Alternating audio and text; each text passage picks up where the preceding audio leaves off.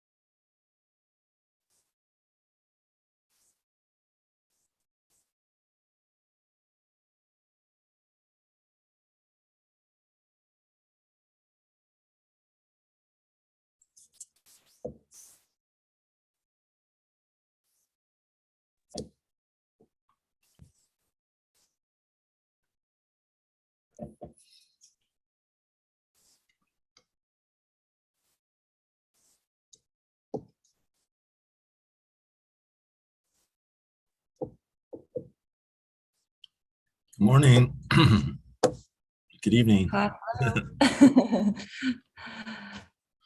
Hello.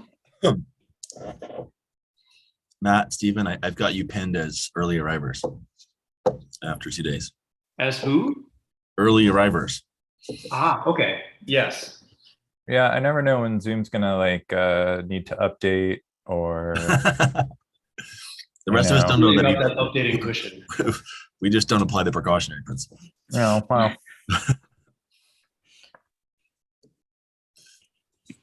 Right.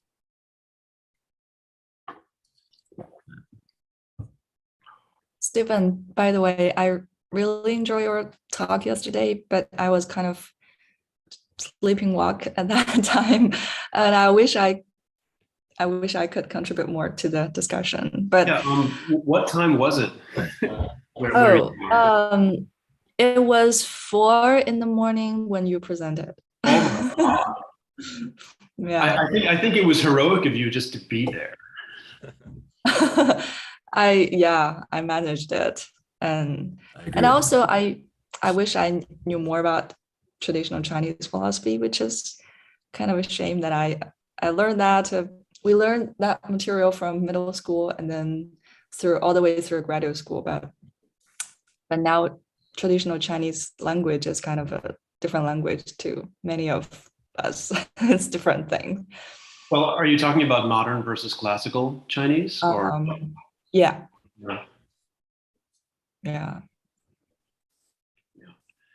So my understanding is that a lot of Chinese universities in their philosophy departments reserve a certain amount of space for Chinese philosophy. Is that the case in your university? Yes, that's a standard. There are 3 divisions: the so-called Chinese philosophy, mostly ancient Chinese philosophy, and Western philosophy, and Marxism. That's what you need to learn in a philosophy program. What would you say is the level of, well, no, I have too many questions. They sort of burst out of my head. But the level of interest in hiring people in Chinese philosophy in this country is very low most of the time. There seems to be enormous student interest in learning about it, much more than there is departmental interest in hiring people who specialize in it. Mm-hmm. Yeah. I don't know. Do you think that situation is changing in any way, or no? It's difficult to say. I mean, the job market is so abysmal across all areas of philosophy right now that it's difficult to know who's more abysmal than whom in what year relative to other years. Right. But there's never been as much willingness to hire as there is willingness to learn. Where non-Western philosophy is concerned. Mhm. And so that's kind of a paradox, like when you don't hire many people, and how do you satisfy the demand of learning?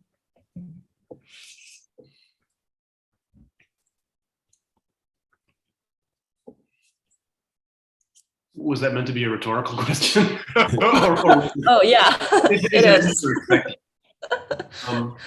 Yeah. Well, I simply don't know if and to what extent the interest gets satisfied. I'd be waiting to hear from other people to see if their departments offer courses aimed at satisfying that student desire. Yeah.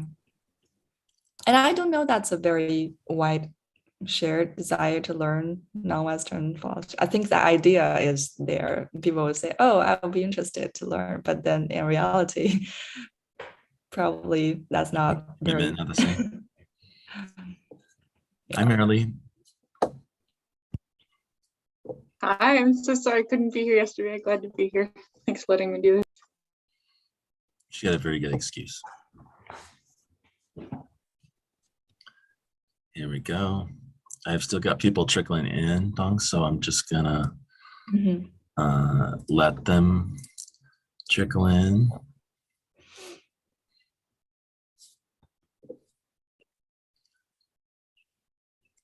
Give another minute or two. I'll just add those on to the end. Yeah.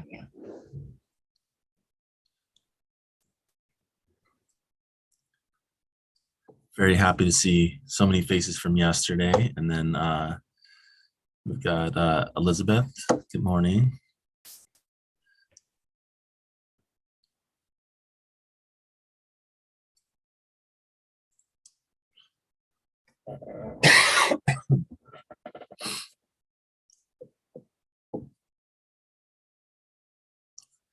Nice. Hi, Jeff. Hey. And I think I'm going to go ahead and introduce the second day of our CFP summer conference on the theme of the philosophy of conflict. I'm excited to have all you guys back, some more people here today, and 3 more exciting talks. I continue to be really happy about the way the different papers of the conference sort of just illustrate one of my hobby horses, which is the very many different perspectives in philosophy that are all contributing to helping us understand things about interpersonal conflict. Without further ado, I'm going to introduce Dong An, who's going to talk to us about some emotions and their relationship to conflict, especially the perspective of outsiders. So Dong, go ahead. Yeah. Oh, thank you. You should be able to share your screen if you need to. Okay, yes, I will. And I was kind of offline for the past five seconds, but I suppose nothing happened. Okay, so first I did my would thing like where I'd say very little to introduce you, and then give you a chance to get started. Okay, I didn't miss much. So I would like, first of all, I would like to thank Mark for this precious opportunity to present my work at this platform. And you may not like the idea about an online conferences anymore during a post-COVID era, but I really appreciate this forum because COVID control is not over in China, where I'm located in. And if not online, I would not have this opportunity because it's just very difficult for me to go outside of the country. Okay, and I'm going to share my screen now.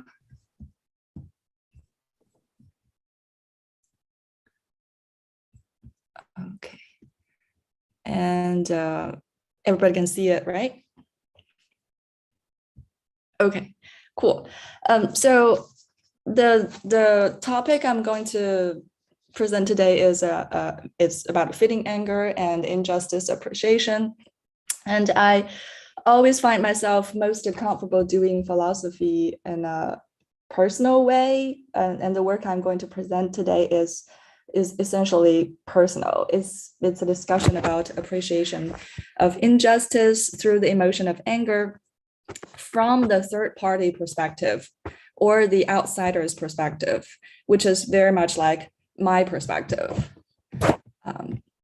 Okay, More concretely, imagine a doctoral student whom I will call Amy and is from mainland China. Imagine that Amy has recently come to America to begin her degree in biology. She learns of the murder of George Floyd by the Minneapolis police. Immediately, Amy feels anger. It was unacceptable injustice. Amy's anger is fitting because it rightly reflects that Floyd's killing was unjust. Amy's anger is also valuable, and it is the perspective represented by Amy that I'm going to focus on today. And by this discussion, I hope to add to the already increasing literature on the value of anger. I think it's fair to say that until very recently, anger has enjoyed a bad name.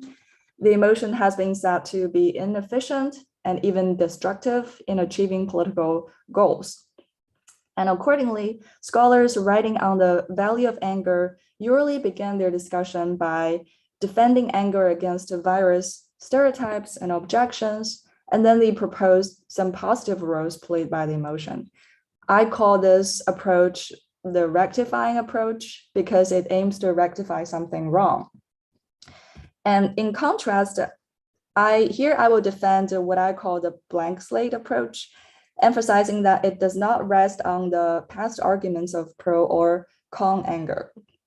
And this approach analyzes anger from the position of an outsider to injustice, that is, from the perspective of someone who is neither committing injustice directly nor having the injustice committed to them directly. I argue that seen from this perspective, we can fully acknowledge the positive roles anger plays, but can also realize its limitation. Although this approach does not praise anger in the way scholars working in the rectifying approach do, it is also in contrast with those who announce to eliminate the emotion entirely from our political life. So I aim to achieve two goals in this work. Methodologically speaking, I want to use an under-discussed perspective, which is the oppressed outsiders relationship, to demonstrate the possibility of refreshing the discussion of anger from a different angle. And thematically speaking, I aim to show that show the possibility of fully acknowledging the value of anger, yet also realizing its limitations. And specifically, I want to show that although anger showcases one's sense of justice, it does not imply that the subject understands or appreciates the injustice, which requires far more work. And the distinction between fitting anger and injustice appreciation not only brings new insights to the discussion of the value of anger, but also informs us something about the discussion about allies, who as a group usually brings about alert. And using my distinction, I want to say that the anger felt by allies can be fitting yet, and thus valuable. However, the fitting anger felt by allies can lack appreciation of the injustice, therefore is limited in value. Okay, the plan is to first to discuss the notion of affective appreciation inspired by Amiya Srinivasan's work on the topic. Then I will show the importance of drawing the distinction between fitting anger and injustice appreciation by discussing the case of Amy in detail. And then I will argue for the benefit of drawing the distinction by putting the case of Amy and the case of ally together. Then I will address some possible objections. Okay, in an important paper, Amiya Srinivasan argues that fitting anger, such as Amy's, is intrinsically valuable because through it, we can effectively appreciate the injustice. And this thesis is proposed against the background that anger is usually argued to be counterproductive in effect.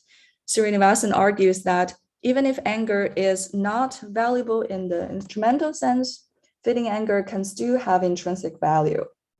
And this move changes the focus of the dialogue from the consequence of anger to the emotion itself, and therefore constitutes a powerful argument against the criticism of anger.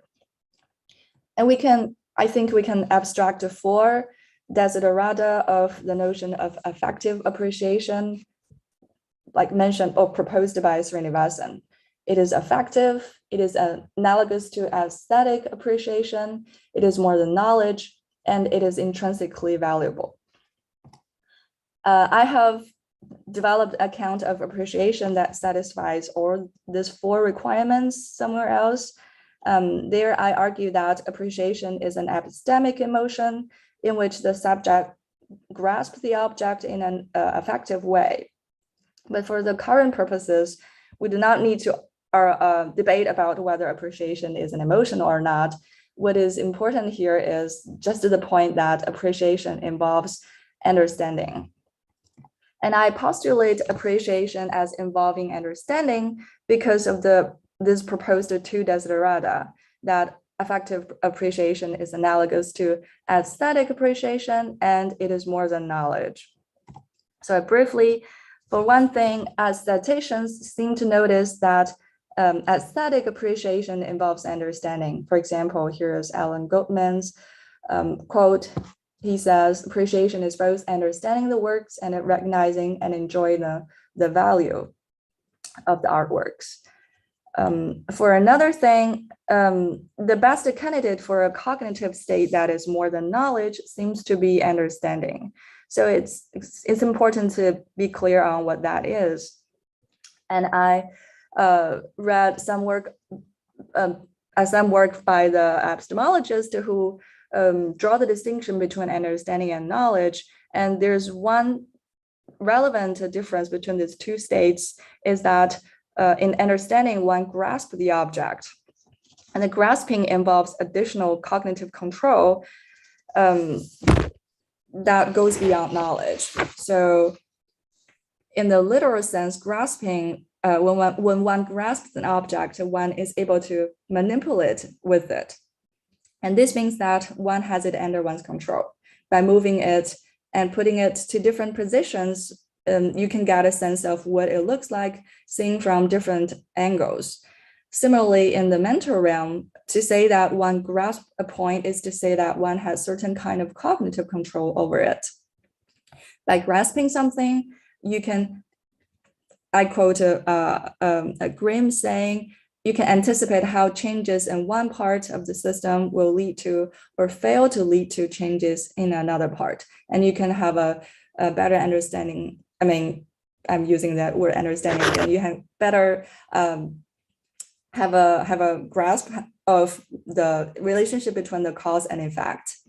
And epistemologists usually use examples in the scientific field to illustrate the difference between understanding and knowledge. For example, a child can know that a house is on fire because of faulty wiring if he heard that from a firefighter, but he does not understand the event in the sense that he does not know exactly what causes a fire and what other conditions, similar conditions would cause a fire, and why that faulty wiring, for example, can cause fire. And I will show that a similar phenomenon can occur in the moral realm as well. So based on this characterization of appreciation, I will show that fitting anger does not necessarily involve injustice appreciation. And to see this, first we need to see when anger is fitting. This is what Srinivasan lists about the several necessary conditions for anger to be fitting. The object has to be generally unjust. The object must constitute a reason for the subject to be angry, and the subject must know the reason. The subject must be properly motivated by the reason, and the anger must be propositional to the reason.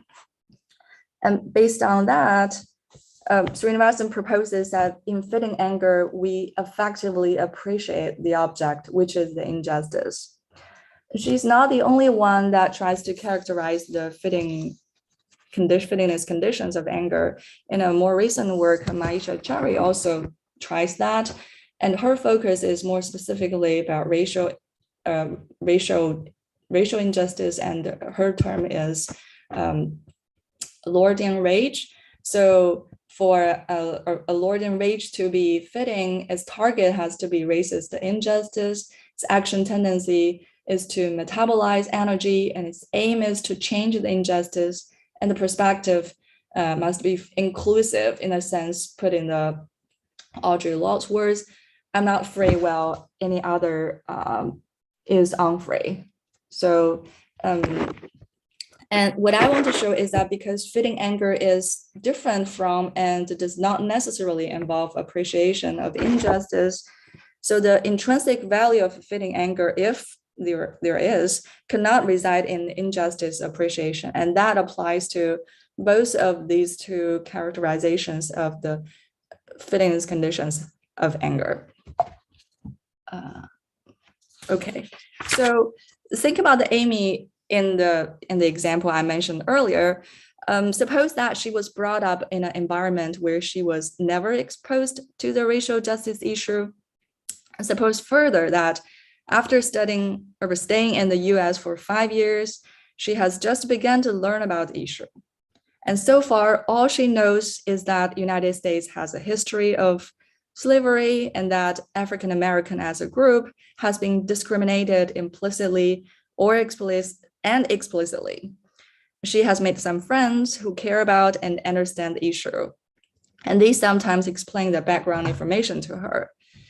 And she feels sympathetic to the African Americans. So when she heard about the news of George Floyd, for example, she immediately felt anger. And what is more, her anger is fitting because the event is indeed unjust, and her anger is properly motivated by and proportional to the reason she possesses. However, she still lacks an understanding and appreciation of this unjust event. She has not yet figured out why this event has elicited so many protests worldwide. And when confronted by people who disagree by saying that, well, Floyd is a criminal who deserves punishment, she does not yet have the capability to explain why this is irrelevant, why this case is a case not just about police brutality, but also about police discrimination, and how this single event is just another case among many that reflects the structural injustice. So I think it's a plausible case where her anger is absolutely fitting, but she fails to appreciate the injustice.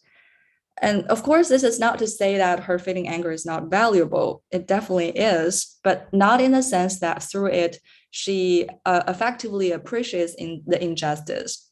She just cannot do that yet. Okay, Amy represents, I think, the vast number of people who are invisible from the mainstream discussion of racial justice issues in the American public, those what I call the outsiders. These people can be well educated, but lack the firsthand experience or awareness of racial discrimination because of their upbringing, perhaps in a country where these issues do not exist, or more likely are merely repressed. And these people can flourish and prosper in their careers, but remain politically inactive because of language barriers or cultural barriers. And these people can make friends with those belong to the oppressed group, see a tip of the iceberg of the complicated issue, and form a kind of supporting group, but still they have difficulty figuring out their specific agendas. And there's a huge gap for them to grasp the social reality that is very unfamiliar to them. This is not to say that they're apathetic. I don't want to say that, because they do feel anger and fitting anger when the right occasions arise. But my point is, even they hold the wholehearted goodwill to help by showing their fitting anger, what they actually understand can be very limited. Okay, and one question I want to ask is, are Amy's just allies? And that depends on what ally means. From what I have read so far, maybe I'm biased here, so I'm glad to hear what you say.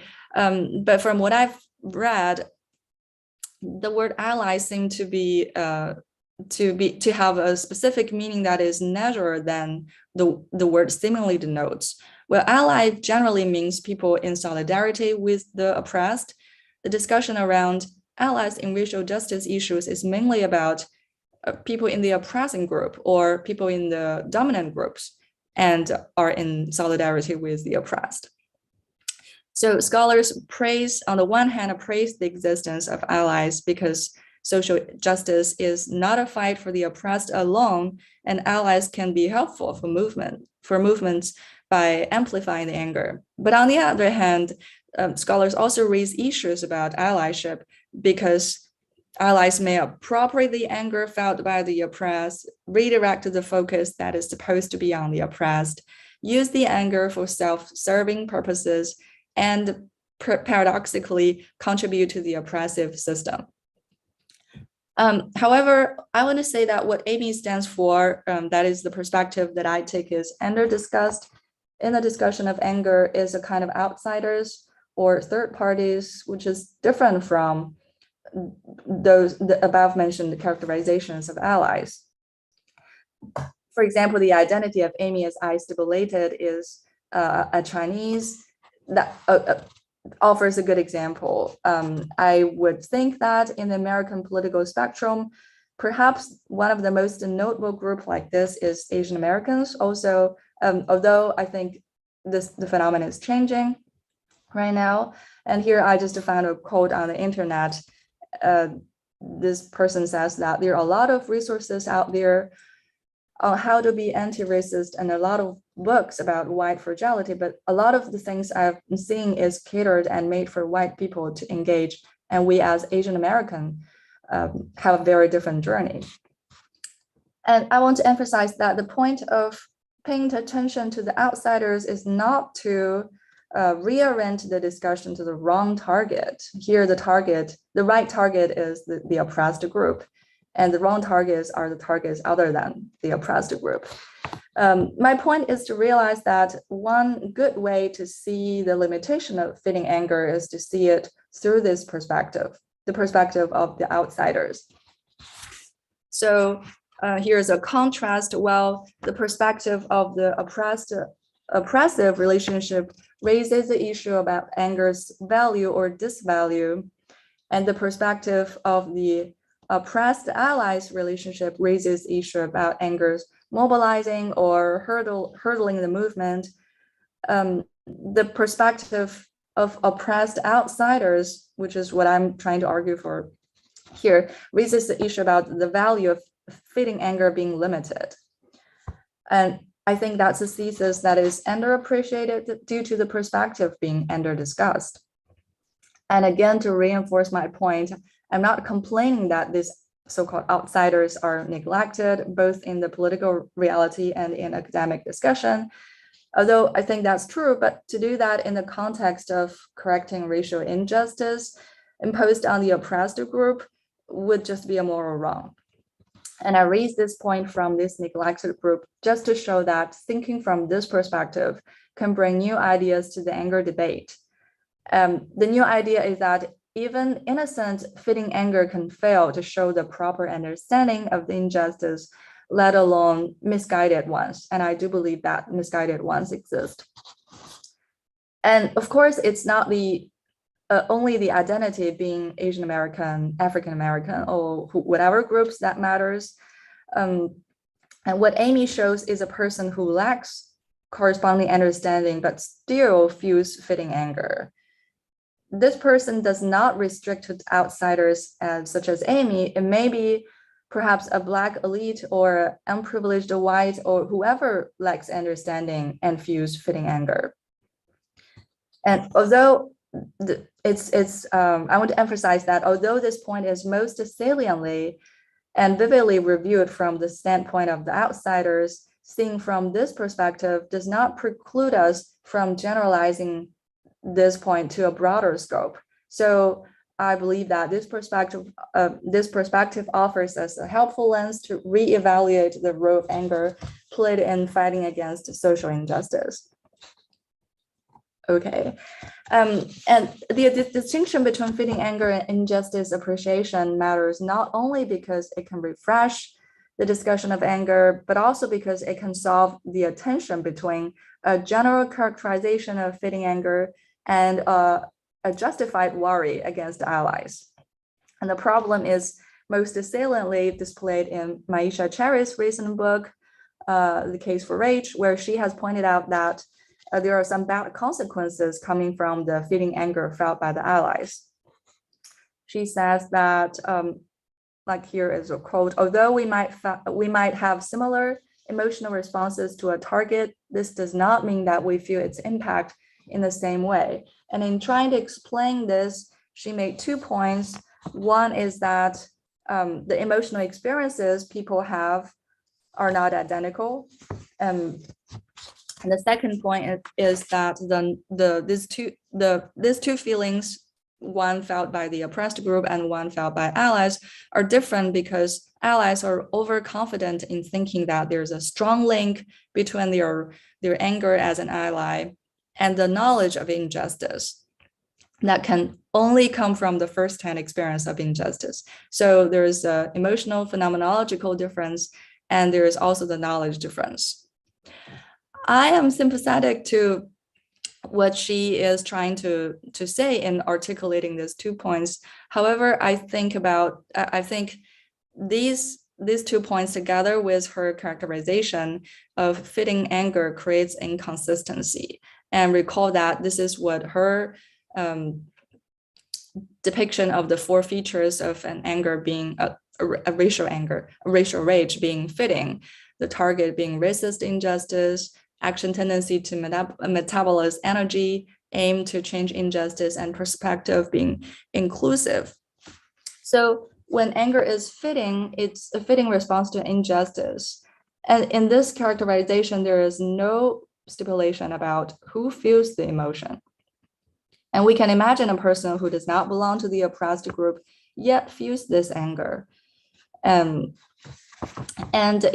I think if anger is valuable when it is felt by the oppressed, which is what Cherry argues for, and I agree, then it should also be valuable when it is felt by the non-oppressed group, and for the very same reason. So you can see that this characterization of fitting anger and the warning against allies together lead to a problem. On the one hand, if we acknowledge these features of fitting anger and realize its value, then the caution against allies seems not well grounded. On the other hand, if we take seriously the potential harm made by the fitting anger felt by the allies, then we probably need to modify those features of fitting anger. So in other words, the argument that fitting anger is valuable and the argument that fitting anger that allies feel can, and in her words, often does go wrong, together create an inconsistency. However, this is not to say that I disagree with scholars on what especially Cherry, her mentioned the 2 points about the emotional and knowledge difference felt by the ally and felt by the oppressed group. I agree with those 2 points. I think there are good insights. And this point nicely, the point nicely put by her that combating racial injustice needs a lot of work is exactly what I want to show in using the Amy example. And my view is that to keep this point and to have a consistent account of fitting anger and its values, we need to acknowledge the limited role played by the emotion and get clear on the value we tend to attribute to, but actually does not belong to the emotion. And if we distinguish fitting anger from injustice appreciation, we will see that feeling fitting anger by itself does not imply that one understands injustice yet. Understanding injustice is a higher goal that requires effort much more than fitting anger. For the oppressed group, they may easily achieve injustice appreciation due to their first-hand experience, but for others like Amy, this is not easy at all. There is a related benefit that I'm going to skip here is about the artificiality of emotions, which is we can discuss more in the Q&A session. But to save some time, I want to now discuss some objections and my potential replies. So the arguments laid out in this presentation is not supposed to oppose fitting anger, but to warn against stopping at fitting anger. So the first objection might be this. When anger is still downplayed and underappreciated in the political reality, my argument can only distract the limited energy and attention. So this is the objection. And I have a twofold reply. First, I think the success of an argument should not entirely depend on the tactic or strategic considerations. One of the important insights of Srinivasan and other scholars' arguments tells us is that the consequentialist style argument should not be the whole thing. In this respect, realizing the limitation of anger should be regarded as equally important and serious as realizing the value of anger. For Srinivasan, even if anger is counterproductive seen from the result, it can still have the value that we should not neglect. And for me, even if anger is valuable in an important way, it still has a limitation that we should not neglect. Neither of these two arguments depend on the consequence. And my second reply is that I'm just not convinced that my argument would distract one's attention and energy. Neither would it cancel the value of anger and turn potential justice defenders into indifference. Think about the Amy or the Asian Americans and the people falling into similar categories in terms of life experience. Getting clear on the distinction between fitting anger and injustice appreciation can precisely avoid making them mistakenly think of themselves as already well-qualified justice fighters. Because as I said earlier, injustice appreciation requires ongoing engagement with the issues, taking further effort, willing to face one's finitude, and getting more in touch with the life of the oppressed. And I think all of this can only benefit rather than detriment the project of ending oppression. The second objection is, what exactly makes outsiders outsiders or third parties third parties? I understand the concerns that drive this question. The worry may be that emphasizing on political identities will lead to potential indifference and maybe finger pointing. But I think it's just wrong to pretend that in pursuing a more just world, our identities and life experiences do not matter. Right. I think one's experiences, including social exchange, media, law, education, and a personal relationship, all shape one's appreciation of the situation. As I think has been emphasized widely, even though the theories can be accessed from anyone, the first-hand experience of racial discrimination in which the theories are rooted in can never be replaced by stories accounted to an outsider. For example, if what one needs to do is to open up and then take time learning about all the struggles and oppressed person experiences, such as Amy, the example shows, and this task she faces is obviously different from the task faced by an oppressed person who knows by heart about the experiences. To take the analogy, it's highly plausible that a colorblindness approach to racial justice is flawed because by merely emphasizing all lives matter, although this is true, it does not pay the fair amount of attention to the oppressed person, to the oppressed Blacks. Similarly, it should be mistaken to hold an identity blindness approach to racial justice because by merely emphasizing that regardless of personal identity, political identity, we should all be united, although it should be the case, but it does not single out the specific tasks a person faces, nor the appropriate attitude a person may hold, or the concrete actions a person can take. I think emphasizing identity is not by itself a problem. Whether it is a problem should depend on the purpose such emphasis serves. And I emphasize getting clear on the identity only because this can help us do our share accordingly. And of course, by discussing the case of Amy, I do not mean to police who belong to where or who can do what, because some people who seemingly belong to one group can fall out of the category that is supposed to to be in. For example, Grace Lee Boggs is a Chinese American who is most famous for her contribution in the Black Power movement. And as she notes, people keep asking her about her Chinese American identity in the African American movement, but she never thought that much about her identity as such. And in this case, Grace understands racial injustice so deeply that far exceeds what the paradigmatic Asian American, for example, like Amy, do.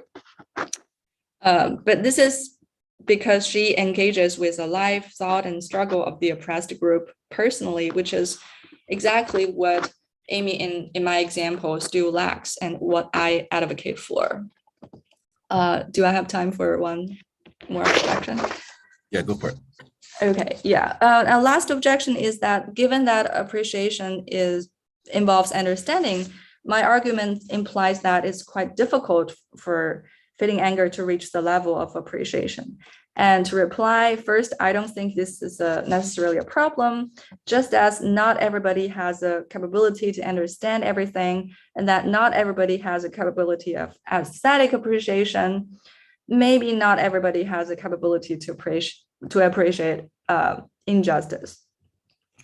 And second, that appreciation is difficult to achieve can be a good thing because it can act as an ideal at which we strive to achieve. In the case of anger, understanding social injustice is important but difficult. And because it's hard, we can be reminded that it is a long-term project, because it's possible that we find ourselves fittingly angry without fully understanding the situation yet. We can be urged to devote more to the project. Experiencing fitting anger shows our sensibility to the situation, which is a good starting point. But to get to a comprehensive understanding or appreciation, we must go beyond the starting point. So I think it's more of a bless than a curse to realize that fitting anger is not enough for real understanding. That the role of anger, fitting anger, is not ultimate but transitional, that we need to be vigilant when we stop at it and we need to follow up with it. So to recap, I argue that fitting anger is different from injustice appreciation. By discussing the case of the outsiders who offers a perspective I believe is under-discussed in the literature, my point is not to deny that appreciation of injustice is intrinsically valuable. Rather, my point is that this value sometimes is not present in fitting anger. I hope to use my arguments to point out that a higher goal in pursuing social justice is to understand or appreciate the situation. Okay, that's all. Thank you. Thank you. So as yesterday, I'll take hands, and I'm just going to go ahead and ask a clarificatory question while I sort of get a couple hands in the queue. So I took it that we're rejecting the Srinivasan explanation of the value of fitting anger, but I don't think I understood whether you were taking a stand on whether you could accept Cherry's explanation of the value of fitting anger. What you said seemed to be consistent that you can embrace her explanation, or that you might give your own explanation of the value of fitting anger. So, right. I think that the Cherry's 4 features of fitting anger for sure are different characterizations than Srinivasan's, but I think in this project I will take that the details of the difference does not matter too much, but I want to construct a case where one's anger can be fitting, like Amy's anger can be fitting, no matter we understand the fitting anger in Srinivasan's way or in Cherry's way. Yeah. Okay, I'll follow up later. Let's go to Macy, followed by Jeff and then Audrey. Thank you. So my brain isn't fully alert yet, but I have a meeting at 10, so I wanted to get in the queue quickly. So apologies if this doesn't entirely make sense yet. So thank you so much for the presentation. I love the focus on outsiders, especially with those conditions of one's personal relation found in Srinivasan's work.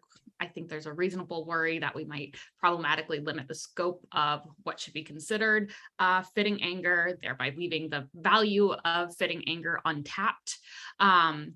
I don't really have a question, but I do have an article that might be of interest if you haven't come across it yet. So Tamara Fakuri has a paper called Oppositional Anger, Aptness Without Appreciation. Yeah, you're not alone.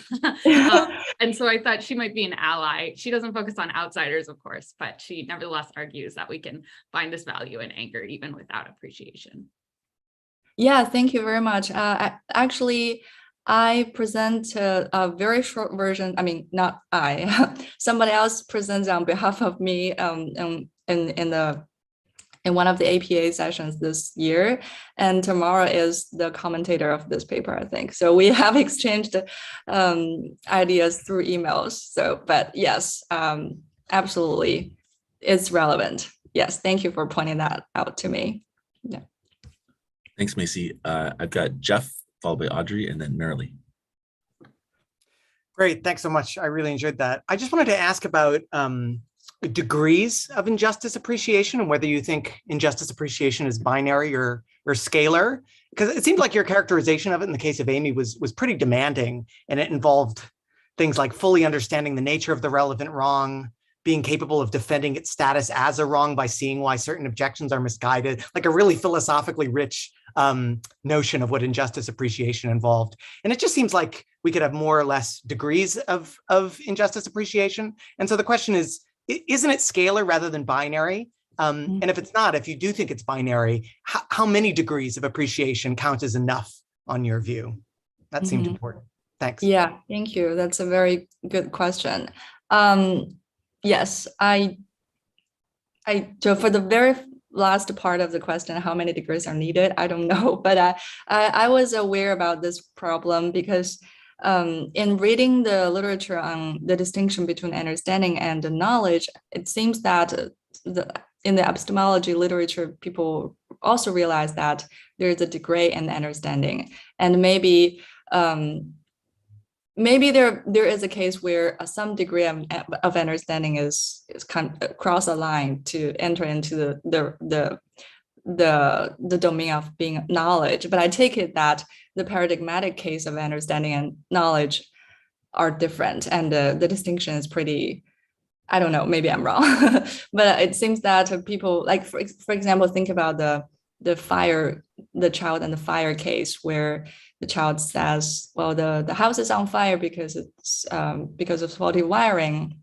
And it seems to be a pretty convincing case where he knows something about the house on fire, but he does not understand that.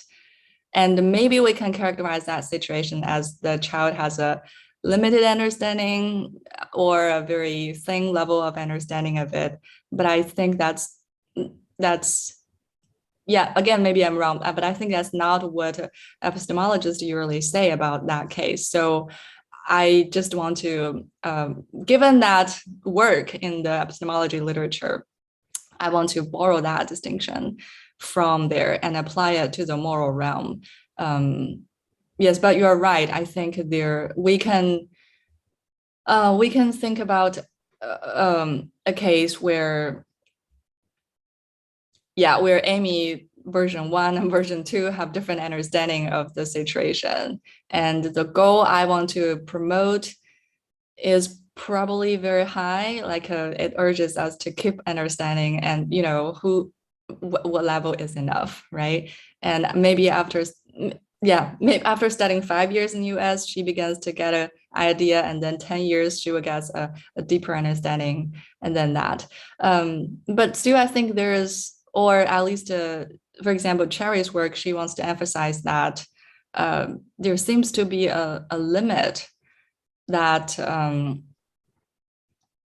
this is risky because this is a kind of an interpretation question, because she talks about the first-hand experience and knowledge from the first-hand experience. And I don't know to what degree she wants to emphasize that as a kind of a ultimate criteria to exclude the possibility that a person who lacks a first-hand experience can fully understand the situation. Yeah, right.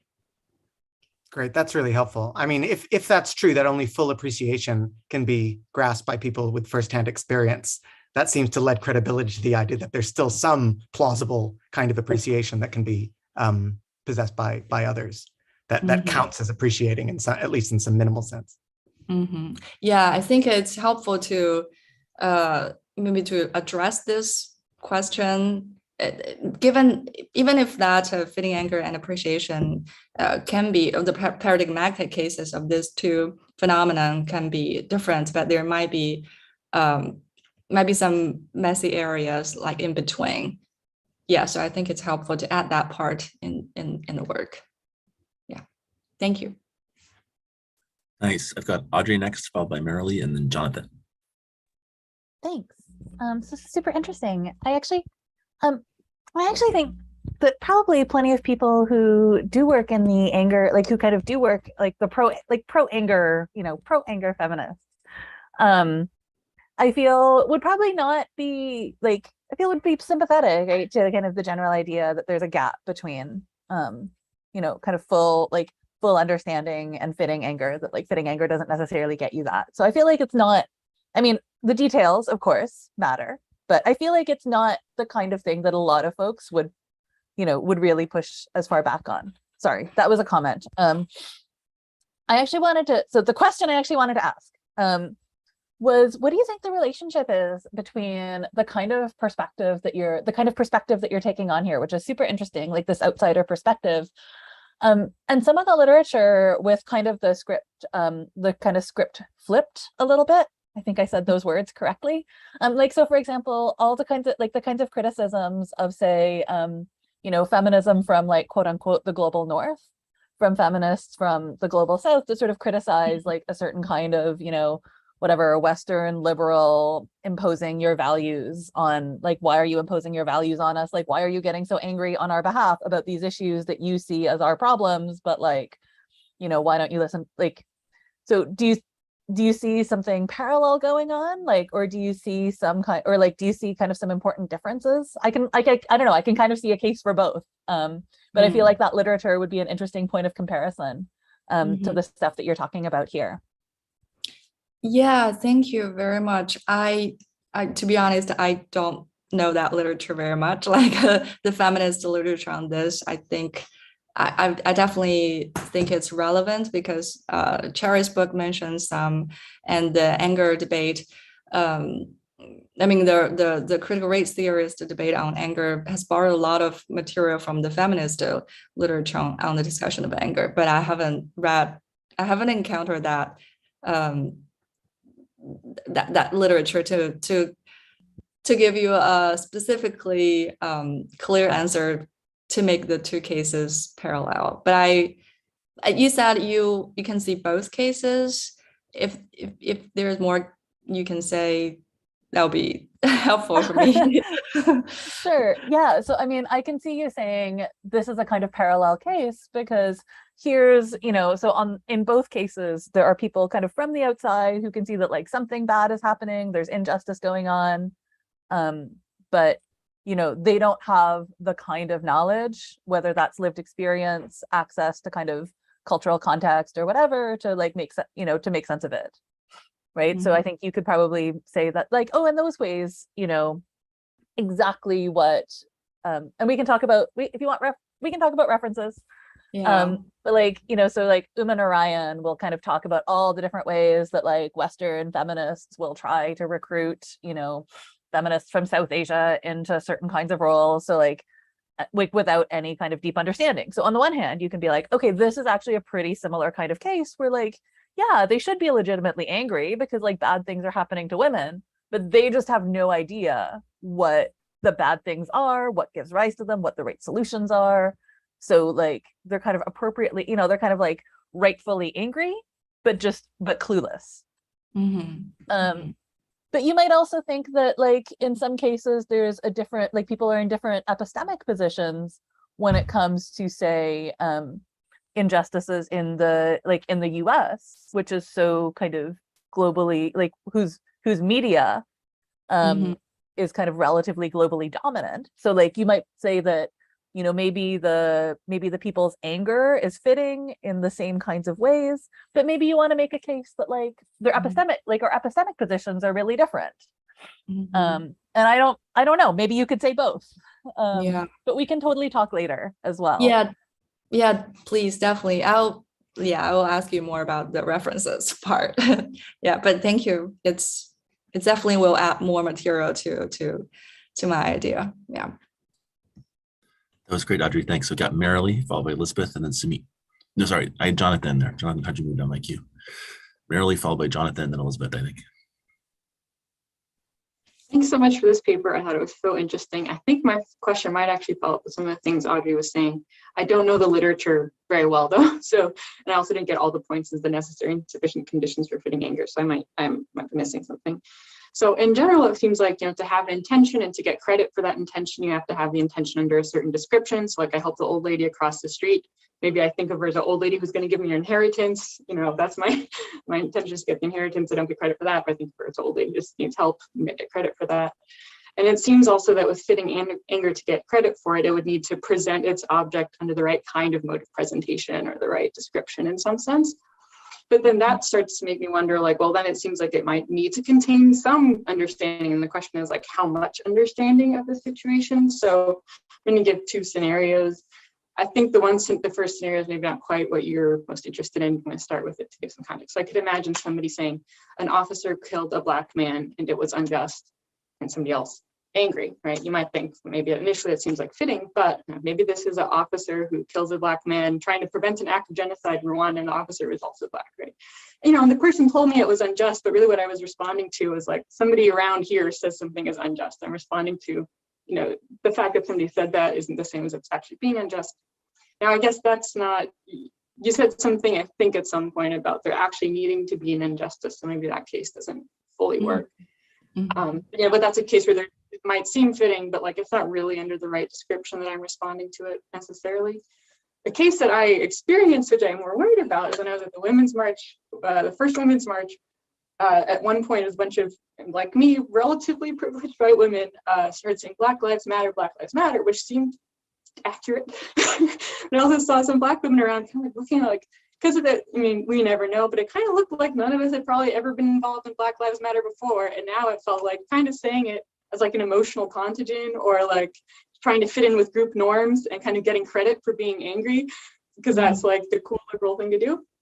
And there I worried that the anger, there's a sense in which obviously there is an actual injustice there, but it felt like the anger had like the wrong aspect to it. Like there was something wrong about the description under which we had anger, I think, in a way, in the sense that it felt motivated in the wrong way. The motivation, it seems like, can only really be explicated the way we want it if we have some actual understanding of what we're talking about, kind of understanding that you associate with the appreciative other part of that was, yeah. Thank you very much for raising those two cases.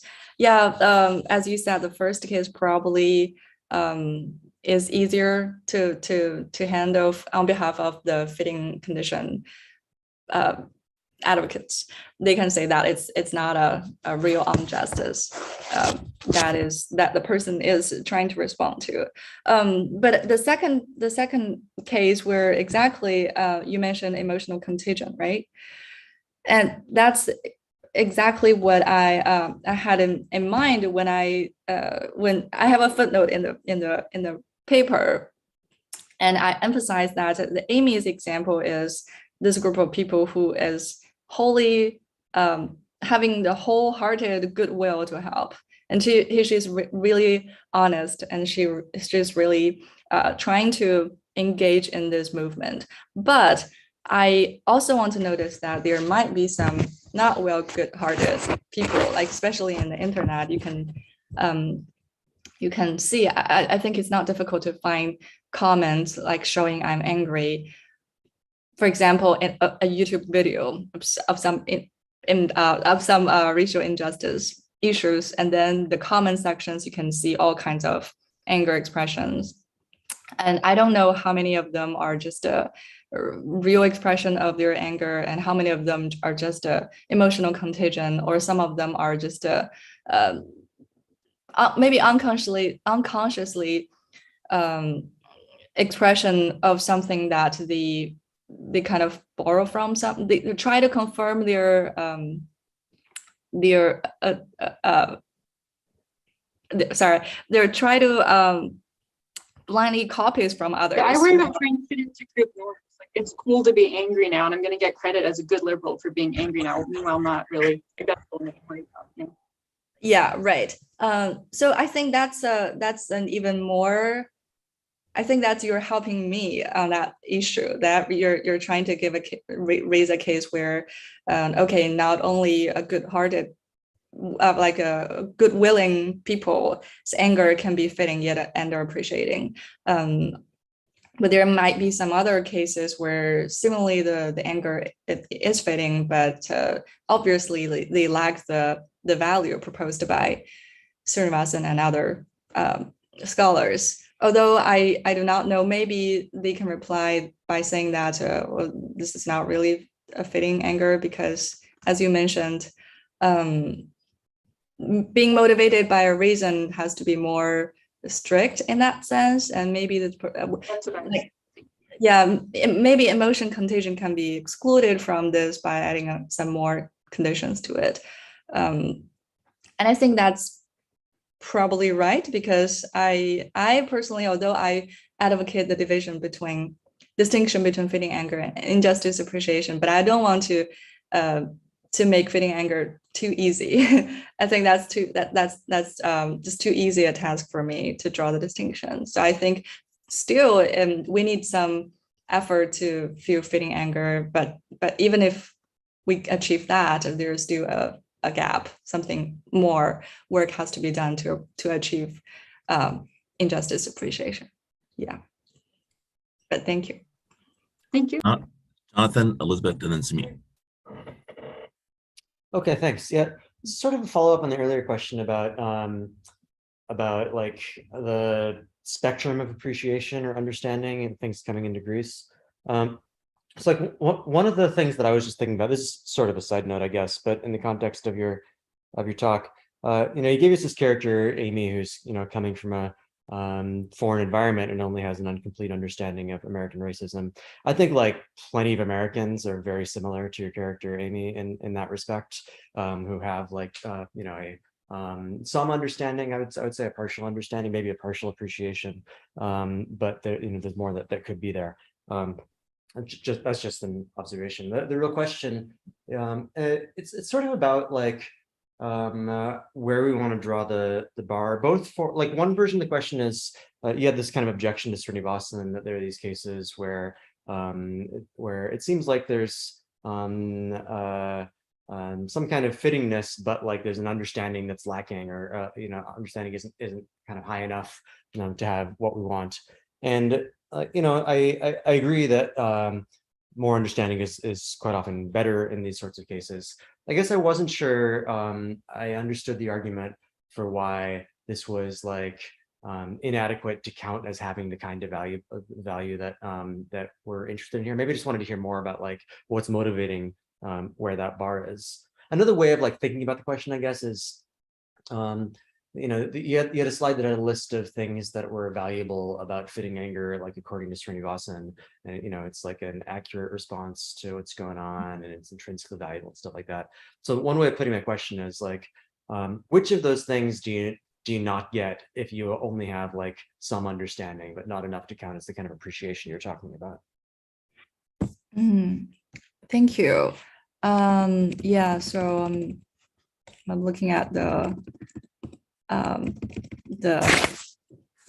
features of the conditions of anger being fitting proposed by Srinivasan. So I think my point is that all the features have been satisfied for a person like Amy, who feels fitting anger, but she still lacks understanding. Yeah, and maybe I misunderstood your question, but I think this project is not so. Thinking backwards, I initially want to have a paper in response to her argument, maybe criticize her for by saying that in fitting anger, we necessarily appreciate. She doesn't say that very strong, but I take it that she's saying that feeling anger through this emotion, we can effectively appreciate injustice. And I just want to say that not necessarily the case. Maybe in some cases, yes, when one feels feeling anger, and it means that she has a appreciation of the situation, but not in all cases. But then that conclusion is based on my argument that the appreciation, my account of appreciation as pretty demanding state. And Serena Madison I can imagine she can reply that, well, I'm not saying that appreciation is that demanding. And so if she says that way, I think, okay, and then maybe I'm just not objecting her. I'm just trying to, like, her work inspires me to propose that, okay, there is this is much more higher goal of understanding that in fitting anger discussion that we need to pay attention to. So there are two ways to, I guess, to interpret my motivation here. And if she wants to acknowledge that, yes, injustice appreciation is a kind of more demanding. But on the one hand, I think she can reply that way. On the other hand, I think she says that appreciation is more than knowledge. And I was just trying by postulating appreciation as having knowledge or involving some kind of understanding is just my attempt to try to understand why she says that appreciation is more than knowledge. Because I think as a cognitive state, knowledge, and then probably the best candidate for a cognitive state that is higher than knowledge or more than knowledge is naturally understanding. And I, in another occasion, a friend says that maybe she's just talking about recognition, like we can recognize that there is injustice happens by fitting anger. But then the question is, how do we understand this recognition? If it is just figuring out that this is a case of injustice, and by categorizing and by trying to catch the features of this case, then I don't know why that is different from just knowing that this is injustice. So I think I'm tempted to think that there is a higher level of cognitive state there. And another reply is maybe appreciation is knowledge plus the affective aspect. Or maybe, that can't be wrong, because appreciation has to be more than knowledge.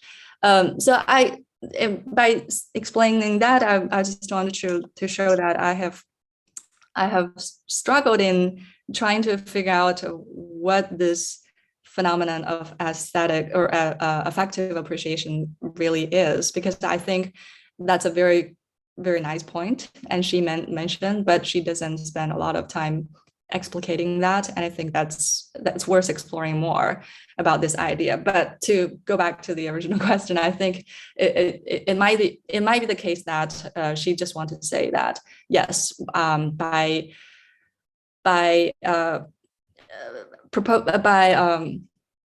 affirming the value of anger, she's not trying to say that the value embedded in feeling anger is the value of appreciation as I postulated. Yeah, I think that's possible. But I found that exchange super helpful. Thanks, guys. I've got Elizabeth, Samit, and then Matt. Thanks. So it seems right to me that there's this gap between having fitting anger and deeply appreciating an injustice. And we shouldn't just stop when we feel angry in a lot of cases. We have to do more to appreciate the injustice. I was wondering if you could say more about what exactly our obligations are with respect to developing this deeper understanding that goes beyond just being angry. because it does seem like a very demanding thing to develop this kind of really deep understanding about an injustice. And presumably we can't develop that deep understanding about all injustices. Like, you know, there are a million injustices going on all over the world, and even in the US, there are plenty of different kinds of injustices we could focus on. And presumably this kind of attention that allows us to develop the understanding is a limited resource. Do you think there are norms on where to direct our attention? Or can we just sort of choose what to focus on? Like, you might have a permissive view according to which there's a certain amount of cognitive energy we have to spend on understanding injustice, but we can sort of choose where to direct it towards. So if someone like in the US wants to focus on a different issue than racial injustice, like poverty or animal ethics or something, that's fine if they develop that understanding about that, but don't have the full understanding of racial injustice. On another kind of view, there are like norms governing where we have to direct our attention, like maybe where we have to kind of direct our attention to things that are particularly pressing or salient in some way. But I'd like to hear more about how that cashes out exactly, if you think there are those kinds of norms. Yeah, thank you. That's a very good question that I definitely didn't address in the paper, and just to start to think about it now. And I want to say that now it seems that of course a more defensible view is the permissible view. I don't want to say that. So we have the obligation in the kind of thick sense that we need to keep engaging with injustice in all different kinds. And I think, as you mentioned, that's probably impossible. But I also think that there are this, yeah. So it's just from my own perspective, my own experience. Sorry. What I want to say is that I've seen that as an outsider to this political reality myself. Initially, I just think that, okay, this is not much about my business. And I understand what's going on. I mean, I have an idea about what's going on, and I have some friends trying to get people involved, but then they also realize that to really engage in the debate, there are a lot of work an outsider needs to do. And in the meantime, I think there is this tendency in the public forum saying that we need to self-educate, educate ourselves on relevant issues. But I don't know whether that's something that it's better to do for everyone, or it's something that everyone should do. Yeah, I don't know. I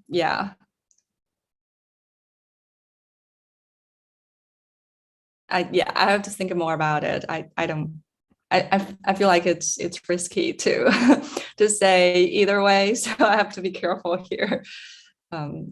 It sounds to me like you're sensitive to the thought that there's some kind of agent relativity about what the norms might be that Elizabeth was alluding to, where it might depend that different people might have different kinds of obligations. Or oh yes, I forgot about that part. And I do mention something in the paper that by like picking out this perspective, I want to emphasize that different group have different tasks. Maybe the oppressed group has their best way to address the issue, and for the outsiders, the best way.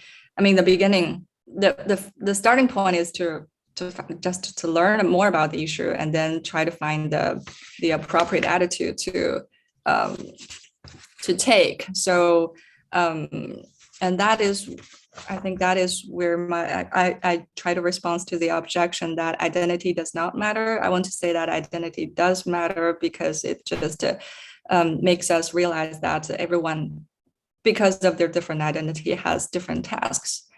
But then the question still is that whether that task is I want to take an obligatory view or a permissible view on those tasks. Yeah. Good. Yes, Samit, thank you. and then Matt. Thanks for your talk. That was really interesting. I think that my question is probably best understood as a follow-up to Jonathan's question. So in the exchange with Jonathan, you mentioned that one response Srinivasan might make is to employ a weaker notion of understanding. And I definitely get your worries about that response. I had ideas about like 2 other kinds of responses Srinivasan might offer, and I wanted to hear like what you might think about those. So I think another kind of response Srinivasan could offer is not to employ a weaker notion of understanding, but to say something like the reason fitting anger is always valuable is because it always involves some kind of action tendency towards gaining understanding if one doesn't already have it. And that's like a way of kind of acknowledging your point that not every case of fitting anger will involve understanding, but maybe every case of fitting anger will involve some kind of like pathway towards understanding. And I think the second kind of response Srinivasan could make, this would involve like a revision into how she presents the arguments in her paper, but she could say something like the value of fitting anger is always valuable, even when it lacks the understanding, because it at least involves a valuable form of attention. Like something that's going right when someone is getting fittingly angry is that they're attending to the world in the right way. And to not be angry is almost to be like detached or numb to what you're being presented with, which seems kind of weird. And yeah, so I wanted to know what you might think about those responses. Thanks. Yeah, thank you. Those are good points, and I think I totally accept that those two points can be the reason why fitting anger is valuable. And as an emotion, like fitting emotion in general has these two features, that emotions in the paradigmatic cases, emotions always involve a certain kind of motivation and motivate people to do something, right? And not just anger, but in general. And I think that's also what Cherry mentions when she says that anger metabolizes energy, like to try to make things happen, to the action-related thing. And the second, attention, is also what some people try to argue, that the specific function of emotion in comparison with some other cognitive state is to draw our attention to the object. And that applies to emotions in general. And I think that's definitely, I would say that they're plausible views, but I don't think they probably are the good candidates for the value of anger being fitting in Srinivasan's view, because she explicitly says something about appreciation, and she says that appreciation is like the aesthetic appreciation and is more than knowledge. So I'm not sure whether those 2 points about action tendency and attention can capture or can satisfy those 2 requirements. If I interpret it correctly about her attitudes was like, and this is maybe also a interpretation question. Maybe she's saying, by saying that affective appreciation is analogous to aesthetic appreciation, is more than knowledge.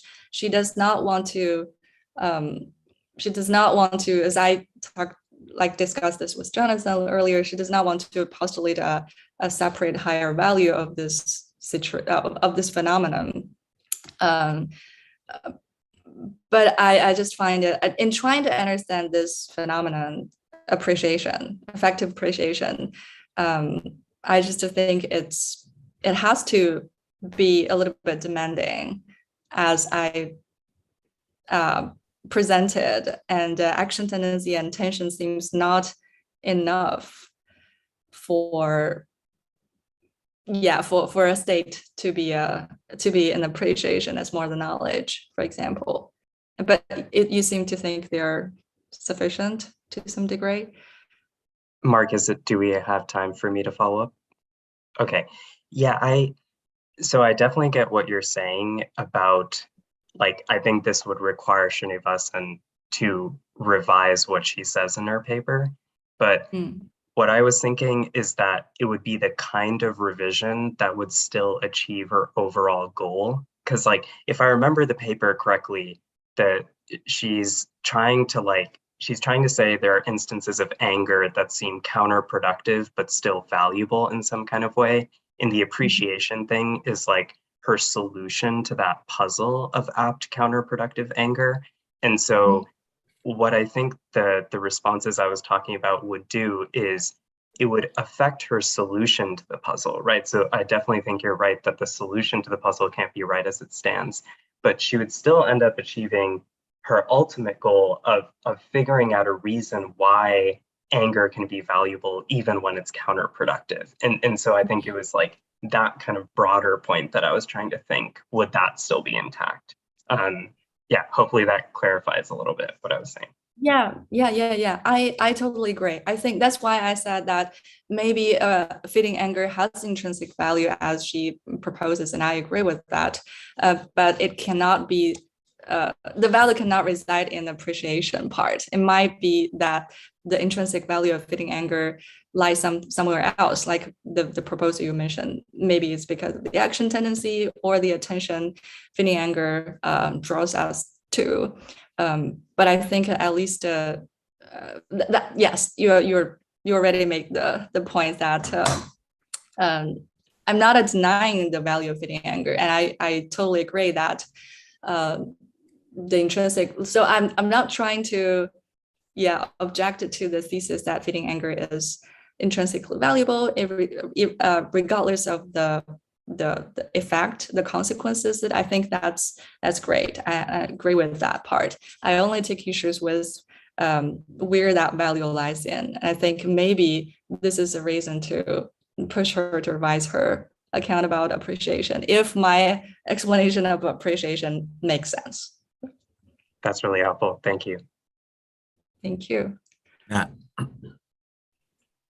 Yeah, thanks for a really interesting talk. I have what might be an entirely unfair question. It's certainly a somewhat unfair question. We'll see if it's entirely unfair. But that also just allows you to dismiss it, and that'll satisfy me as well. I guess I'm partially curious as to what you think the sort of background lay of the land is here for how we should understand, in some sense, the nature of fitting emotions generally, because it strikes me that whenever we talk about fitting emotions, there's like several layers of things that are going on. One has to do with sort of the normative cognitive fit, that emotions have some kind of, either representational or descriptive content, and like getting things accurate is important for their fit. But then we often talk about, like, once we start talking about the value of emotions, like emotions often outstrip that normative fit, right? So like what's appropriate under the circumstances for a given emotion far exceeds its fit. It might be fitting of anger to have a confrontational element, but that doesn't mean that certainly in particular circumstances that like actual confrontation, it might not even mean that being disposed to confrontation is sort of apt, all things considered under the circumstances. And so whenever we talk about emotions, we've got like talk of attitudes, which might have no phenomenology. There's talk of emotions, which probably do have some kind of necessary phenomenology, or at least in some dispositional sense. And then we have like associated behaviors, which might be the action tendencies, actual, when you follow through in various ways. And those are three sort of like distinct categories of things. And sometimes when we talk about fitting emotions, we're not always careful about like which one we're thinking about. And so I guess my sort of like somewhat unfair but very general question was whether you thought that the disagreement between the potential disagreement between you and folks like Srinivasan, anyone who's sort of interested in untangling some of these issues here and for outsider perspectives, whether you thought these three categories, like the distinctions between these three categories matter, whether you think there's like one of these categories that's the one that we should be focusing on, whether you thought like maybe some were going to be necessarily inadequate. So I guess just it's a general curiosity question. Mm-hmm. Yeah, thank you. I don't think it's an unfair question because fittingness is messy, but I'm glad we have Mark here. And he says that fittingness means that you have a reason to have that attitude, right? But that putting aside those that question, I think you're right that at least I missed the third aspect that you mentioned, but I got the first one, which is kind of a narrow representational, maybe, or constitutive standard of correctness view of fittingness. There's one thing, and then there is for example, maybe all things considered, or in terms of other aspects of fittingness. But I think the standard way to address it in the literature is that we do not call that fittingness. We call it something else, appropriate or something else. And you got me when you ask whether my understanding of fittingness here is different from Srinivasan, because she uses the word aptness, right? And I just not take for granted. I thought about it, but then I decide that she is talking about the narrow sense of fittingness, and maybe that's one of the key point in constructing my example, like to satisfy this narrow sense of fittingness, but still lacks the kind of a thicker appreciation part. But just to seeing from the four, and also another relevant thing on behalf of her view is that she only talks about these four features as necessary conditions of fittingness, and she does not mention they're sufficient. So maybe that's another way to reply to my position. She can just say that, well, those four necessary conditions do not surface for anger to be fitting. And therefore, the example of Amy I constructed maybe is not fitting anger. Maybe it lacks something. And if that's the case, then this example that tries to distinguish fitting anger and injustice appreciation would be unsuccessful, right? So I think well, she does not explicitly say that, but the question is whether it's plausible to have a view, for example, to take those four features as sufficient, or maybe not. Maybe we're not talking about sufficient or necessary condition. Maybe we can talk about whether those four features kind of captures the features of fitting anger, right? And I take that to be the case. I think it's pretty plausible to say that whenever those four features present, we can say that person has a fitting anger, and that's why I just work on that assumption. Yeah. So, but you're right. Maybe one source of this disagreement is our understanding of fittingness. And after all, she uses aptness. Maybe that's for a reason. Thanks. Thank you for a great session, Don. Oh, thank you very much. It's very helpful. Thanks. I think I'll follow up with my long list of questions, but we're going to reconvene at 10:40 for Marilee's talk. All right. Hope to see all you then.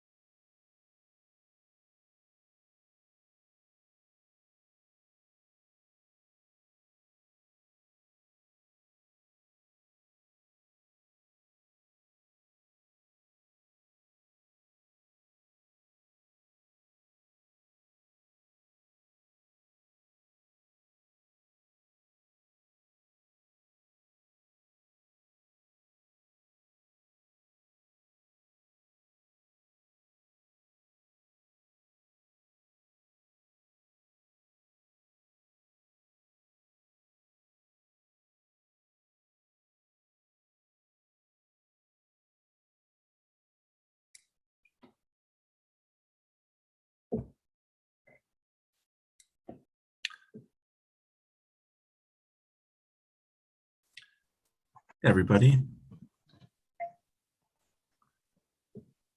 Marilyn, do you have slides?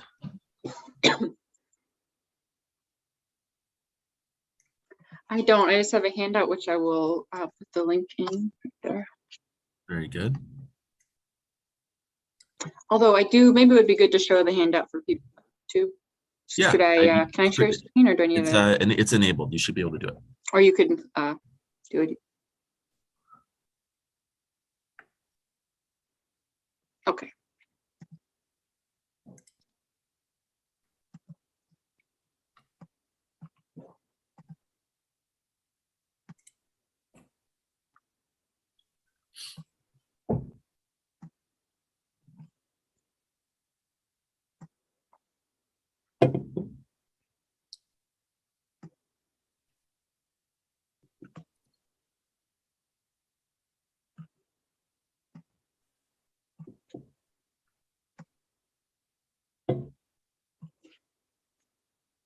So should I go ahead and get started, or are you waiting? Just let me know whenever you want me to go. I'm just going to go ahead and give people 1 or 2 more minutes to trickle in. I don't have that much trust in watches. Waiting, wasn't sure. Even in an age when they're all set in Cupertino. Yeah, no, I'm usually late.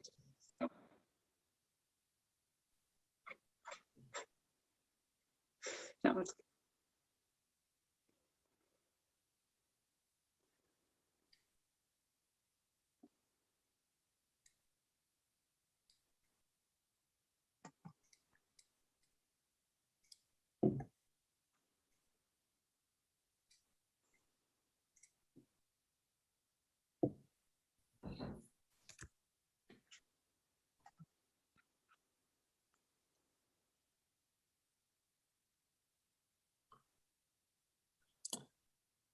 Marilee, are you frozen or is that just me?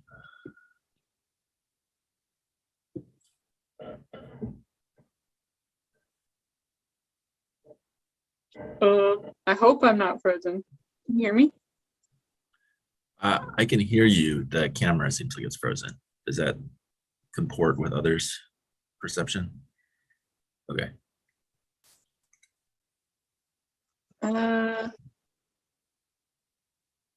Oh no, that's a bummer.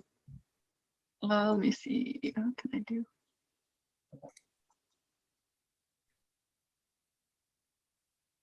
Give me 1 sec, see if I can fix it.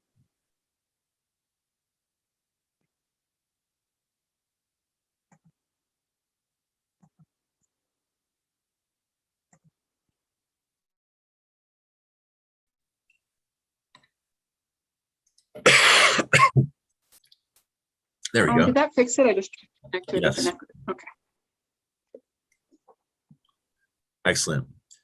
So I want to welcome everybody back to the 5th talk in our 2-day summer conference. We've got Marilee Coetzee, and my introductions are always short, so I want to welcome you to get us started.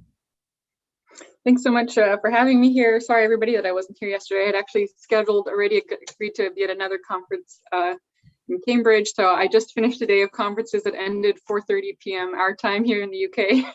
And now I'm logging in, happy to be here though. So you'll have to excuse me though, the question and the answer if I'm not as quick on my feet as I might have been at the beginning of the day. All right, so I will go ahead. I've changed the title of my paper. It's on giving others the benefit of the doubt, the moral case against dogmatism. Let's get my timer started here.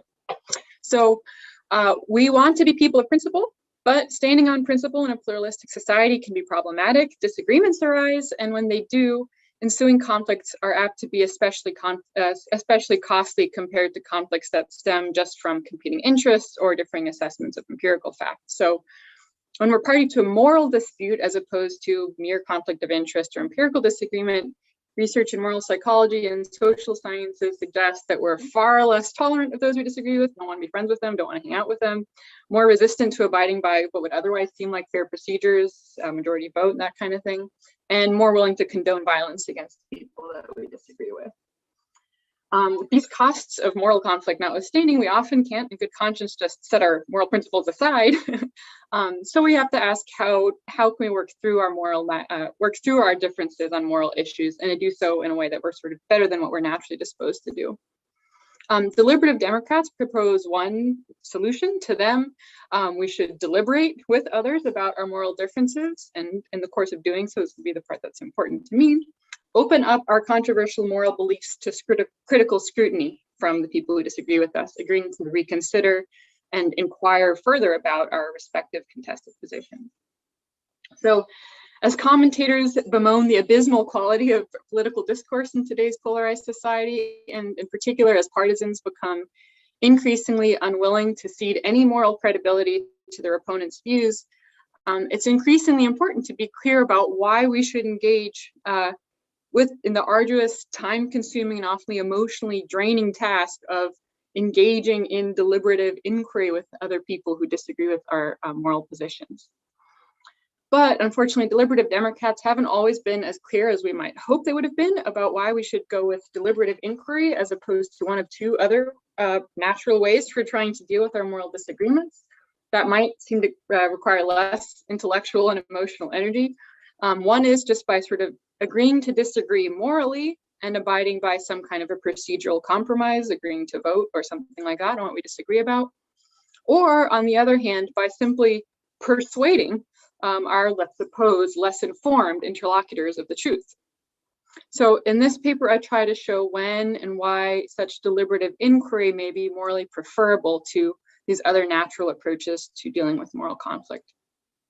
So in section 1, I'm going to try to show when I'm going to motivate the idea that practical considerations related to what I'm going to call the social costs of disagreement give us added reasons to inquire further just by giving some intuitive examples to get us going. In section 2, I'm going to discuss why deliberative inquiry may be morally preferable to compromise solutions to some moral conflicts. And then in sections 3 and 4, I'll address why deliberative inquiry may be morally preferable to pure persuasion, even when there is one party to the disagreement that's epistemically superior to the other. Okay, so first, let me stand up, you can see the whole section. All right, so the social costs of disagreement and some intuitive examples to get us going. I'm going to start with the literature on pure disagreement and epistemology, and I'm going to shift away from it, but to start there. So although epistemologists have become increasingly concerned about the epistemic significance of pure disagreement, they've not paid that much attention to the practical considerations that bear on so many of our everyday moral conflicts. So in one important paper arguing that disagreeing epistemic peers may sometimes stand steadfast on their contested beliefs, Tom Kelly offers the following case to support his position. Says you and an epistemic peer, I'm going to call it abstract opinion, he doesn't call it that. You and an epistemic peer disagree about, first, the extent to which a desire to intimidate the Soviet Union played a role in Harry Truman's decision to drop the atomic bomb on Japan.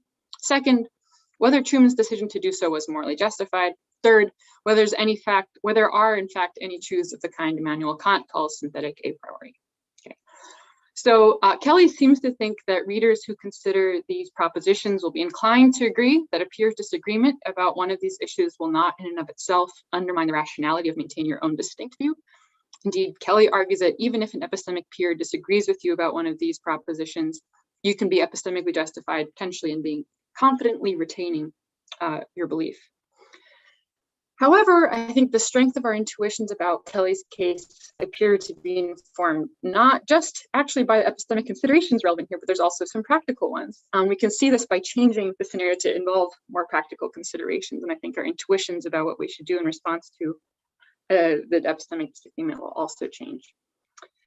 So here's another case, collective judgment. Sorry, it's a little bit long, so bear with me. So Tom and his partner Taylor bond by working together on political campaigns. Harry Truman is up for re-election this year, and they've both been strong and enthusiastic supporters of his campaign.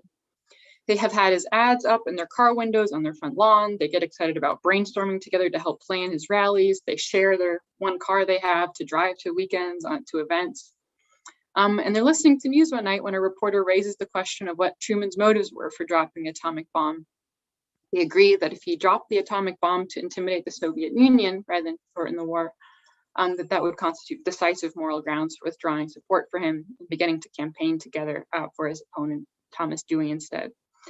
So over the next week, they both pay extra close attention to their standard slew of newscasts and political magazines. And at the end of the week, Tom looks over at Taylor and says, well, looks like Truman is innocent after all, huh? So then Taylor is taken aback, and she says, she looks back at him quizzically, really? I don't think so. I'm pretty convinced that he is guilty. And if anything, I think we should be doubling down on our support for Dewey, given that so many others haven't heard about Truman's vice. So I submit that the intuition in favor of steadfastness in abstract opinion is at least not as strong in collective judgment. Given the practical considerations at stake in collective judgment, it seems that Taylor and Tom shouldn't, as Kelly suggested they could in abstract opinion, just confidently retain their views. So you may or may not disagree with that. Maybe you think there's a sense in which Taylor and Tom are justified in holding their belief, at least at the moment that they find out about the disagreement. And that's, for these purposes, immediately going to be okay, because what I really want to focus on is a less controversial idea, but I think in our politically polarized culture, maybe more practically important idea, which is that the practical context of collective judgment at least seems to give them further reasons to inquire further about their beliefs, which I'm just going to refer to as reconsidering their beliefs, inquiring further about them. So just to spell this out a little bit more, consider the contrast. In abstract opinion, you, a contemporary subject, are asked to imagine a disagreement about a political event from half a century ago with a purely imaginary peer. There's nothing at stake for your relationship with this hypothetical peer. You could both go on dogmatically insisting on your beliefs about Truman's motives without creating any burdens for the other. And of course, this is not so for Taylor and Tom. For one thing, Tom and Taylor's opposing beliefs are going to dispose them to make plans that are going to work at cross purposes with each other, perhaps even making the other person's preferred plans impossible for them. So Taylor needs a car to get to Dewey's rally on a Saturday afternoon, but Tom wants it to get to Truman's rally. Tom wants to take the Truman, Tom really wants the Truman advertisements on the lawn in the car. Taylor really wants them down. She wants the Dewey advertisements. And besides frustrating their individual abilities to act on their own best understanding of their reasons, the related practical conflicts that come up in the course of trying to negotiate these differences are apt to give rise to reactive attitudes of resentment or even hostility that weaken their friendship and the bonds of mutual affection between them. So I'll call these practical burdens that Taylor and Tom's moral disagreement give rise to the social costs of disagreement. And I'll assume for the sake of argument here, at least, that these costs have some moral significance, that they bear on the moral value of autonomy. And I think what is also, I think, a moral value, the value of having caring community relationships, caring healthy relationships. So these social costs of moral disagreement are incurred, at least in part, by virtue of the persistence of their disagreement about whether Truman had moral motivations for dropping the bomb. So it seems they have at least prima facie reasons to not disagree anymore, to come to an agreement. And if they are going to come to an agreement, it looks like they're going to have to reconsider, inquire further about their beliefs to get there. So it looks like, at least prima facie, they have some moral reasons to inquire further. Okay. So looks like some of the hand got messed up when I uploaded it to OneDrive. Hopefully you can still follow. Okay, so why not? Here's some other alternatives. Notice that the social costs of our moral disagreements can arise not just from the fact that we have opposing beliefs, but from facts about how we then treat those beliefs in our practical reasoning about what to do together. So in light of that, someone could advance what I'll call the practical compromise objection. She can object that Taylor and Tom could just as well, rather than going through all the trouble of deliberating and firing, they could just as well manage their practical disagreement by just sort of agreeing to disagree, epistemically speaking, and then negotiating some kind of a reasonable compromise about how they share the car. So they might agree to leave their lawn and car clear of political ads. They might trade off the car, go back and forth. And you might think that if they do this, they could recoup a good deal of the social costs that their practical disagreement would otherwise have incurred. They can each go on pursuing their own political goals sort of in their personal life, when called that, and come together in their shared sort of public territory as a couple, or on sort of more neutral terms. So, given that they could compromise, why should they also go through the work of reconsidering their beliefs rather than just changing how they act in response to their beliefs? So I think there's going to be a lot of variables here, but I'm just going to point out a couple reasons why they might still reconsider their beliefs and think that's important. So The first is, if Taylor and Tom compromise, their ability to pursue their respective political projects are still going to be significantly curtailed relative to the case where they could agree about what they should do. For instance, because they're no longer going to be able to bond together on their joint plans of organizing political rallies. They're going to lose that value of that bond. Since they're going to have to split the use of the car, they're only going to get to attend half of the rallies they would otherwise. So I'm going to call these social costs of disagreement that are sort of left over even after you settle on a reasonable compromise, the costs of curtailment. A second cost, so Taylor and Tom are going to have to keep track and act on the basis of two very different sets of action plans, one in their sort of public that governs their public shared life where the terms of the compromise are applying, and another for their set of plans for their private life where the terms of the compromise don't reach. And this what I'm going to call parallel processing to add considerable strain, personal and relational to them. So first of all, they're going to have to negotiate the bounds of what counts as the public and the private. So maybe they share an office space and they've got 2 desks in there. Are their desks private? Can they put ads up there or not? Then you've got one TV. One person is watching TV for their, there's a show on for their sort of favored person. The other person thinks that's propaganda. Is that private or public space? Second, and I think more significantly, Taylor and Tom are going to need to contend potentially with threats to their sense of personal integrity and identity as they condone what they might regard as immoral conduct by the other person, or let me give an example, by the other person's friends. So let's say Taylor and Tom agree to like a no politics at dinner table rule in which they commit to restraining themselves from engaging friends in political conversation or engaging each other in political conversation over dinner. But then one of Tom's buddies comes over and just says something about Truman's decision to drop the bomb on Taylor that she just cannot in good conscience abide. Maybe he says something racist. It seems like in cases like this, the tension between Taylor's commitment to sort of the terms of the compromise, you're like, we're not talking politics at dinner, and her personal dedication to her own deep-seated moral convictions may feel to threaten her personal integrity. So to the extent that, even otherwise seemingly reasonable compromises can still be very costly for the people that are involved, these gives those people reasons to reconsider and inquire further about their underlying beliefs. An additional limit to the strategy of practical compromise, which I'm going to focus on, pertains to disagreements that are about really weighty matters of morality and justice. So in these cases, the cost of compromise might be so high or just of a very special nature that, maybe you're justified just choosing not to compromise. So being on the right side of a disagreement about justice or a particular matter, or important matter of morality, you may be right for you to say, like, I'm not going to do anything to enable or accommodate and compromise the other person's behavior. So I want to suggest that even despite potentially being justified not compromising in such cases, you might still be obliged to reconsider your beliefs. Let me scroll down here. Yep. So here, consider 2 cases. So moral disagreement and then social moral disagreement. So here's moral disagreement.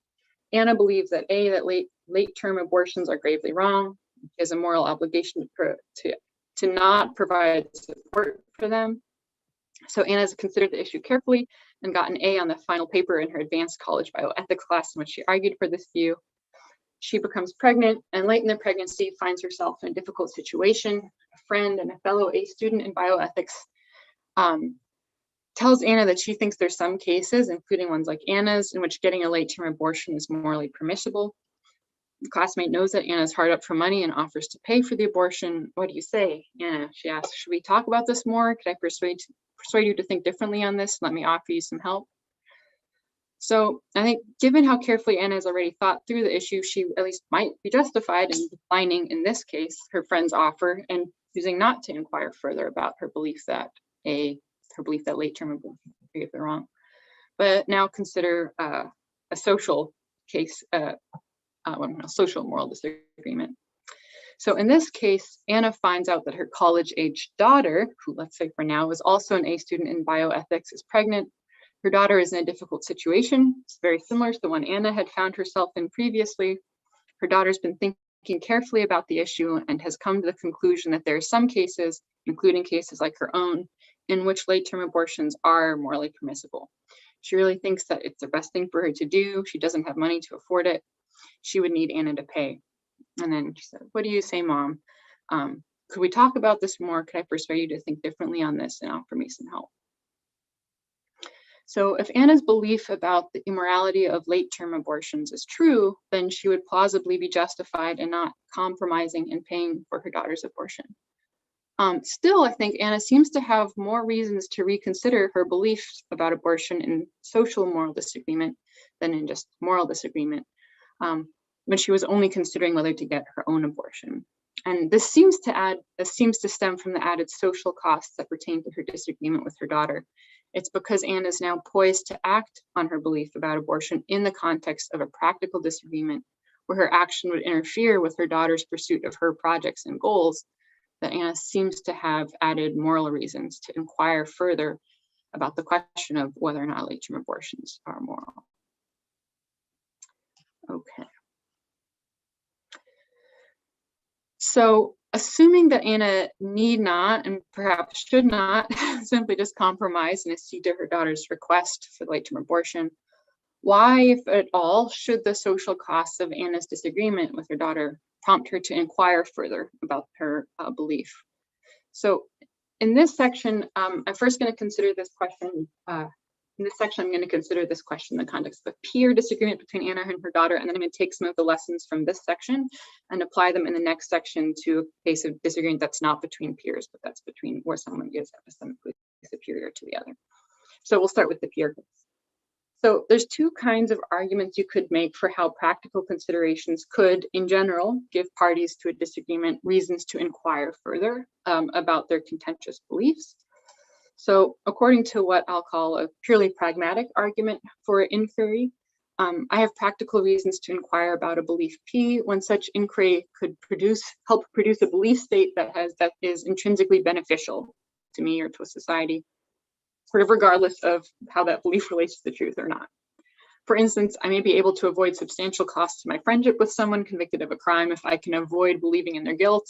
And according to this kind of account, this practical consideration might apparently give me reasons to pursue inquiry that might introduce doubts about their responsibility and so get me to change my belief state. That would help me be better friends with them. Maybe there's some value to that. More positively, you could think if believing in heaven and hell makes people more obedient to the moral law, then practical considerations might speak in favor of them inquiring in a way that would help generate that belief.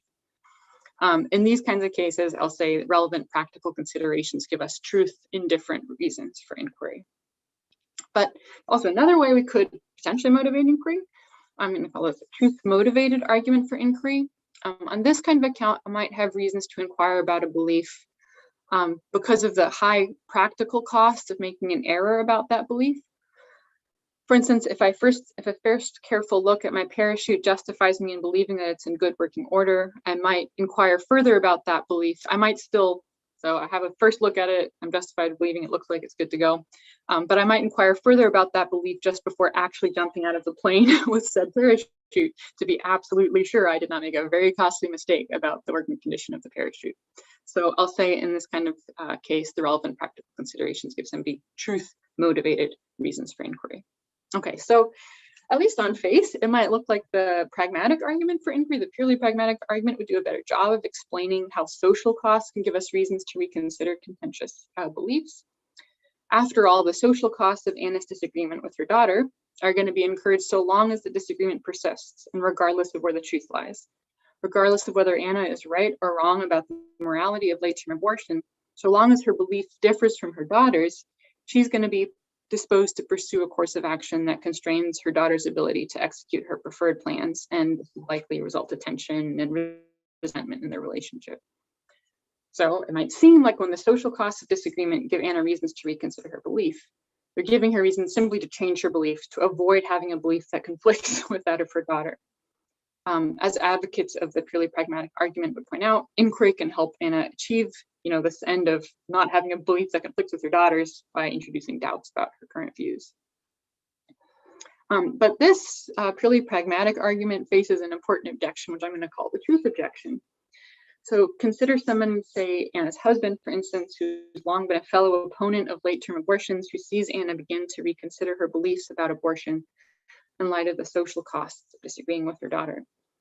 We can imagine him criticizing her for purportedly just sort of caving to social pressure, caving to peer pressure, maybe neglecting sort of the really grave moral importance of the truth about abortion in order to ease the strain of being set at odds with her daughter. Insofar as Anna is motivated by truth indifferent reasons, it seems like she might be subject to this criticism, because in choosing to reconsider her belief on the basis of truth indifferent reasons, rather than because of any new concerns about the strength of the evidence for her belief, Anna would seem to display a greater intrinsic concern for averting personal discomfort or social confrontation, something like that, with her daughter, than she shows concern for the truth about A. And while some neglect of the truth might be forgiven in some cases where there's very little riding on it, that kind of neglect of the truth seems really worrisome in cases like social moral disagreement, where the ethicality of Anna's really important decision depends on her getting things right. Despite I think these seemingly sort of theoretical merits, the truth objection I think sits uneasy with the positive intuitive evaluation of Anna's character that some might feel inclined to offer. So at least as the case strikes me, Anna's decision to reconsider her views and engage in further inquiry with her daughter would display intellectual responsibility and virtue, rather than manifesting any objectionable indifference to the truth. But is there a way that we can actually vindicate her as being intellectually virtuous? Let me scroll up here a little bit. So I suggest that there is, and then we can draw on a truth-motivated argument for reconsideration to explain why. This is because the social cost of Anna's disagreement with her daughter can give her reasons to reconsider her beliefs, not just directly by giving her reasons to avoid having false belief, or to avoid having beliefs, not just directly by giving her reasons to avoid having beliefs that differ from her daughter's, but also give her reasons indirectly for changing her beliefs by increasing the costs to Anna, increasing the cost of Anna's having a false belief about abortion. So, explain this a little bit more. If Anna's judgment about abortion is right, then the costs associated with failing to accommodate her daughter's preferred plans are counterweighed. They're counterweighed by the moral good of not contributing to the performance of a very immoral action.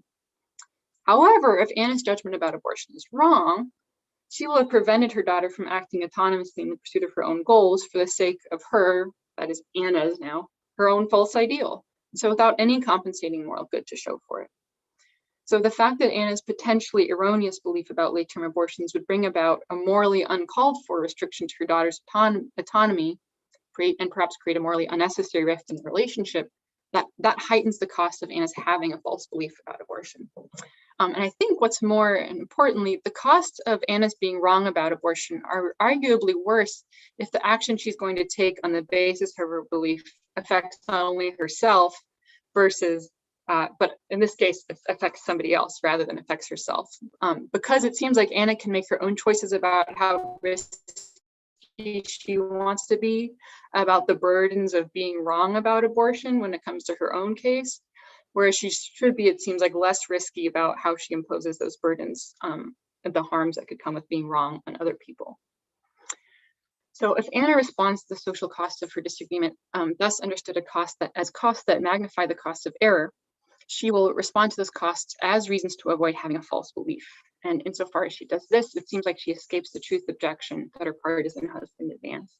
For she's going to be reconsidering her belief, not because she's playing sort of fast and loose with the truth, trying to fit in, but because she realizes all the more the momentousness of its importance, given the cost of her daughter of getting things wrong. Okay, so now we really get to the part about why not pure persuasion, sort of thinking in the context of why if somebody really is an epistemic superior to the other person. So far, I've argued that the social cost of our moral disagreement can give us reasons to inquire further about our contested beliefs, and open up questions that could maybe outside of a context of disagreement maybe have permissibly remained closed. But I've been assuming pure disagreement. What happens if we think, what if I am or think that I am epistemically superior to my interlocutor? Suppose, for instance, that Anna's daughter has not, like Anna, taken any advanced bioethics, or if you take the class, you got a C or something like that. In these kinds of cases, I think the truth objection advanced by Anna's husbands may seem to gain even more weight. In cases of pure disagreement, we might still kind of try to get away with arguing or having the intuition that maybe Anna's like not really fully justified or not super justified in holding her position. But if Anna's an epistemic superior, she seems clearly justified in holding her belief. And if you've already succeeded in finding epistemic justification for your belief, it seems that that success, at least generally and by default, licenses you in not having to inquire further about that belief. So Pamela Hieronymi, for instance, suggests that to believe P is characteristically to resolve or close the question of whether P in the affirmative. And it would seem to follow that to be justified in believing P would be to be justified in action against having to inquire further. And more than that, if Anna is informed and is more informed and has been more thoughtful about her deliberations about abortion than her daughter, so she's better positioned to make accurate moral judgments about this very important moral case, then it seems like Anna's husband might well, and at least on the surface, understandably, not only enjoin her, not to reconsider her beliefs, but to also more positively focus her energy on trying to persuade her epistemically inferior daughter to agree with her conclusion. So in response, Anna might well make some efforts to persuade her daughter. However, I'm going to argue that that can't be the end of her engagement with her daughter. Anna can still be obliged to also reconsider her contentious belief about abortion, even though, let's suppose, the available evidence, she's an epistemic superior and so more likely to get it right than her daughter. Now, why would this be the case? Well, because as we learned in the last section, the strength of the reasons that Anna has to reconsider her beliefs in response to her practically situated disagreement with her daughter are not going to be correlated just with the strength of her daughter's epistemic credentials, but also with the costs to her daughter if Anna's getting things wrong. So even if the epistemically sort of the inferior epistemic credentials of her daughter wouldn't have been enough on their own to compel Anna to pursue further inquiry in some other contexts, in a context where Anna's actually going to affect her daughter, the fact that she's now in a practical context where she's sort of needlessly going to be could potentially be needlessly incurring a significant harm on her daughter gives her added reasons to inquire further about her contested belief. Okay, a final question here concerns the kind of inquiry that an epistemic superior should undertake. So deliberative Democrats want us to engage in what you might call other-oriented inquiry that takes into consideration the merits of the other person's side. But you might think, why should I do this if I'm an epistemic superior?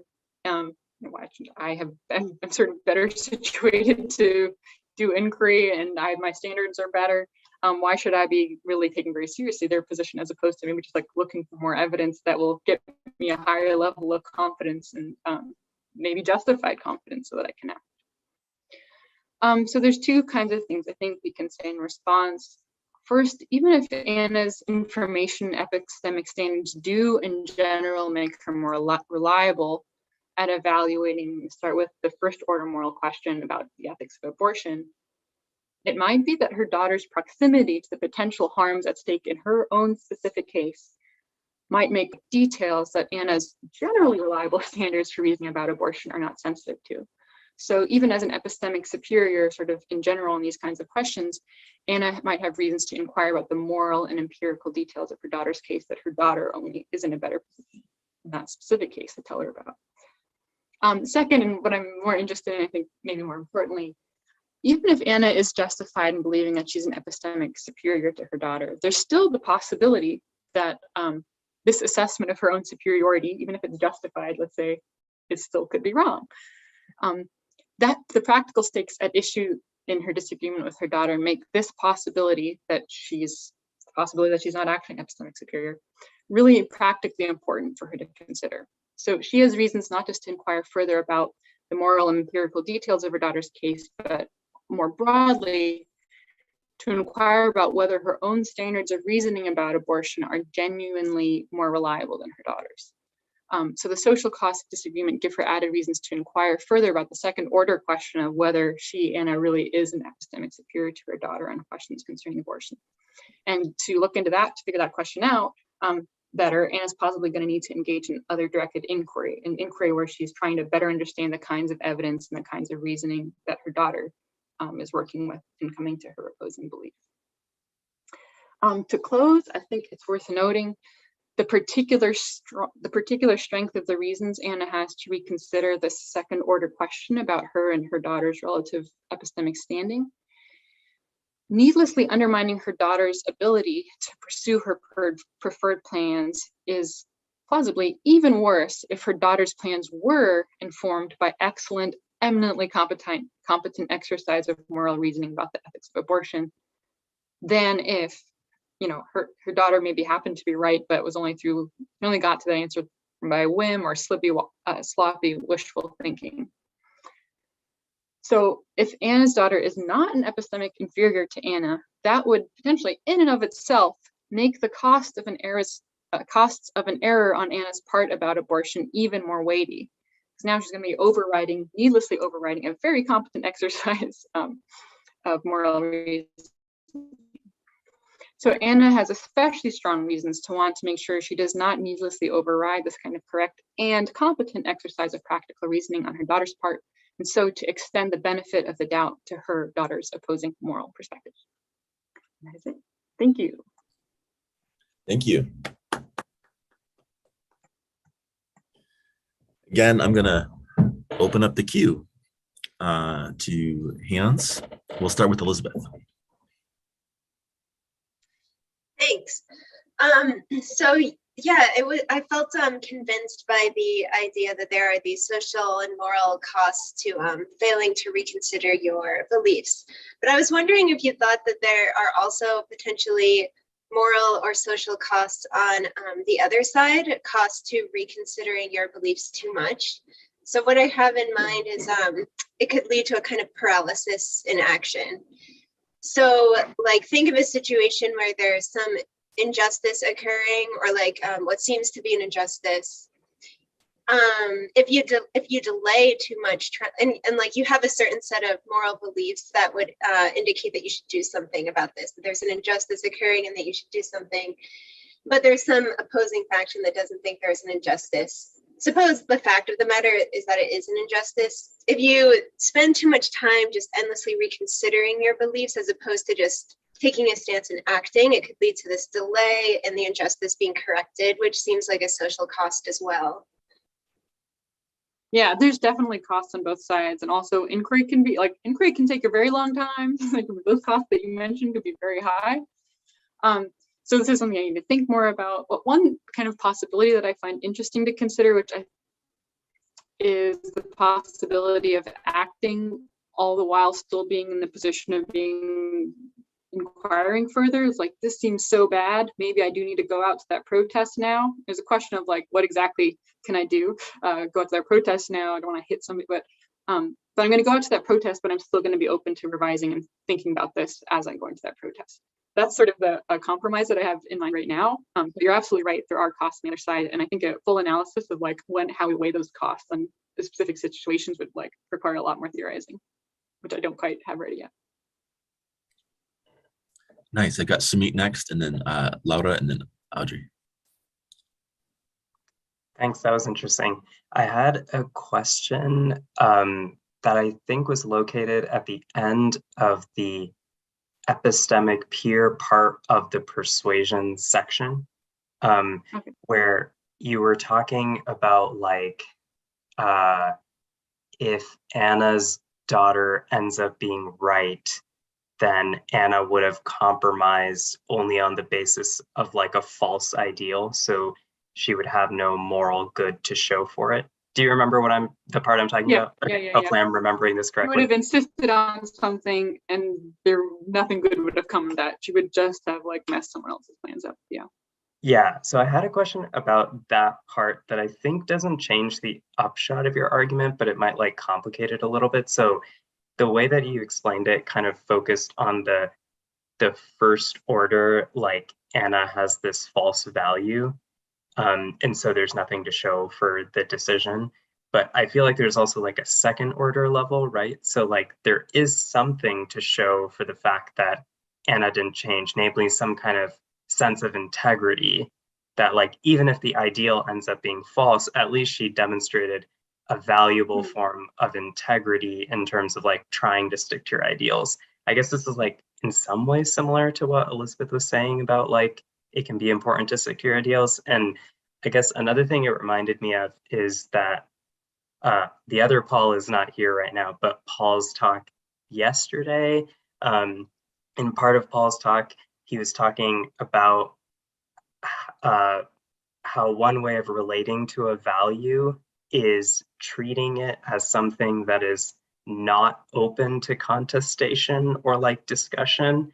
And so I thought that that might be another kind of interesting thing on the second order level for Anna, where like maybe something good that's being achieved is like, if it were a true value, then she would somehow be treating it as not open to contestation in like an important way. Obviously, like, I think this ideal is like false, so this case like doesn't demonstrate that as well, but yeah. Yeah, for me, there's two different ways this can go. And I think the first way is probably more what you mean, but there's another related way that I'm also interested in, which is like the way I actually came to this was thinking about religious people wanting to reconsider beliefs, which I take it as probably related to someone who's maybe what we talked about yesterday. And there's like this definite feeling that like my religious beliefs are like a big part of my identity. And this isn't exactly, we're talking exactly about identity, but there's a big sense that this is part of my identity. And if I'm asked to reconsider those, like that's like, you're tearing me apart. Like, for some people, really, like, you're tearing me apart if you're asking me to reconsider my fundamental commitment in life. And I guess, I mean, the kind of sense I'm coming from that context, and that kind of situation, I guess I have two things to say. One is to say, there's part of me that wants to say, look, your actions have consequences for other people. And your beliefs bear on your actions. And your actions, if they're really going to hurt people, you might need to go through the really traumatic stress of like reconsidering even something that's really valuable to you, like religious belief. That's one kind of response. Another kind of response is to say, well, there's different kinds of ways of believing things. So part of me wants to distinguish between like a public facing belief and a private facing belief. So you could say, like, in my personal life, and I'm just deciding like what I do in the walls of my own home, propositions PQ are the ones that I invest in a sort of final assent. I'm not changing, these are, whatever. But when I leave the house, I don't have the kind of justification I need for this belief to get to that level where I'm justified in acting on this belief in ways that could potentially incur all these costs for other people. So like, like maybe I don't, like if this is a religious conservative, maybe I don't marry somebody of the same gender or sex, but like, and that's part of my own identity, but like I don't have enough justification to like go act on that with respect to other people. Now that leads to some issues just because of like the personalist political kind of thing is like, is there any way you can really keep your own personal beliefs from coming out in some way that's going to hurt people? I do want to say that there's another kind, like separate from all that kind of identity stuff. I also do worry that there's cases where it's just like when people are under oppression, that your case can look unlikely because you just don't have like theoretical apparatus or whatever to make, to justify or to get the kind of justification that you might want. And so there might be cases where you feel like I should stick with something maybe because like I feel like it's true and I think the evidence is out there and I haven't gotten it yet. But that's like a very different, I think that's an interesting different kind of case. I'm not quite trying to put that, but if you're under oppression, you may not have access to the kind of evidence that you need. And so you might think to feel like you're justified, to be justified, or feel like you're justified in what you believe. And so you might make the argument that people have like, under some circumstances, people might be morally justified in holding epistemically unjustified beliefs, given the long-term benefits that could come to holding on to the sort of underdog view in the case. I don't know if that's helpful. Thank you. Nice. We've got Laura, Audrey, and then Jack.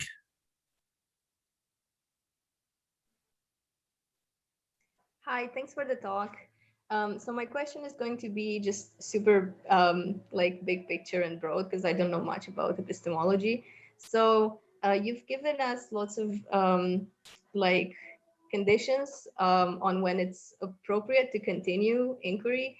So yeah, when we have an interest in the truth and when there might be social costs to not continuing it. I guess I want to ask, and I think this came up before, but are there any conditions on when to stop? And relatedly, like, do you think of inquiry as something that primarily we have to, so it's primarily something that by default we have to do unless we have a reason to stop? Or is it the other way around? It's something that we may not do, or we may avoid engaging in unless there are some pressures on us to know the truth? Yeah. So I think one way I could answer, which I don't think would be satisfying, like the way I initially want to go, is like, well, we have pro tanto reasons to reconsider more, and I'm sure there's a lot of other kinds of pro tanto reasons, and I tend to be sort of a particularist-ish about ethics, so I just think, oh, I just look at the specific case. That said, I think, and maybe in light of the conversation to some extent, I think, well, it seems like we maybe in some sense, I'm not sure exactly how I want to phrase this, but people from dominant identities or dominant beliefs maybe have more obligations to reconsider, maybe than people who don't, given the kind, and I'm not quite sure exactly. You might think, so like in a case of like same-sex marriage, you might think of like, well, that's maybe a belief I do need to reconsider if I'm a religious conservative, because like if I'm wrong about that, that's going to cause a lot of damage for people. Whereas if the other people are wrong and I'm right about it, like, so like I didn't get to vote the way that I didn't, or whatever, or I had to see some things I didn't want to, like that cost isn't as bad. So I think you might think about like where are the relative harms in the situation might determine which side of a disagreement needs to reconsider more. Maybe that maps onto like who has a dominant identity or where the history of repression is. But that's a great question. I really think about how to address that more systematically. I don't have a good answer. I don't have a full answer certainly right now. Yeah, thanks. That was helpful. Audrey, Jack, and then Paul. Thanks. So that's really interesting. And I think my question is sort of, maybe it might end up being kind of meta. So about like, and it might also end up being a me problem. So I think one of the difficulties that I think I have in kind of working through some of these kinds of cases is that I think, so I kind of know that the point being made is an epistemic point, but it seems as though all of the cases that we're actually considering where there's like disagreement are going to be inevitably tied up with like action or interpersonal relationships or something like that in some way.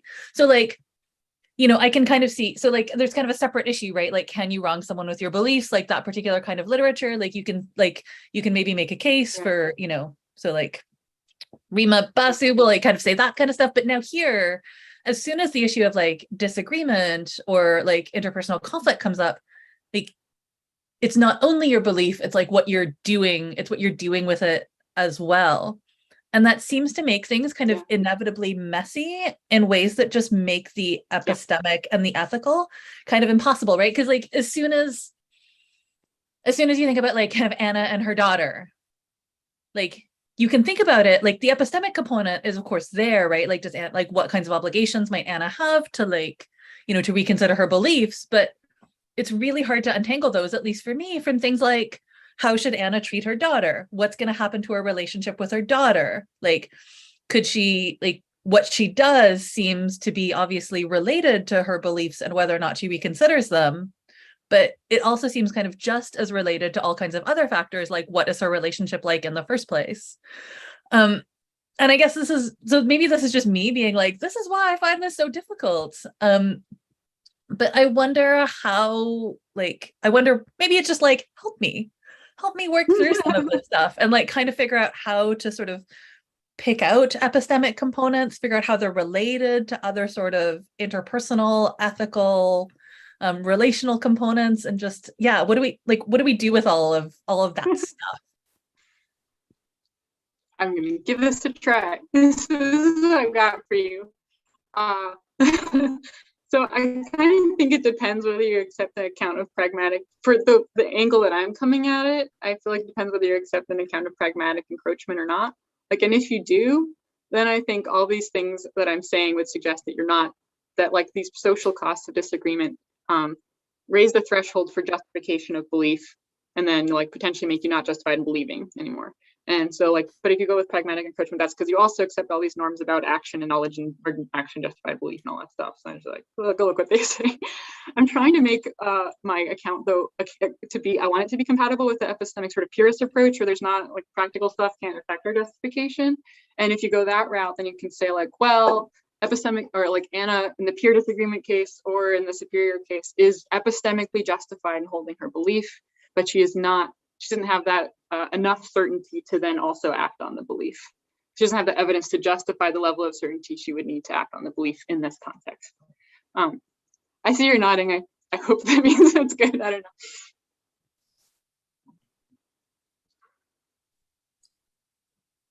Did that? Oh yeah, work no, out? that's helpful. I think I just wanted something more. Yeah. I left it a little murky. Yeah. All right, let's go to Jack, followed by Paul.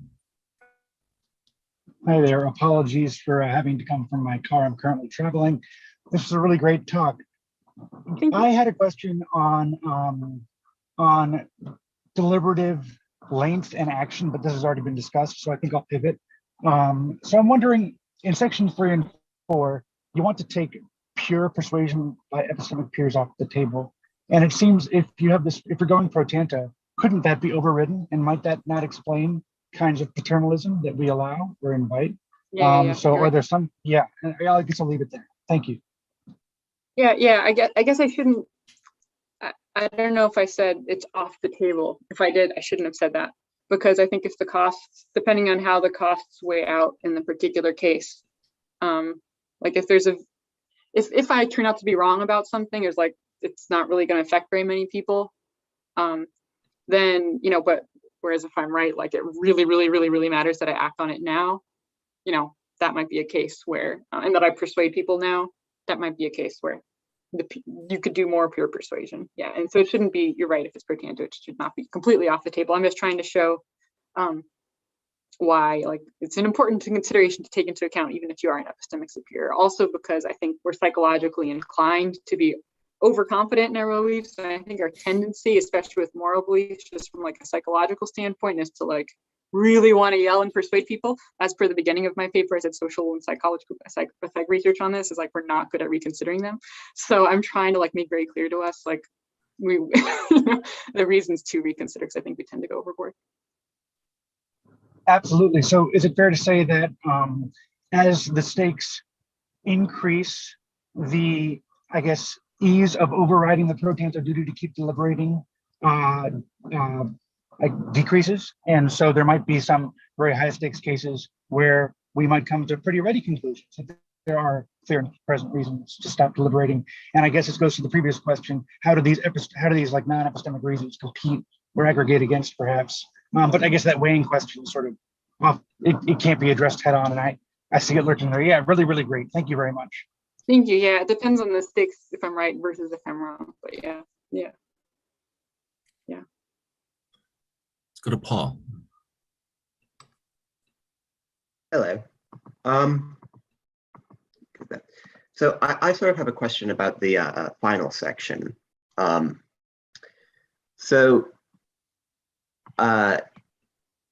Now in this section, it seems like you're sort of contrasting the idea of Anna persuading her daughter with the idea of her conducting an inquiry with her daughter, right? But ideally, if Anna's trying to persuade her daughter, she's not trying to browbeat her daughter, right? She's trying to actually figure out what her daughter thinks, why she thinks that, and why she's wrong, right?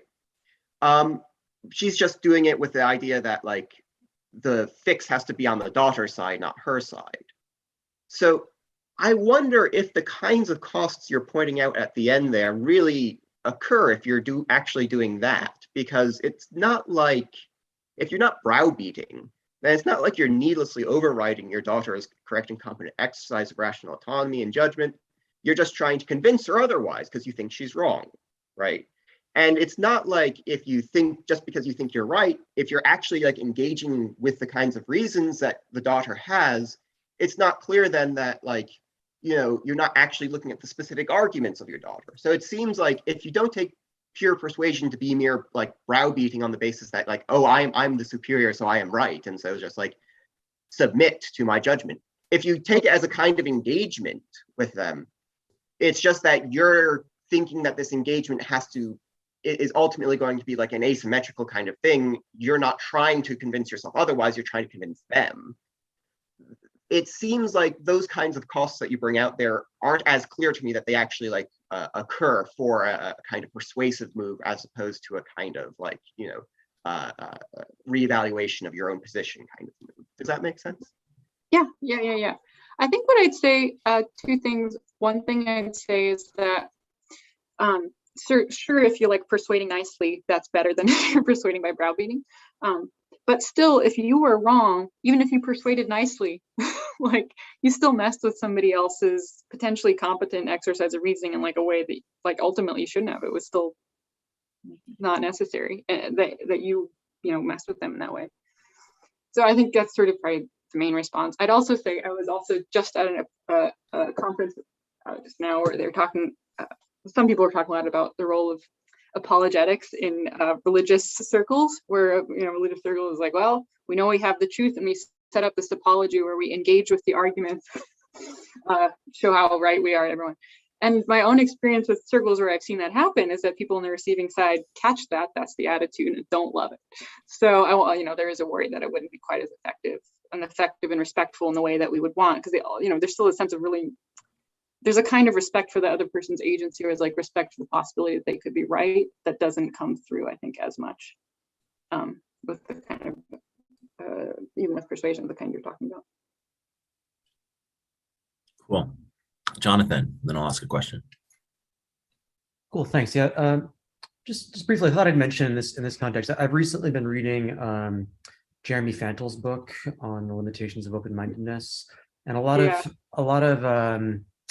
I mean, it's an interesting book, and particularly connected to that last exchange. He has a lot to say of relevance, in particular. This kind of, he describes kind of a dilemma of like, if you know that you're right, you shouldn't engage open-mindedly because you might get misled. And he also has these arguments that quite often you shouldn't engage closed-mindedly either, which I think would be his way of describing this kind of, have the kind of inquiry discussion, but be very confident that you're correct. And he like, I'm not sure if I agree with him about this, but he has these interesting arguments that there's a morally problematic kind of insincerity in those sorts of exchanges, as well as potential like practical costs, like the ones you're mentioning, if it's like noticed that that's what you're doing. So I just kind of wanted to recommend that book to people who are interested in getting into it. The main question I wanted to ask, and it's actually also related to some of Fantel's framing, is how much symmetry you think there is, like both epistemically and morally, between like people who are on the right and the wrong side of these arguments. So one thing like you didn't really talk a lot about is a case where, and not everyone thinks it's possible, but a case where you're in one of these pure disagreements and you know that you're right and you know that your interlocutor is wrong. And some of the things you said made me think you were kind of assuming that these cases were definitely not like that. Like when you talk about, oh, there's the risk that if you're wrong, then you're doing the wrong thing there. But here's an argument, and you find this argument in Fantel. I also like this argument. Sometimes there are cases like that where you know you're right, and in those cases, you don't know that you're not going to do this bad thing that you're saying we should be worried about doing. And so, one, do you agree that like there are cases like that? And two, is there like a different argument like for why they'd go differently, or do you think those cases are just kind of out with the scope of what you're up to? Yeah, this is a really good question. I'm going to give a very sort of brief prefatory remark and then see if I can answer it. So like I mentioned earlier, I was coming this through the angle of thinking about religious dogmatism. And so initially I was thinking of like Plantinga, et cetera. It was like got an externalist epistemology. You might know that all the Christians are, or all the non-Christians are wrong about everything they say. And I was like trying to fight Plantinga. I guess, and it's something I really need to work through, and I haven't read. I got Fantel's book, but I haven't read it. It sits on my shelf. I will read it. I think this is the intuition I have, and I'd be really curious to get your take on it. I think the intuition I have is that there's something about when we're acting on our beliefs that we might need a different kind of justification than we do in other cases. So when we're acting on our beliefs, I want to say that we need kind of like internalist access. And I'm sure you know more about internalism, externalism than I do, but I want to say there's got to be somehow internally accessible to me that I know and that you don't know. Because for me to be responsible in acting on my beliefs, I've got to like have access to the things that make me responsible in that. And I want to say something that I need to have like internal access to things that would differentiate me from you. And this is also what I want to say to Planning. Like, he doesn't have internal access. Like he said, yeah, all us religious people, we've all got really good feelings about our religion, but like just turns out externally I'm right. And so, so I guess, and then on sort of an internalist access kind of thing, maybe it's going to get me like, I'll just say this is probably going to get me in territory I don't actually want to be in, but like, I want to say like, we don't actually ever know from a sort of internalist way. Like we never have like enough internally accessible stuff to say that let's put it this way, to say that we know, or something like that. Maybe that's the threshold I want to have. We have to know that we know. So like in a Tom Kravitz case or something, it's like, it might be reliable, but like, I don't have internal access to the things that make me know. And so I don't know that I know in the internalistic way that I need to be able to responsibly act on it. That's what I've got. I'd be really curious to hear you think. I'm not sure if that's a good answer. No, that's a motivation that I recognize. I disagree. Okay. I disagree with in the end, but I think you're right that Okay. on certain on the kinds of like internalist constraints that you find yourself reaching for to say these things, you do end up like having to be quite skeptical. Which I'm kind of like fine. Part of me is fine. I know a lot of people wouldn't like that view. Yeah, though. fair. Yeah. I mean, maybe I just encourage you like consider some more kinds of examples to like to the extent. So yeah, this kind of feels to lots of us like the intuitive thing to say to Planninga. But like here are two quite different kinds of examples you can think about. One, like this sort of deep disagreement with someone who thinks that like racism is good and I think racism is bad, and we get it, and we so deep moral commitments that we're very sure about. And actually I think a lot of this also a very different like flavor of case, but a lot of this dialectic mirrors things that happen like in the epistemology of logic. So when you get to foundational questions about like justifying modus ponens versus other methods, you end up like having to say question begging things, and people who say bad things can justify them with their bad things. You get a similar kind of dynamic. Since we're here now, I'll mention one more recommendation. This one's my own, but I have a paper a few years ago called Faith in Epistemology that kind of gets into this and like compares like logic cases and some of the ideological cases and some of the religious cases. I think they're really interesting things going on there. I'm thinking about this again recently. So Faith in Epistemology? Yep, it's in Episteme 2018, I think. Yeah. Okay, great, thank you. Nice. Really, let me ask you, so suppose that you're right about the case that you described, and I'm going to challenge you a little bit on getting beyond the particularism. So it does seem to me, and this is something that sort of like got hinted at in the discussion before, that as we sort of tried to generalize to other cases, there might be some really interesting asymmetries between people's obligation to reconsider. Yeah. So in the mother-daughter case, it seemed like it was pretty important that what their relationship was, and that if the mother is wrong, then the consequence is going to be that the daughter is it's going to have this really negative impact in our life through the mother's power over the daughter. That's circumstantial. And in the second order case, that was actually a reflection of her adverse judgment of her daughter's capacities, on top of that, and which gives it another extra kind of significance. So suppose that we're having a sort of social debate about under what conditions abortion is to be permitted, hypothetically speaking.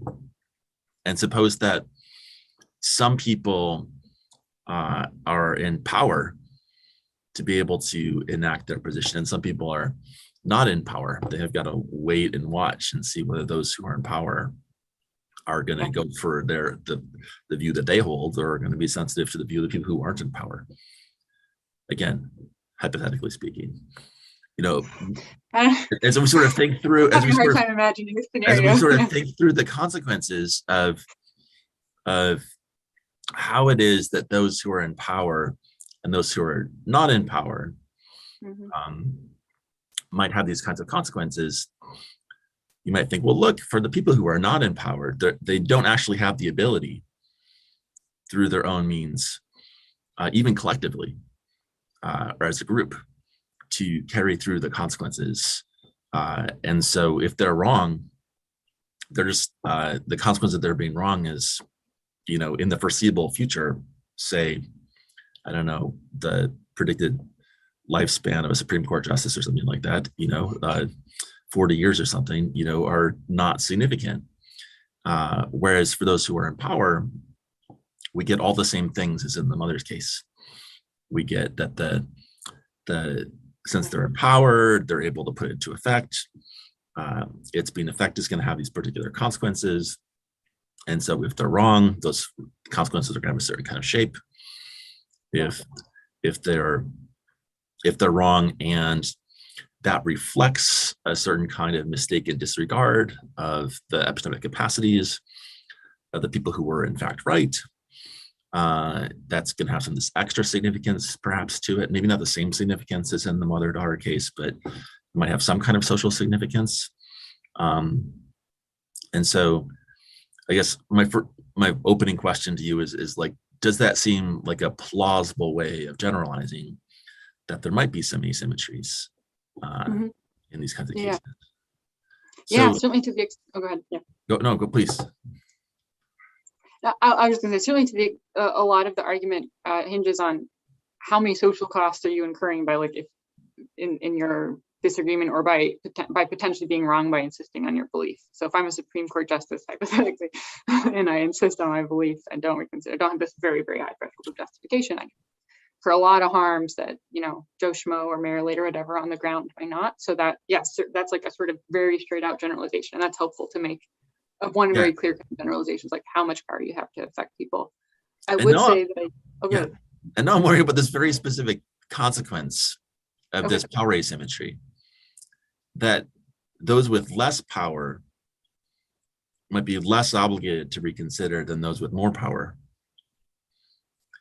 And that seems like it's bound to create a dynamic where those with less power are going to be entitled to, by virtue of not reconsidering their view,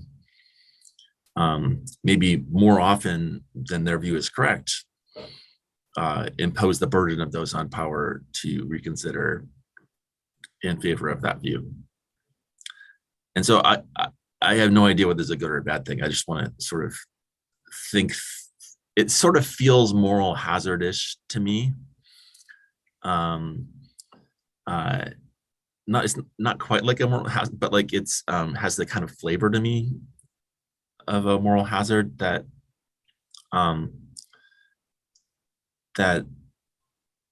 but it also has the flavor of, validating the rights of the oppressed or something like that, or something, or talking about the the burdens of privilege. So I'm not really sure how to think about it. I sort of can get both of those ways of thinking about it, of like, this is a sort of recognition of the burdens of privilege, or that it's it kind of has a moral hazardish flavor, that if people actually follow this social norm, then holistically as a group, it might lead us more often into error or something like that. And so why? As far as I got, go ahead. Oh, I was going, why would it, that was a small part that I missed that you had said earlier today, I didn't quite catch. Why would it, as a group, lead us into error? The thought that there's like more people who are in this less powerful position, and so like maybe they end up swamping the others. Assuming that we make mistakes, that we're not perfectly good at reasoning, if the group is not in power, doesn't have to reconsider, they could just go with whatever their view is, even in cases in which it's the false view. But their existence, we started with disagreement. That's what it requires us to re-engage. We didn't have to reconsider when there's nobody who disagreed with us. We had to reconsider when there were people who disagree with us. But since the people who are out of power don't ever have to reconsider, they'll always be there. So the people who are in power are always going to have to be reflecting on and reconsidering. And so that might lead to more often, sometimes being the case that gets to trouble. I'm just trying to think it through. Yeah. I mean, you might worry, like I would worry about like a society in which some people like really think through their beliefs a lot and feel this norm to do it, and other people don't, in the sense of like, I don't want there to be like an epistemic higher class and epistemic lower class. And some people have like get these really great justified beliefs, and that would seem to be self-reinforcing. I would imagine that that'd be part of the problem too. So like if you're in that higher class, you're making more decisions, you start to inquire more, and then you get to be then you would get to be like sort of even smarter than the other people, and maybe that would lead to some kind of a oppressive result. Well, that's going to require that there's a lot of coordination between our polarization of how we figure across views a lot of different questions. If you have less correlation between views on different questions, you might not get it to be the case that there are some people who are doing a lot more reflection than others. Yeah. But even if they're not polarized, they're like totally independent. I'm just not sure how I think about that. Yeah. I have like an intuition here, and that's not always like the best response to have to people, but so like in the Clifford case, Clifford's old like the ethics of belief thing, he's like, our beliefs go into this web of beliefs, and we never know what the effects of our beliefs are going to be down the line. They all like kind of into each other, and then like our actions come out, whatever. So I would tend to think that there's like a pretty general norm of like in general being willing to reconsider, just because you don't know the hazards of, you don't know what the consequences of believing what you do are going to be, and they could be important. So like maybe I'm in that sense, at least maybe there's like the standard norm of like being open to inquiry to some extent. Or it could be that this meta structure where being disempowered and thereby getting the people who are empowered to could be a kind of a different kind of power, like a weaker kind of power, but it still gives you a little bit of pressure. It still adds a little bit. Let me ask you something totally different. So Jonathan sort of asked you about whether there's a sort of good case, bad case asymmetry, like whether if you have the right view, whether that does you anything to entitle you, or whether your obligation to reconsider is totally symmetric for whether you're in fact right or not. It's just based on your evidential situation. And I'm wondering about the asymmetry between whether you've already made up your mind and you haven't made up your mind. So I'm pretty sympathetic to, the version of the pragmatic encroachment story where the costs of error, are really significant, and that they directly affect your epistemic justification. So it's not just a reason to think about it, but your justification could just go away. But also, I'm pretty sympathetic to the thought that whether you've made up your mind or not makes an important difference to, whether to consider stuff. Because even if you don't know, I think if you believe that you're right, then here's an argument that's available to you that, in some circumstances when the stakes are high enough, you might not go for, but that I'm right. So reconsidering is going to only open up the possibility of making a mistake. So there's all the costs of reconsidering, plus the possibility that by reconsidering, I'll make a mistake. Therefore, I shouldn't reconsider. And so even without the sort of principle that if you know, you shouldn't have to reconsider, or that Jonathan sort of suggested, I'm a little bit worried that the just getting any of these costs of error in there, that it's harder to sort of justify reconsideration than justify like paying more attention before we've made up our minds or trying harder. And it is important for your project that you justify reconsideration and not just paying more attention or to the views of others or trying to understand them. So I just wondered what you thought about that. I have to admit, that's maybe because I was I'm just a little slow right now. So I think I didn't quite get, so, all right. The difference between whether I've settled or not, I don't quite get the significance of that as opposed to whether I know or not. Like if I've settled, but like and if we're taking out the question of whether I know or not, if we are setting that aside. Yeah, set aside whether you know or not, just you've settled your belief. So you believe something. Yeah. So just a really flat-footed kind of epistemic conservatism says that okay. If I've already made up my mind about something, that can make a difference. And sort of a way I think about it that isn't, follows Abelard Pogorsky is just that, if I acquire evidence in different order from somebody else, so there's all this evidence for a philosophical view. There was in, the, early 2000s when I was growing up philosophically. And so I formed that view. And now there's all this great evidence against it that's accumulated over, the 18 years since I left graduate school. And I kind of know about all of it, but it trickled out one at a time, one little morsel at a time. And so at any given time, that little morsel doesn't seem like it was reason to reconsider. And so, all the kids growing up nowadays have the other view because they've looked at all of the evidence and all of the evidence was on one side, but I made up my view with all the evidence that I had at the time, and it was great. It was really preponderant in my way.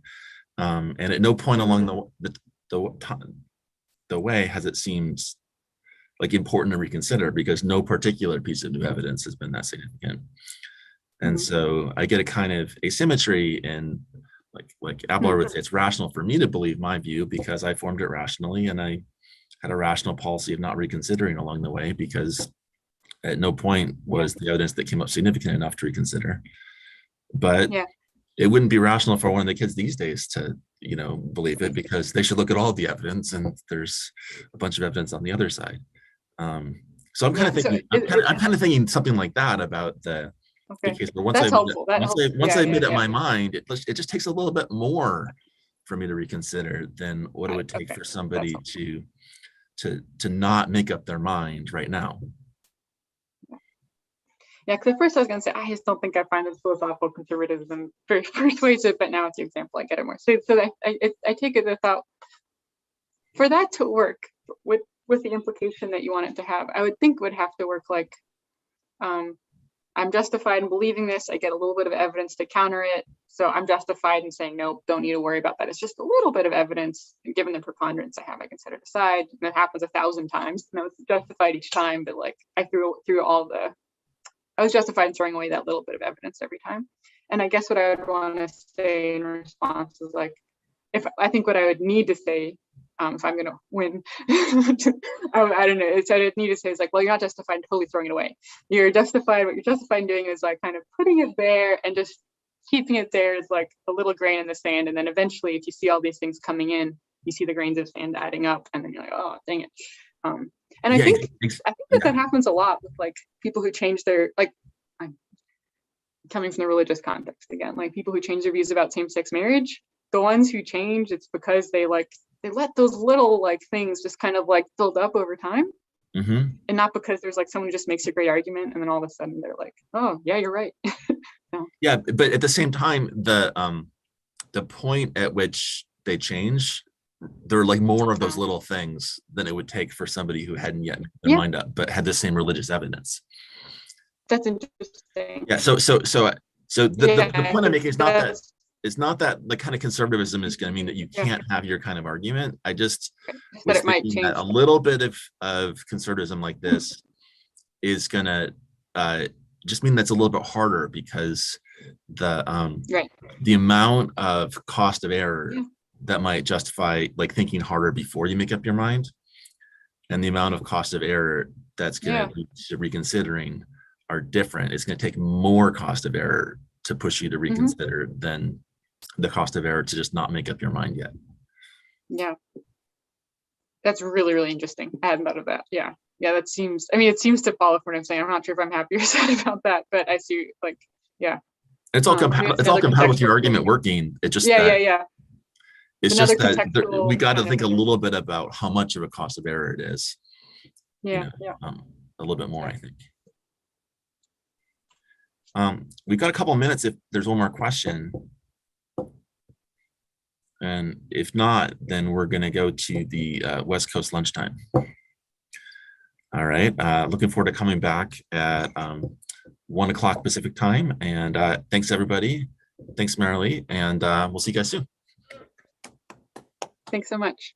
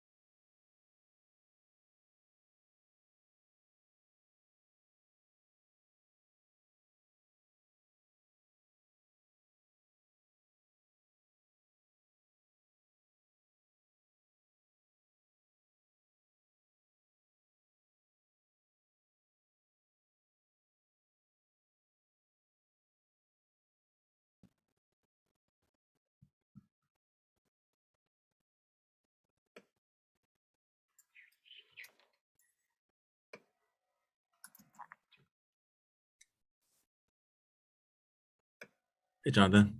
Hey, Mark. Are you in? Where are you right now? It looks Yeah, like you're at home, but I don't remember your building having a roof like that. This is my home. You probably didn't see this part of my home. This I is my heard there secret was a room. secret nook. I'm in the secret nook. Nook is like an understatement, really. It's a whole big room. That doorway right there Is the only doorway? Yep, and it's like in the air, halfway up the landing up to the roof. So you go up the stairs, and then there's a wall. That wall has this hole in it. Okay, that comports with what had been described to me, but like I was just figuring this must be the space because that roof line can't be your office on campus. I was also not what I expected for your building. Yeah, this actually is the roof of the building. Yeah, it's there's a door behind me, and there's about a 3-foot square window in front of me here that kind of overlooks the dining room table. So you get natural light out that way and air that flows through because it gets hot up here. It overlooks your dining room table? Well, sort of. I can't see the dining room table, but I don't know if you remember the shape of our space, but dining room table kind of has. I mean, the whole unit has weird shapes because it's at the top. But like under the kitchen island, there's a fairly normal ceiling, and then it goes up way higher. So it kind of goes up way higher. I didn't appreciate that it went up higher because I only was behind the. Yeah. So when I look out this window here, I'm looking like over the dining room table out like through the big window. Okay, so it's a window to your space, which then looks through a window beyond. Correct. Got it. But it gives you natural light up there. Gives me natural light, and it lets the air flow through, both of which are pretty important. Yeah, I spend most of my writing time, most of my working time at home up here. It's a pretty good space. You can see I keep the books here and everything. Nice.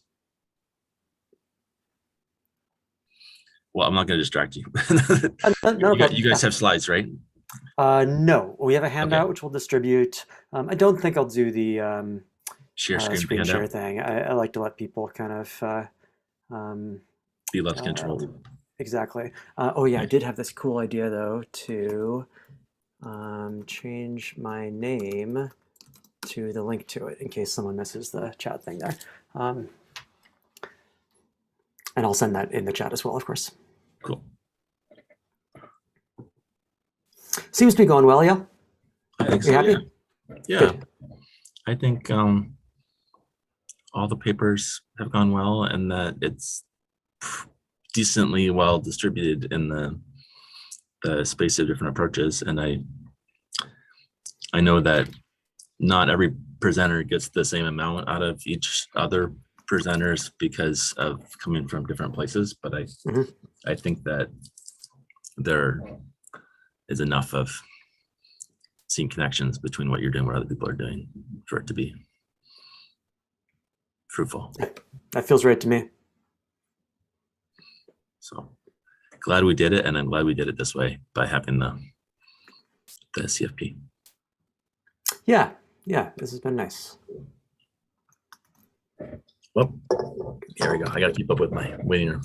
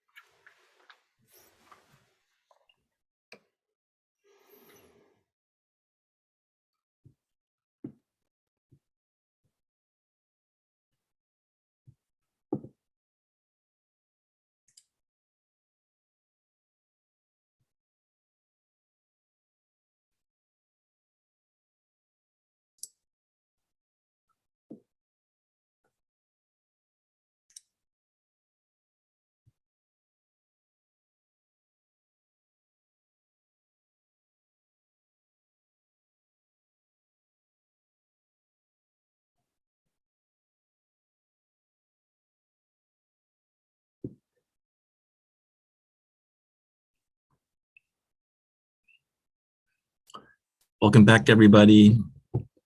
I give people another minute or two to trickle in. We are we are at, I think, the high point of any conference, where we have just starting to see how all the papers fit together and see connections between different kinds of work and getting comfortable with each other in the discussion. And we're 80 minutes away from the low point of an online conference where the final talk ends and we all turn our screens off. So I want to warn you guys, I'm going to invite you to turn your mute off at the end so we can say goodbye to each other, at least, so that we'll have the anticlimacticness will be slightly lower.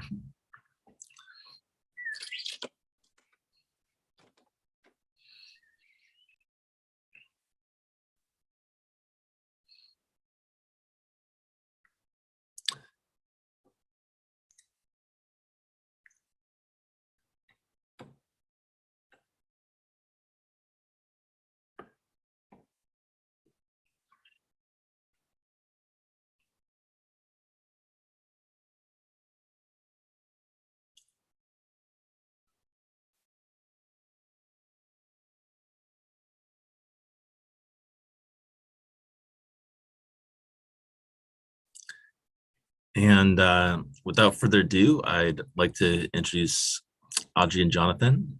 I think there are no slides, but there's a handout, which is in Jonathan's name, and I think he's going to post it in the chat. So take it away, guys.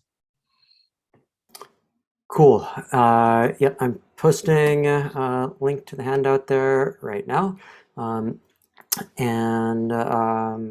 Thanks very much for being here. Thanks for having us. Thanks for listening to us. We are excited about it. I want to start with a land acknowledgement. We're all joining this conference online from around the world. I myself live and work and am joining you today from the traditional, ancestral, and unceded territory of the Musqueam, Squamish, and Tsleil-Waututh people.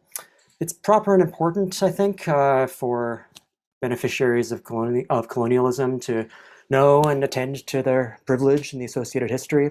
This is generally true for reasons having to do with living ethically in a colonial world. But as we'll see, I think it's also related to the paper that Audrey and I will be presenting. We do have a handout you can follow along with. I've sent that link into the chat. Also, if you're the kind of person who likes prose, I'm one of these people personally. We do have a written version of the paper as well, and I've sent a link to that in the chat as well. That paper's not published yet, and we're not distributing it super widely. I'm gonna kill that link after the session, so download it now if you want to. But feel free to have a look if you find that useful. Okay, let me get going. I'm going to start, and then I'm going to hand off to Audrey about halfway through.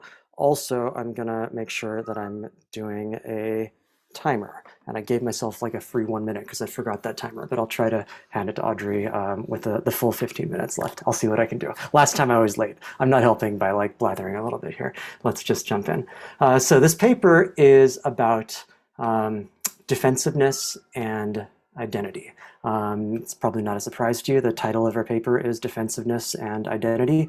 But we think those are interesting topics that go together in an interesting way that we'll do some exploring of in the next little while.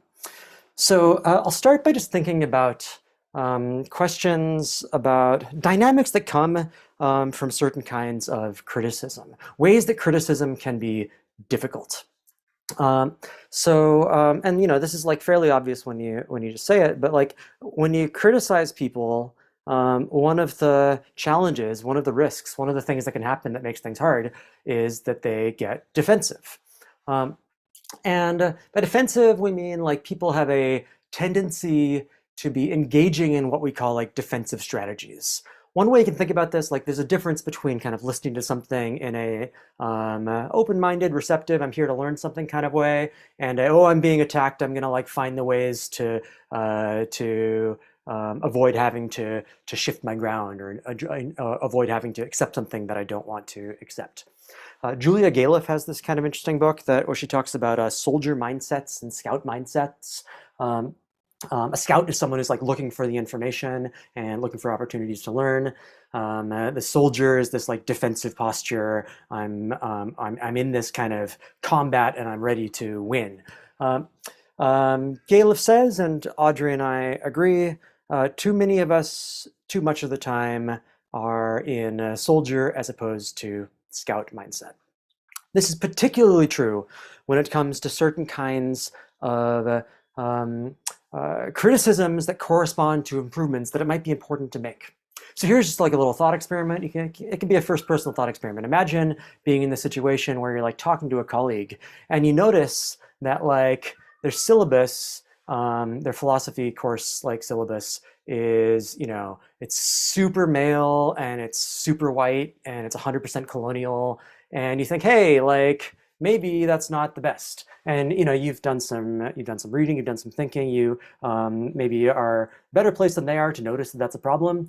And so, you know, you're a helpful person, and so you're gonna consider telling them, hey, like maybe you should make your syllabus be more inclusive. Like maybe this syllabus is like contributing to racism a little bit.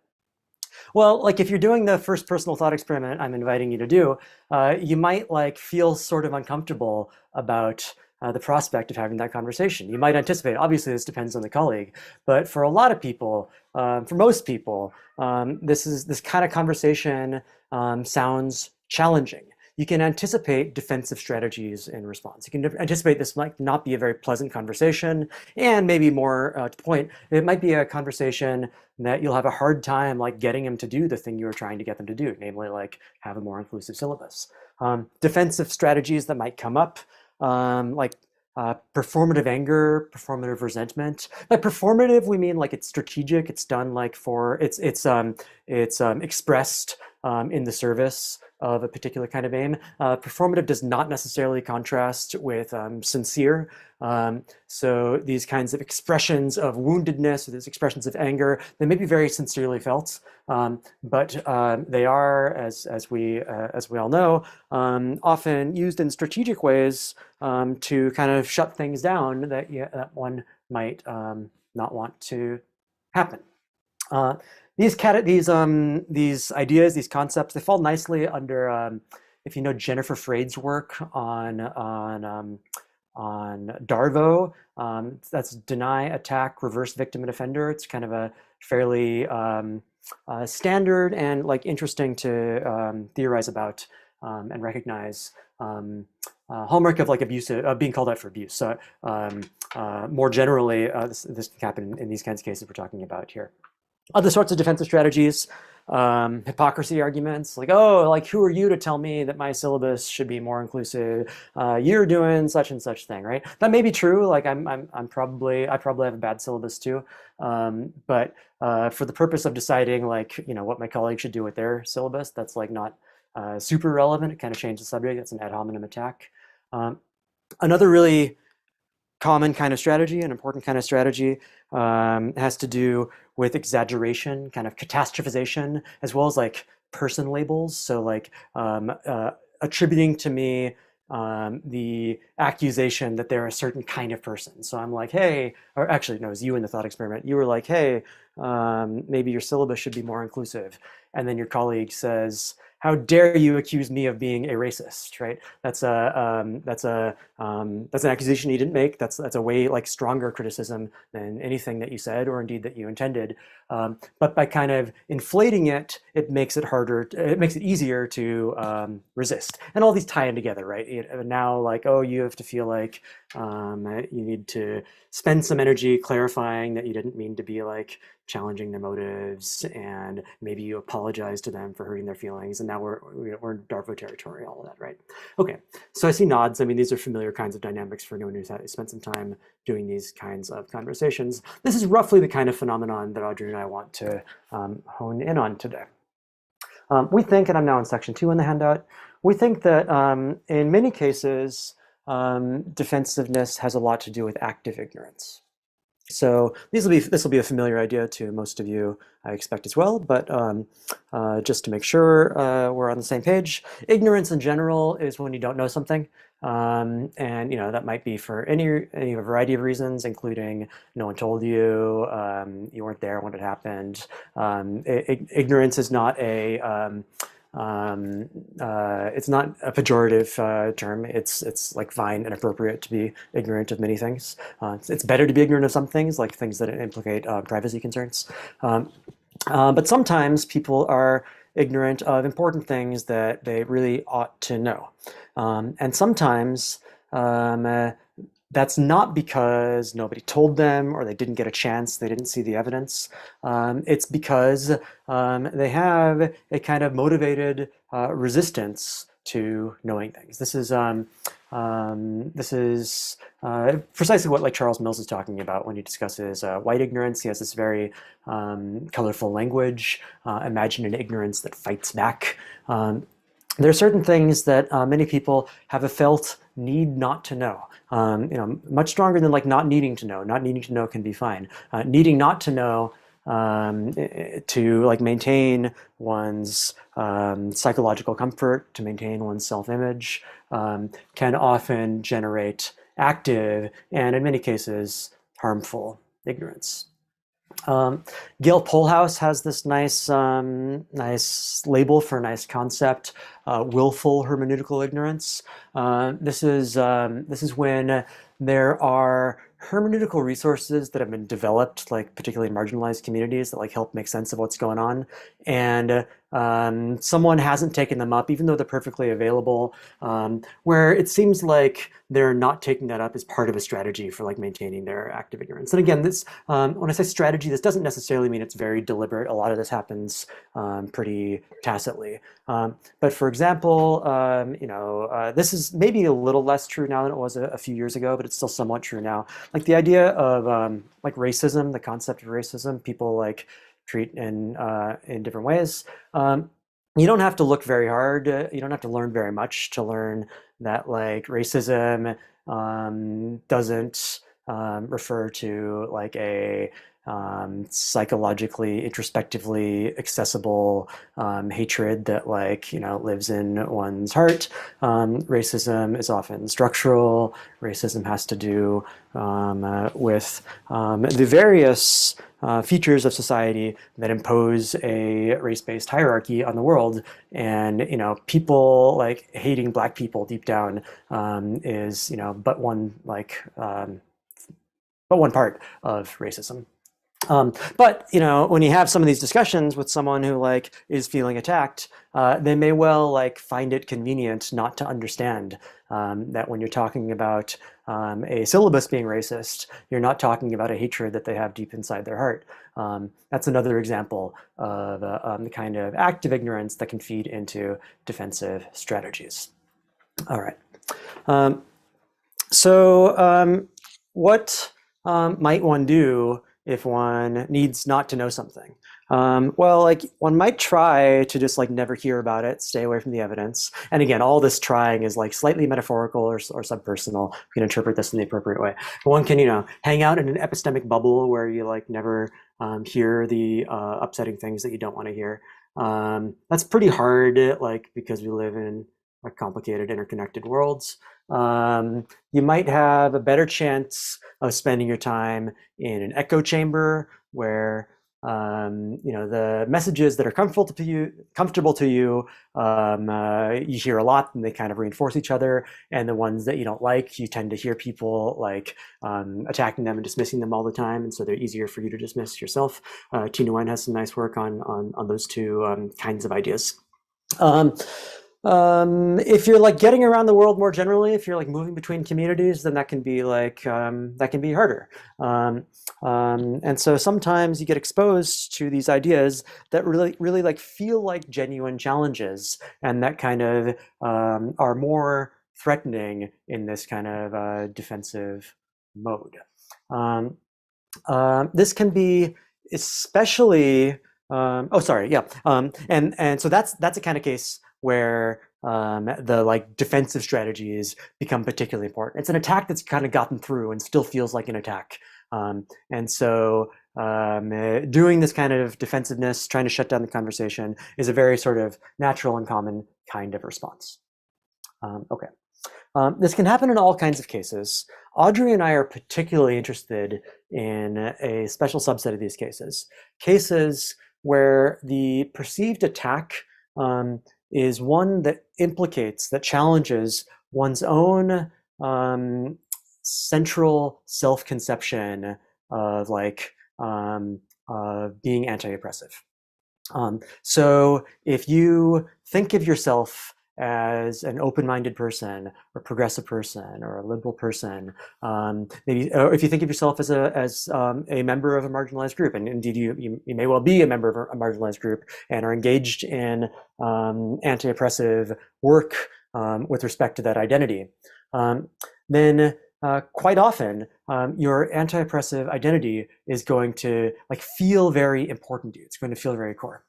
Now, of course, that's consistent. Having an identity like that, a very sincere identity like that, and doing genuinely good, important work like that is consistent with contributing to oppression. And if you do that, and someone tells you that, here's the real challenge. Like on the one hand, you care about anti-oppression, so that's the sort of thing you'd want to know about. But on the other hand, and this often wins the day psychologically, you really care about your identity as like a good anti-oppressive person, and that creates kind of special kinds of challenges. One of the really classic examples of this sort of phenomenon comes in discussion of white feminism. Here's an anecdote that Bell Hooks tells about some of her experiences in grad school, dealing with white feminists who were sort of not interested in, and indeed threatened by, her raising, anti-racist considerations in these feminist grad seminars. And I'll quote Hooks here. This is on the handout as well. Often in situations where white feminists aggressively attacked individual Black women, they saw themselves as the ones who were under attack, who were the victims. During a heated discussion with another white female student in a racially mixed women's group I had organized, I was told that she had heard how I had wiped out people in the feminist theory class, that she was afraid of being wiped out too. We'll include this quote for a couple of reasons. One, it's just a really nice example of several of the things that's going on. This kind of feminist identity playing central roles in creating a defensiveness that figures into actual perpetuation of further gender-based oppression. This is the respect in which white feminism is anti-feminist, which isn't to say that they didn't have genuine feminist insight in some domains, but that they were sort of serving patriarchal interests in others. The other kind of fun thing about this quote, I just really like this like wiped out language. Like part of it feels like very, very dated. It feels very 80s. Wiped out's a funny phrase. But there's a very strong resonance to my mind with like contemporary like cancel culture talk and like the kind of catastrophization. Like I'm pretty sure, I mean, I don't know who these white feminists were, but I bet like the ones that Bell Hooks like wiped out, I bet they're fine. But in the same way that like most people who have been canceled are fine. Just an interesting kind of the more things change kind of thing. That is quotes from 1984. Good. Hey, I did it. Audrey, it's your turn, and I'm at 15 minutes. Nice. Well done, Jonathan. Yay. Okay. So to pick up where Jonathan left off. So we're talking about people where where one thing that's really important to their identities is, some kind of commitment to being anti-oppressive. So I'm one of those people, right? It's really important to me that, I'm an intersectional feminist. That's super important. And if you were to say, hey, Audrey, this is, so you right now, you're saying this to me, right? You might be.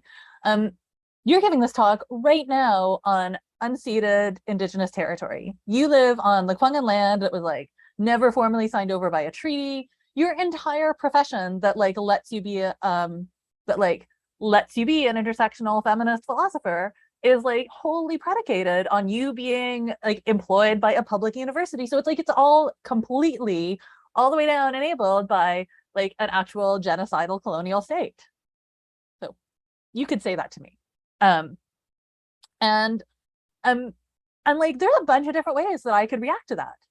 And so the kind of way that I could react to that, that would kind of like exactly exemplify the kinds of things that Jonathan is just talking about, would be for me to say like, how dare you accuse me of this? I'm a woman of color. Like I, donated this much to this kind of thing. Like, what are you even doing? Like, what are you doing? Like, so you can kind of picture exactly that kind of approach, right? I try not to do that. I don't remember having done that. That doesn't necessarily mean anything. But like, the problem is, like, I sit there and think about it. I'm like, yeah, man, that like really sucks. Like that is super tough and it stresses me out all the time. Like really all the time. And like that's the problem, right? It's because being confronted to these kinds of challenges is super uncomfortable. Now that's partly because that's an identity that's really important to me, right?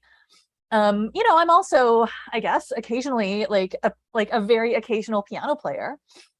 And if you were to tell me like, actually, you kind of suck at that, like you're actually not very good. Like I've just heard you and like you kind of suck. I might be annoyed. I might be like, that was pretty rude, but I wouldn't necessarily react in those same kinds of ways because it's not as important an identity to me. And if I did react in that kind of way, like if I were just to all of a sudden to come back at you and say like, hey, but like, look at how much I've been practicing. Like, this is all the effort I've taken. You actually might take that as a sign that actually that identity was much more important to me than you had previously, than like I had previously said, right? So that's part of why we're focusing in on traits that are really important. And, so maybe to like kind of relate this to some of Macy's talk, like, some things are things that like make our lives worth living. And some things just aren't. They're just like things that we happen to do. Right. And so I think that's actually a really important distinction. So our kind of example here, and this example, I don't know, maybe recognizable. I think it's getting more and more recognizable now. This used to be the kind of thing where if you were not as online as Jonathan and I are, you might not necessarily be as familiar with some of these dynamics. But I think that one really interesting case are, say, folks who identify as gender critical feminists. And so if you don't know who these people are, maybe you're not online, right? So this is so the acronym called TERF, right? Trans Exclusionary Radical Feminist, is kind of an older one. It's sort of fallen out of favor with people who identify with these sets of views. It's been recently replaced by gender critical. And basically it's sort of people who argue against trans inclusiveness, but say that they do it on feminist grounds. So we're kind of focusing in on, so that's the kind of position. Actual arguments in here vary. But so two key claims here that we find really, really striking. So one is this claim, which you'll often find, that they are feminists and they are concerned with women's rights and women's well-being. So they are concerned with women, by which they mean cis women. Whether or not they'll actually accept the use of the term cis will kind of depend on who exactly it is you're talking to, but like they clearly mean some women, but they're concerned with those women's rights and well-being.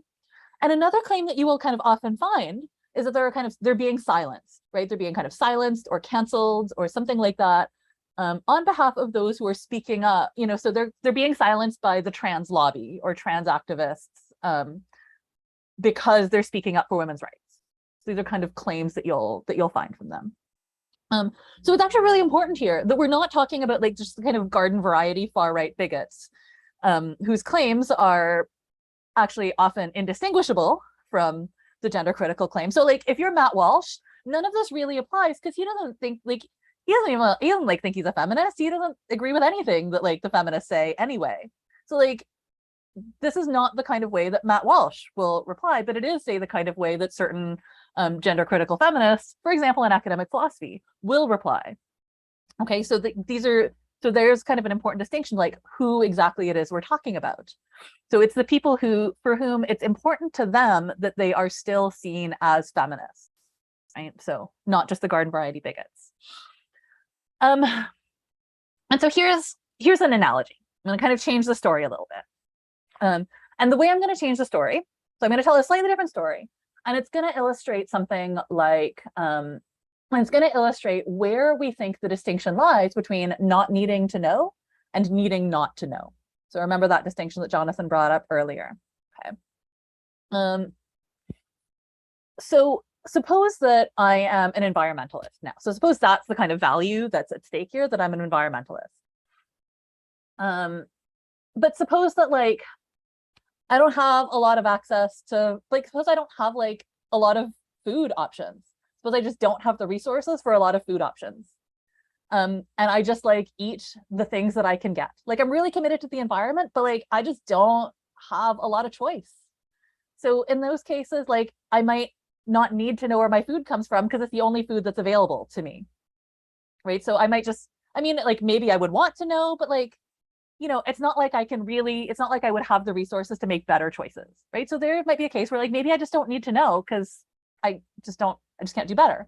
But now let's suppose there's a different thing, right? Let's suppose I'm an environmental, like I'm committed to environmentalism. I do have more options. And I have somehow figured out, or like tried to, you know, somehow like got this argument that like, because I'm an environmentalist, it's better for me to eat factory farmed meat. And suppose I've like somehow come to this conclusion on the basis of like some kinds of things, you know, maybe associated with like industries and capitalism. So I should like make sure I still eat factory farm meat, but I should like do it from the right, you know, and I'm like, but like somehow I'm, you know, but somehow like I've kind of really committed to this conclusion that I should eat factory farm meat, and that this comes from the commitment that I'm an environmentalist.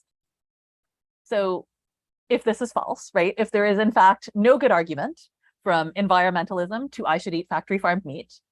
I mean, spoiler alert, I don't think there is a good argument, but like if there is no such good argument, then that would be something that I would need not to know in order to maintain both those things at the same time. Right? So I would need not to know because I want to be really committed to being an environmentalist. I want to be really committed to eating factory farmed meat. And I would need not to know that one of these strongly held commitments actually leads to like the opposite of the other one. So I would need not to know that there is this clear conflict between these two things. And so we think, and plenty of other people, you know, we've got references in the handout. You know, Talia Betcher's piece in Daily News was really good. So we're not giving the argument here. We're not pretending to give the argument that this is in fact the position that gender critical feminists are in. But we think that other people have made that case already, that in fact, if you start with feminist principles, you get something that is pretty much trans inclusion, or at the very least is very, very far removed from whatever kind of position the gender critical folks have come up with. But if you're really strongly committed to being trans exclusionary, if you're really strongly committed to you know, being against patriarchy, then you kind of need not to know. Oh God. Okay, that there's this conflict there. Check. Okay, and you know, there might be plenty of other things that you like also need not to know. So for example, you might need not to know that there's in fact a performative contradiction in writing an op-ed in The Guardian about how you're being silenced. You know, so like we are not kind of confining ourselves to these things. There are plenty of things that we're happy to criticize. We also think that there's actually plenty of similarities. So if you kind of find ways that GC people will talk about being silenced, actually some striking similarities to like the bell hooks anecdote, like how they describe themselves as being like descended upon by mobs and like canceled by angry mobs full of you know, rainbow haired activists all wearing pronoun badges, right? Like this sounds ridiculous, I know, but like it's actually like not really that far off from some things that you will see in print. Okay, we're getting close to like wrapping up time. And, you know, I wish we had a kind of a stronger, like, here's exactly what you should do kind of conclusion. But our conclusion really will end up being we'll kind of bring in a lot of things saying like, it's messy. Like, it's really messy. And we are just going to be in the state where we have to live with our imperfection. So what we've tried to argue for here, at least very briefly, is that, defensiveness can interfere with inquiry, right? And that's whether or not the defensiveness is justified, right? Sometimes you are under attack. Like, we're not saying that there are never such things as attack. Sometimes you are under attack. But responding in ways that exhibit defensiveness will often not really make the conversation better, right? It often won't make things go better because we can kind of see how a lot of these strategies go. So even if you might think that there are some cases in which you're justified, defensiveness often makes things go worse. This is really tricky, right? So, what should you do in those kinds of cases? Like, we might, so some folks might kind of opt to go full zhuangzi here and just be like, just don't do it, right? Just don't do it. Yeah, Chris is nodding. Good. My resident zhuangzi expert is nodding. Thank you. But other folks might say, look, so so Jonathan and I might say, look, we're both cis, we're both feminists, we both believe in trans rights. So, like, obviously we want to listen to the trans people, we want to let them, kind of lead. But if somebody but we should also be standing up to the bigots. Like, we should be doing some of this work because we're in a better position to have a kind of careful, maybe empathetic, somewhat more charitable conversation with someone who's like, but I'm just not sure about all these trans people. I mean, even if they're wrong, we're in some ways in a better argumentative position, not because we know more, but because it's not our rights that are under attack, right? So there are some advantage. So you might also take this in some ways as an argument for folks who are not under attack to basically to stand up and say, hey, wait, right? So I might be able to approach a conversation like that in scout mode, or Jonathan might be able to approach a conversation like that in scout mode, where someone who is genuinely basically being accused of being whatever, pick your favorite accusation that's being thrown around, it just might be an undue burden on them, right? Maybe they could do it, but maybe we wouldn't ask them to do it, right? Maybe we should volunteer to do that as well. Maybe they also have duties of self-care, okay? But I guess, where we sort of wanted to, but right, I understand this is all really messy, but, maybe for the last kind of point to raise before we open it up for discussion is that one thing that we don't want to let a certain kind of political strain have is this idea that they're the ones who are trying to open up space for important questions. Okay, so sometimes you might hear no, we're against. So sometimes you might hear from broadly right, broadly conservative, or libertarian folks, we're just trying to open up space to have these important discussions. We're just trying to ask these important questions. Yeah, so there actually are genuinely important questions. How do you have trans rights when some cis people are obviously super uncomfortable with having trans people around? How do you keep everybody safe, right? Especially the people who are being marginalized right now, given that not everybody's gonna be down with that. Can't just get rid of all the bigoted cis people. So these are important questions to have, but the kinds of defensive strategies, saying all these trans activists are trying to silence me, look at all these things they're doing, those are actually things that are shutting down debate by participating in defensive strategies, not opening them up. So part of where we want to go with this is claim a little bit of that political capital and say we're actually the ones who are arguing for being able to have conversations, if you're the ones who are claiming that you're being canceled. Okay, and I think that was also my 15 minutes, and we are just at time. So maybe we should take some questions. Let's do it. I just, as a wait for some hands, I just want to sort of note, draw out, the defensiveness and identity is something that we saw already as one of the features in Paul's talk yesterday morning, the connection of identity to the feature of that he talked about. And then also I was really struck with the connection to the focus of Dong's talk this morning, where we get the role of both allies and outsiders. And when we talk about allies and outsiders, often we are talking about something like indignation or anger or solidarity.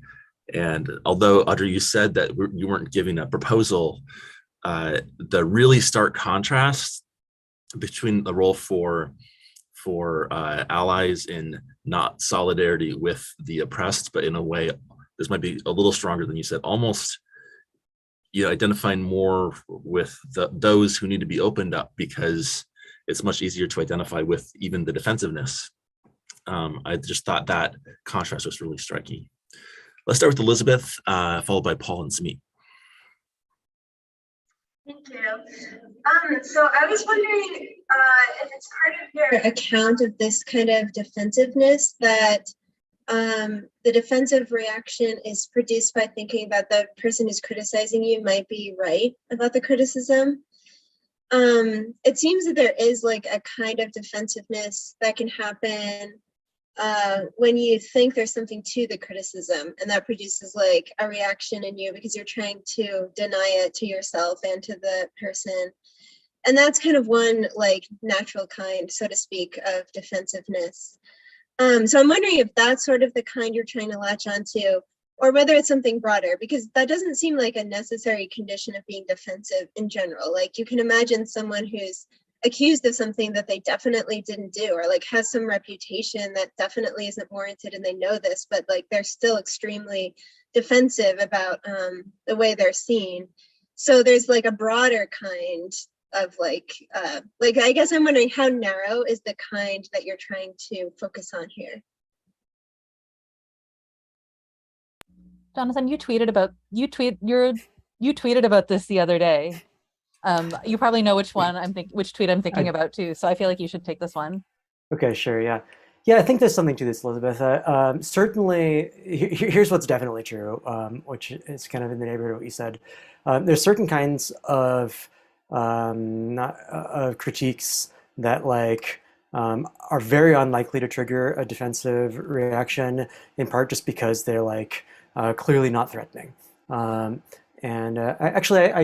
remember years ago, Eric Schwitzgebel in his blog gave a nice pair of contrasting examples that I quite liked.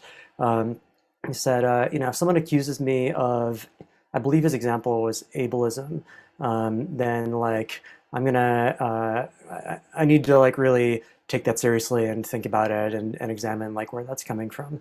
If someone accuses me of spending too much time watching the World Cup, then because I've never watched the World Cup, I'm just gonna roll my eyes at them and because it's just so obvious that that's off base. That does seem right. Although the second half of your question did point to a more complicated dynamic, because I think you're right. There are cases where they're wrong, but you still have a kind of standing that's being threatened or something like that. Maybe I know there's a really persistent rumor going around that I know perfectly well is totally baseless, but it actually is threatening to my reputation. That's a kind of situation where I think defensiveness might well be possible. So I think the more general thing isn't it's not exactly, I think, whether you think there's any chance of it being right. It's whether it's threatening. And if you're in the kind of case we're describing, where something, where there's a truth that you need not to know, then the threat of it is closely connected to its truth. But I think you're pointing to other kinds of cases where the threat is there for a different reason, and that might create similar dynamics. And I think we'd be happy to call that a kind of defensiveness, although not the kind that we're focusing on here. I'll dig up the tweet Audrey mentioned and throw it in the chat. It's kind of silly, but I'll share it. And so, yeah. Paul, followed by Samit and Chris. Yeah, thanks. This was really interesting. I guess I was hoping that you could say a bit more about the connection between three of the concepts that you were invoking. So there was identity maintenance, defensiveness, and then the material and active ignorance. And I guess what I'm wondering, presumably for any particular identity that I embrace or that I maintain, I could locate some decent objections to it, right? Like there would be some potential problems, probably with any identity that I have. There would be some positions from which it would look problematic or unfounded or, objectionable in some way, or at least not like fully justified in some way.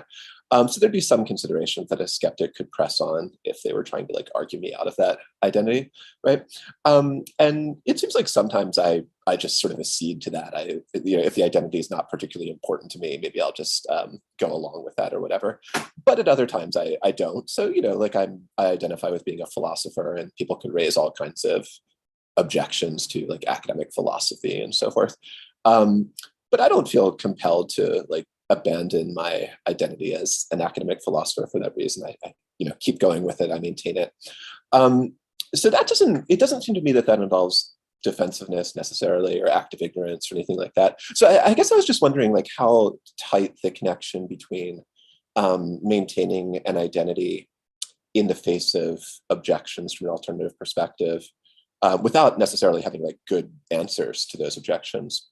How tight the connection between that and then being defensive or being actively ignorant was meant to be. Do you want me to take this one? Okay, thanks. So that's a really interesting question. And like side note, during your talk yesterday, I feel like I can admit this, Jonathan and I were texting how helpful your framework was for criticizing the entire gender critical movement. I was like, oh yeah, they do these things. So just while you're here, FYI. So the connection between the concepts. So I think that the way we're setting this up, we're portraying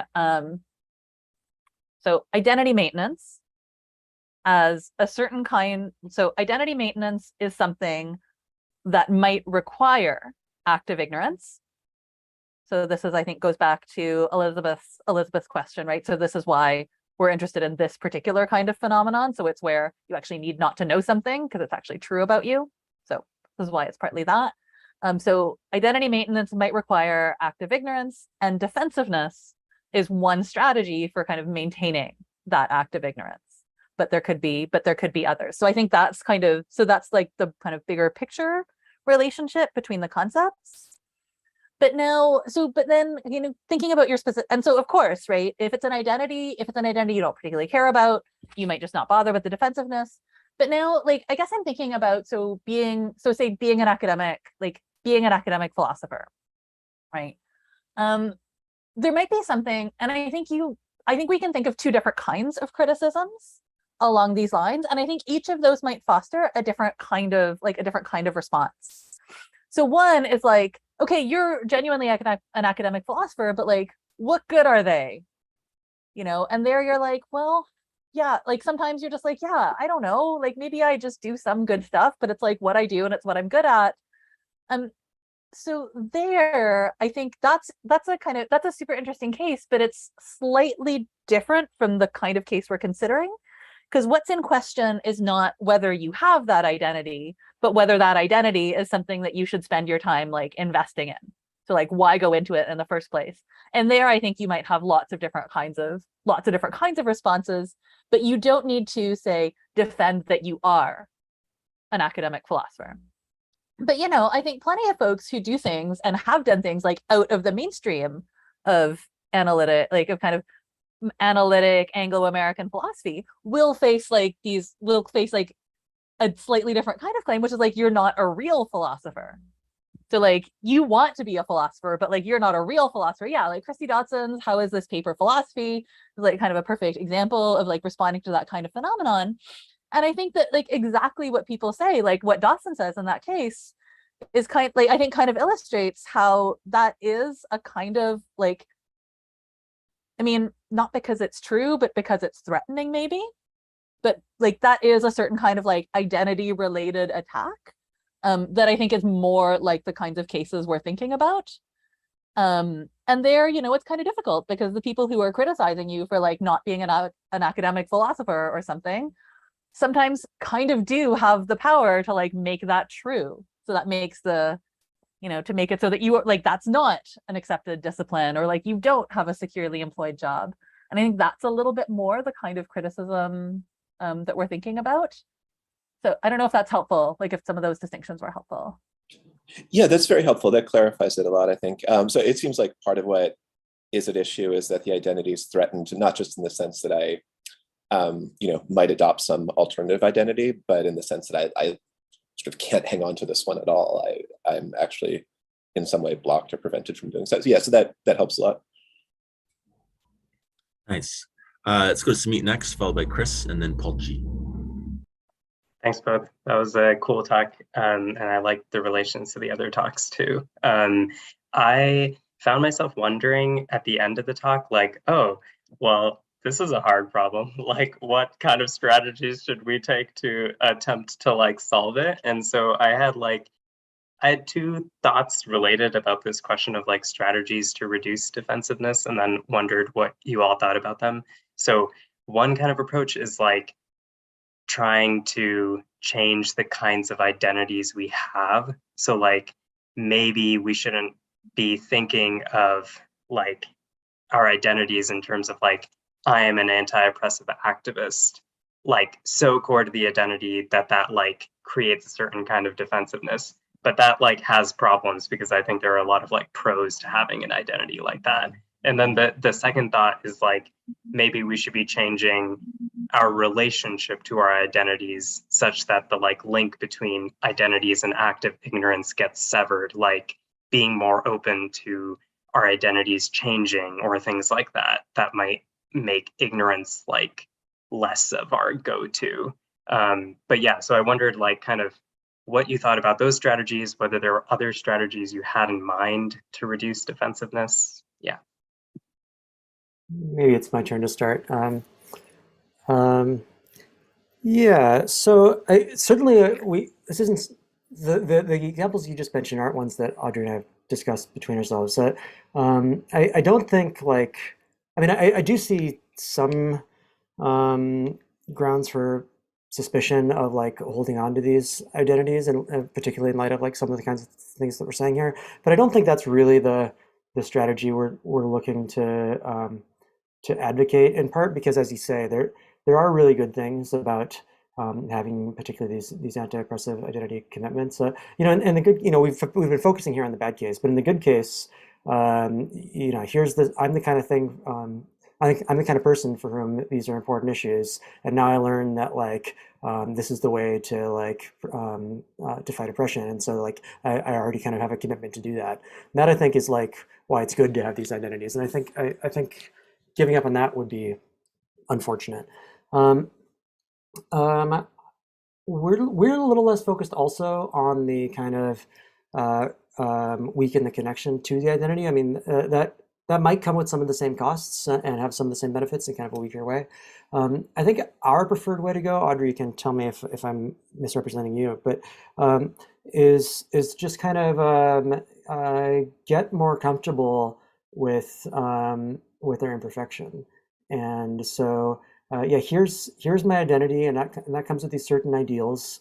And that means that like when I'm contributing to oppression, I'm doing something that's like contrary to what I care about. And that's bad, but it doesn't like make me a bad person. It doesn't make me a bad feminist. It makes me like someone who like messed up here, and I should welcome opportunities to correct that and kind of do better. So if you think about the identities as sort of describing ideals that we aspire to, and criticisms less as attacks than opportunities to improve. I think that's the kind of picture that we're into, and I see Audrey nodding. Audrey, do you want to add anything? Yeah, I mean, I think you're also speaking for me. I think in a lot of those ways. I think other things that I would also add. So like part of my sort of like one of my other sort of favorite things to do philosophically, besides just say that everything's totally messy. Actually, oh no, wait, this is just another way that things are totally messy. Never mind. As part of that project of saying that everything's super messy, is to kind of discourage us from drawing super sharp boundaries between like sort of this like good guys, bad guys kind of thing. Like I am a good feminist, I am a bad feminist. I'm like, man, maybe like a whole bunch of us are just like trying real hard.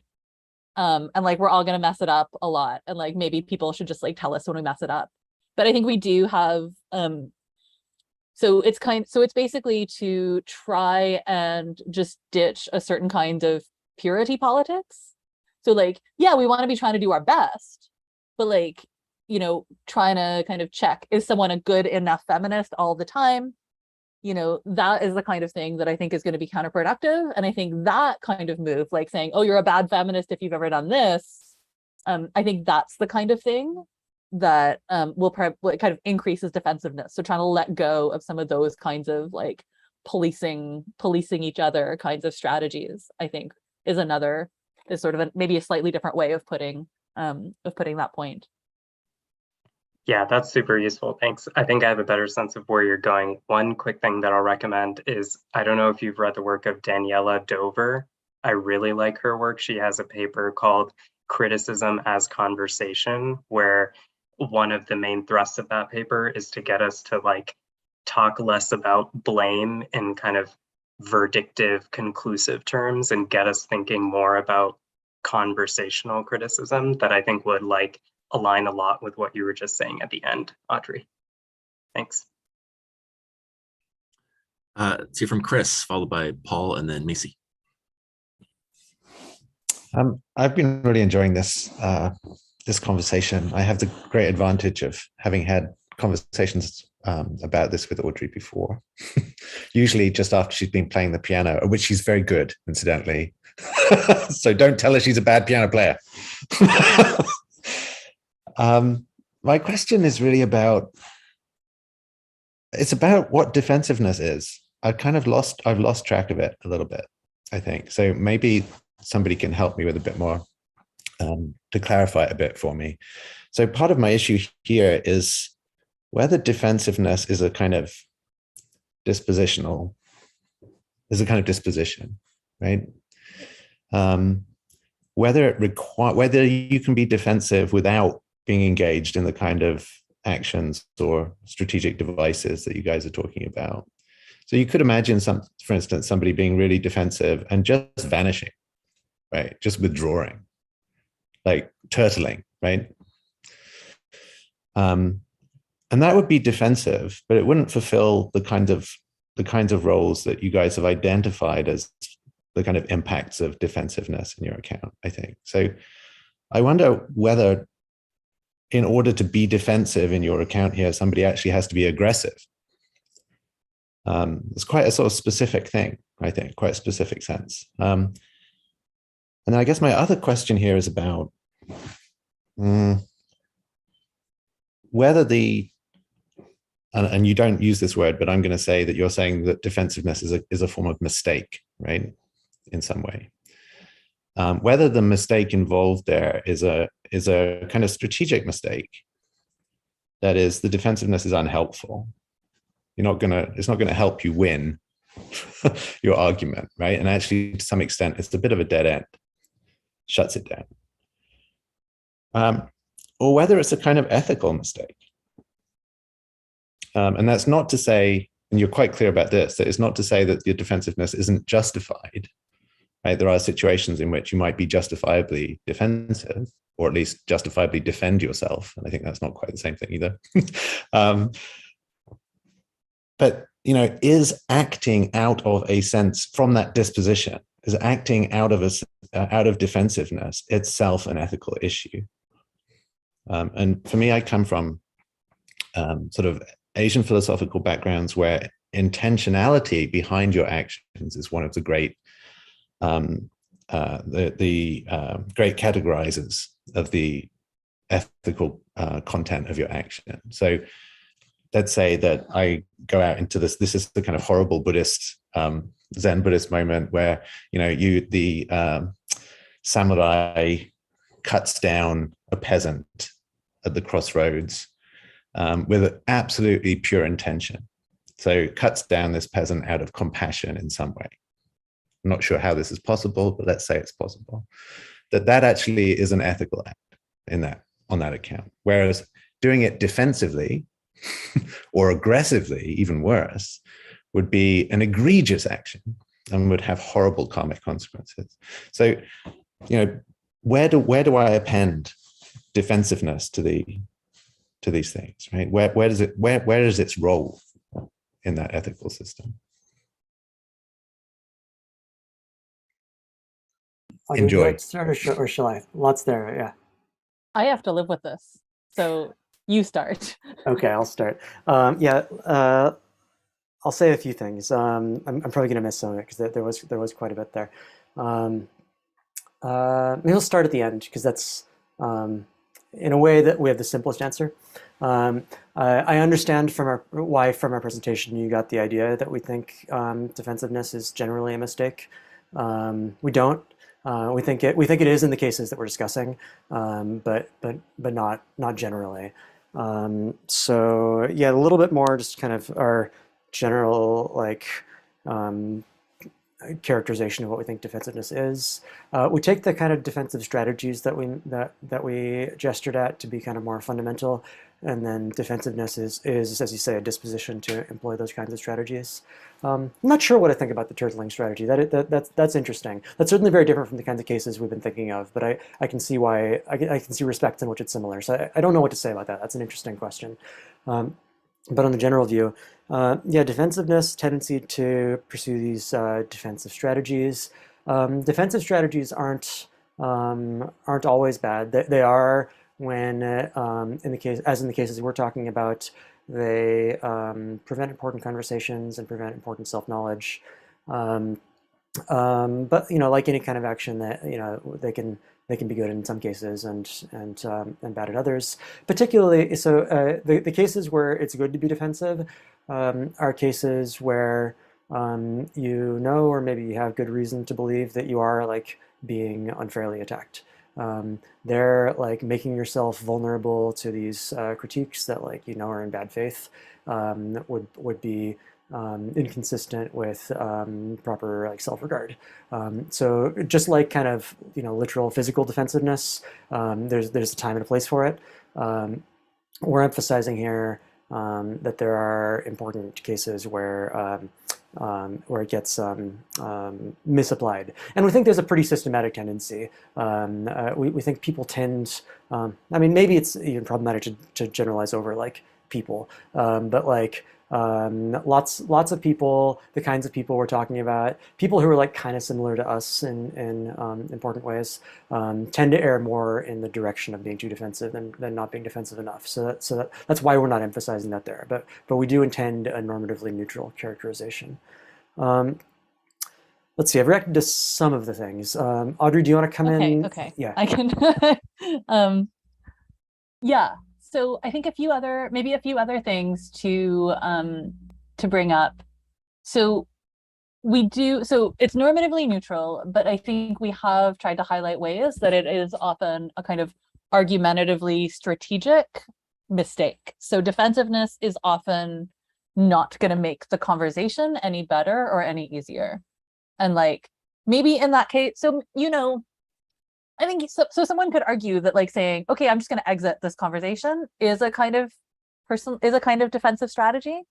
If so, I guess it's just not the kind of defensive strategy that we're talking about. So we are interested a little bit more in the kinds of defensive strategies that kind of keep the engagement going. But I think we might say there might be just some of these cases where in fact disengaging is the best, is the kind of all things considered best thing to do in this situation. And, and I think part of why we're maybe a little bit loose with that is because the overall project, I think, is less to give a characterization of defensiveness, sort of an across the board, trying to capture all sorts of different cases and say what defensiveness is in general. We've kind of resisted doing that. And And it's more to say, okay, look, these kinds of strategies seem to have something in common. And that thing they have in common is that they are defensive. Like these seem to be defensive strategies. And we're trying to characterize the kind of argumentative effects of those kinds of strategies. So I think you're right. Like we haven't really given a super any kind of really pinned down idea of like what defensiveness is, and that's exactly why some of these things, like, is this defensiveness, is this not defensiveness? I think we're sort of open to that.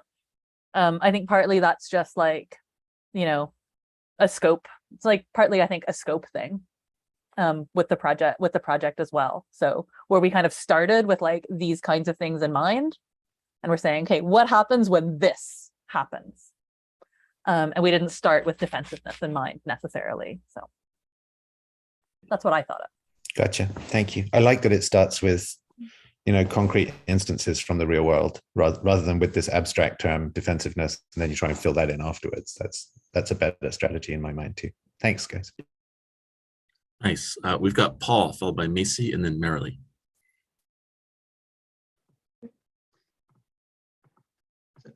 Hello.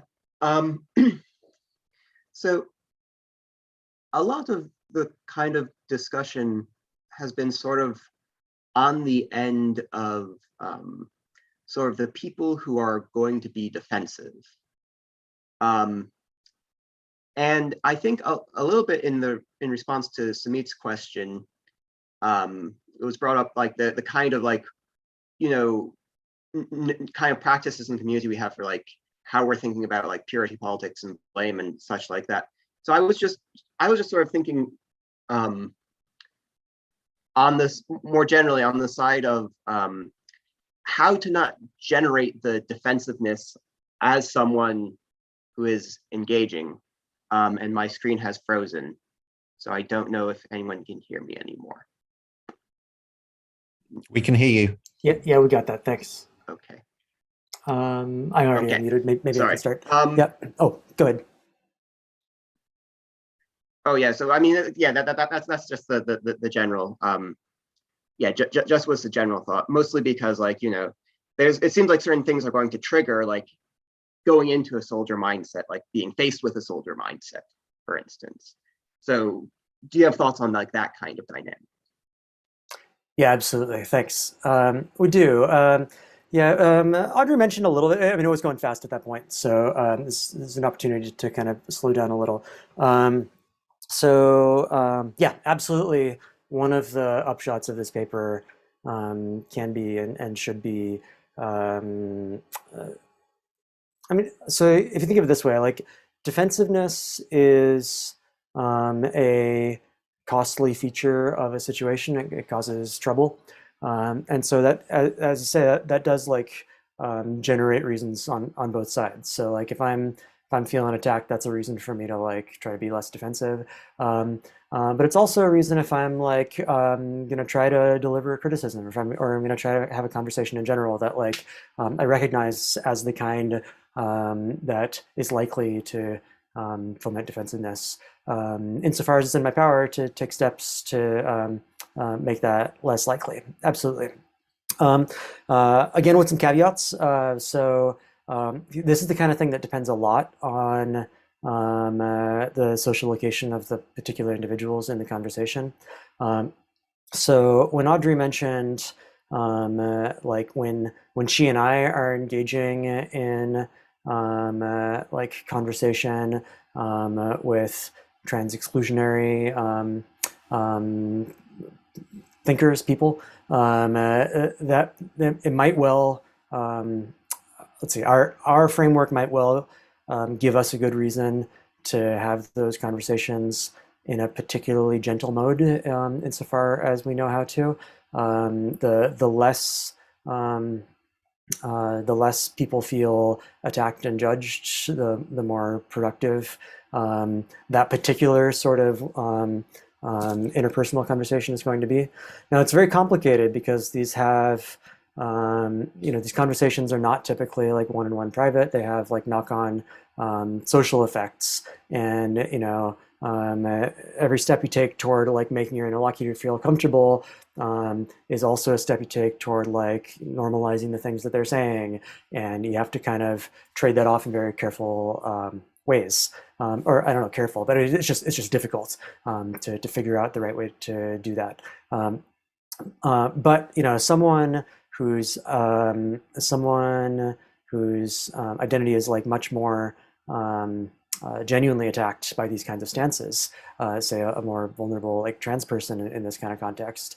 I mean, like maybe our paper also gives them like a reason to approach that gently, but that might well be that there's very good reason to suspect that in many cases that will be sort of overridden by contrary reasons having to do with kind of self-protection and the like.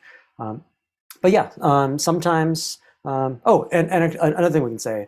There are absolutely examples that happen of people just kind of going way overboard in their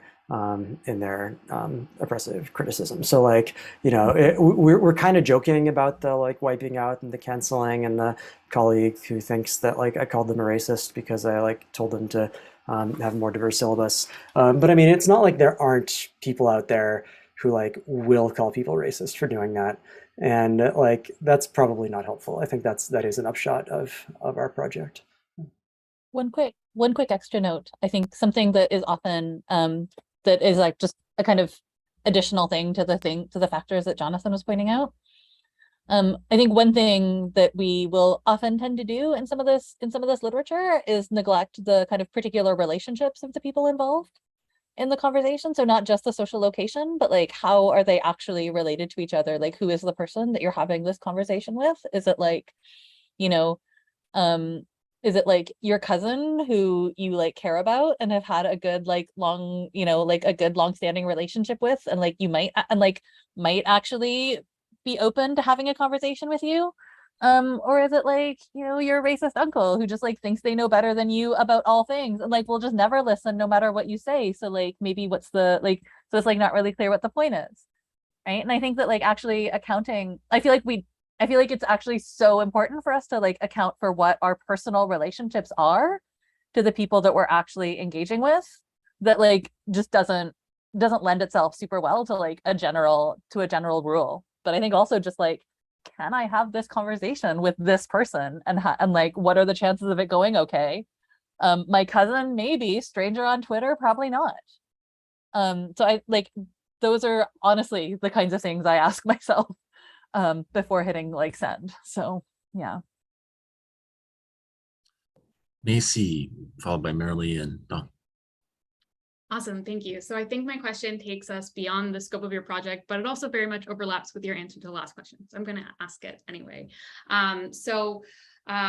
I take it that one of the upshots of your account is that there's good reason for cis folks to lead a conversation in response to the gender critical feminists, because their identities are not at stake, and so there is less inclination perhaps to get defensive, and it's easier to respond charitably or empathetically. And I was just wondering, in a practically oriented way, how you might weigh that against some of the other benefits and costs on our material and discursive contexts when we speak for others, right? So for instance, when the cis folks flood the chat, it doesn't necessarily affect who's seen as authoritative in these given contexts. So once again, I think this is probably beyond the scope of your current project, but I was just wondering if you had any thoughts. So this is totally stuff that we're thinking about, I think, for like further stuff though. So it's actually a perfect question, I think, for some of the places we want to take this. So I think that, so here's a few factors anyway that we've thought of. So one is the kind of like legitimating worry, right? So to what extent is engaging in this conversation going to make certain kinds of just asking questions like non-issues? To what extent is it going to lend them some legitimacy by responding to them kind of sympathetically as though those were real issues? So that I think is often a consideration, to just not even to like not even do it, or to kind of refuse the question, or to say that's actually just it's actually just like not a helpful question. So I think some of the extent to which that's seen as legitimating transphobic talking points or thought terminating cliches or whatever, I think is often a good reason to say no.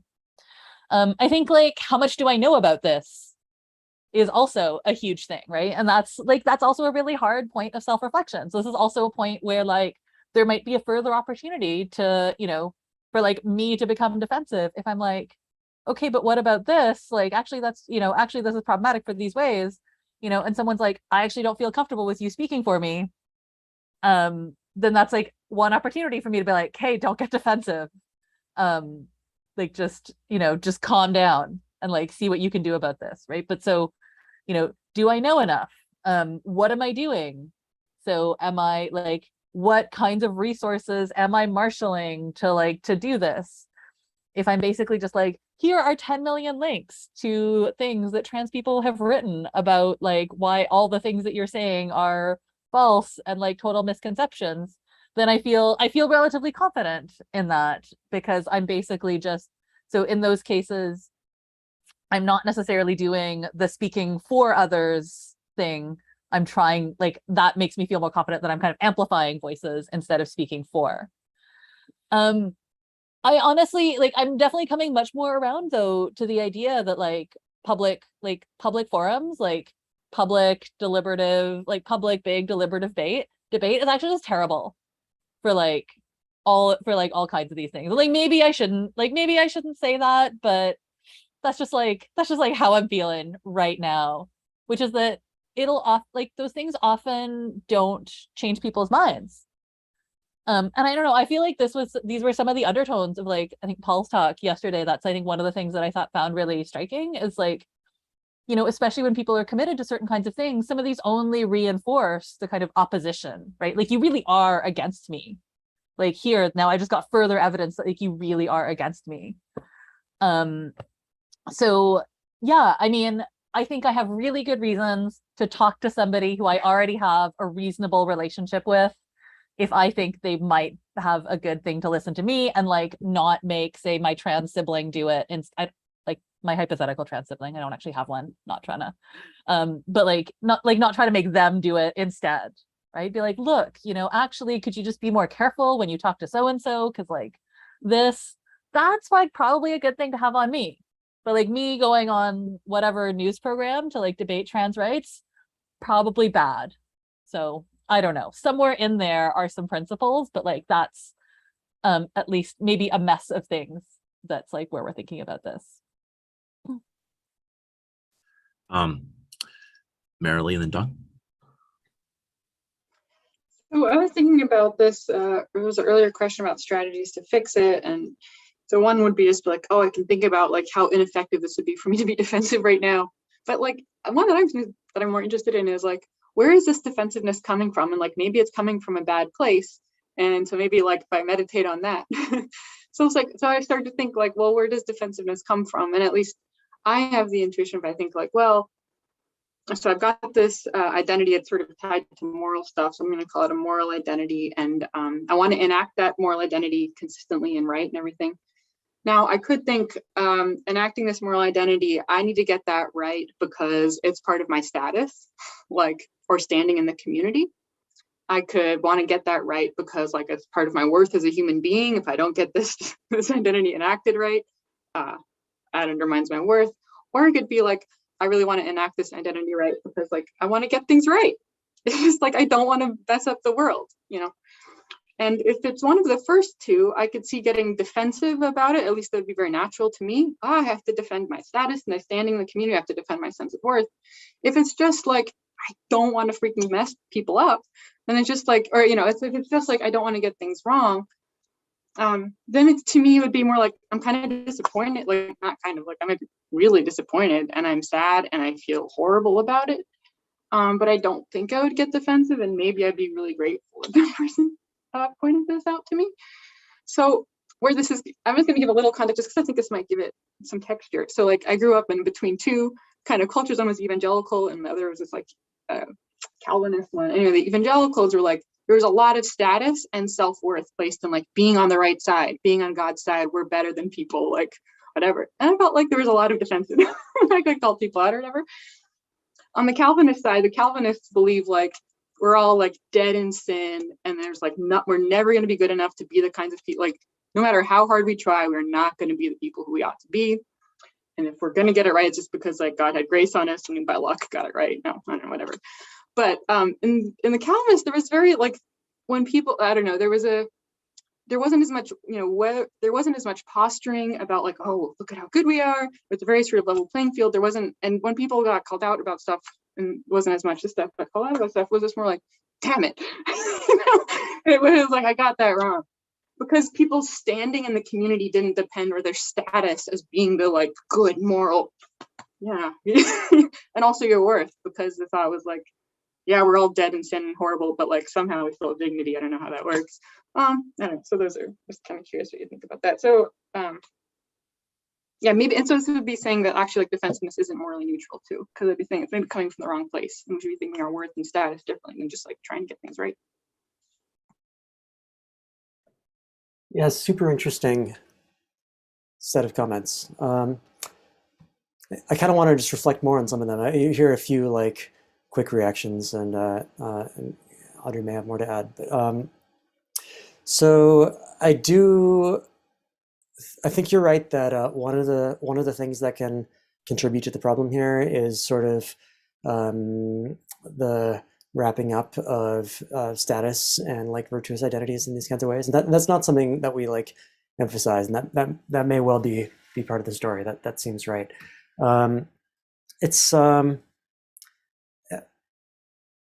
yeah, I guess I just kind of need to think about how much of the story I think that could account for. So the cases I'm thinking about are cases where people have these identities as important to them, but like in a potentially more private way, and like whether it's likely or possible you get the same kinds of dynamics. I kind of want to say yes, but like I feel like I want to like sit down and just like think about that a lot more. On the idea that the shows there's something wrong with defensiveness more generally, I guess I want to resist that. I think it might well show that this particular kind of status emphasizing defensiveness sort of depends on some bad things.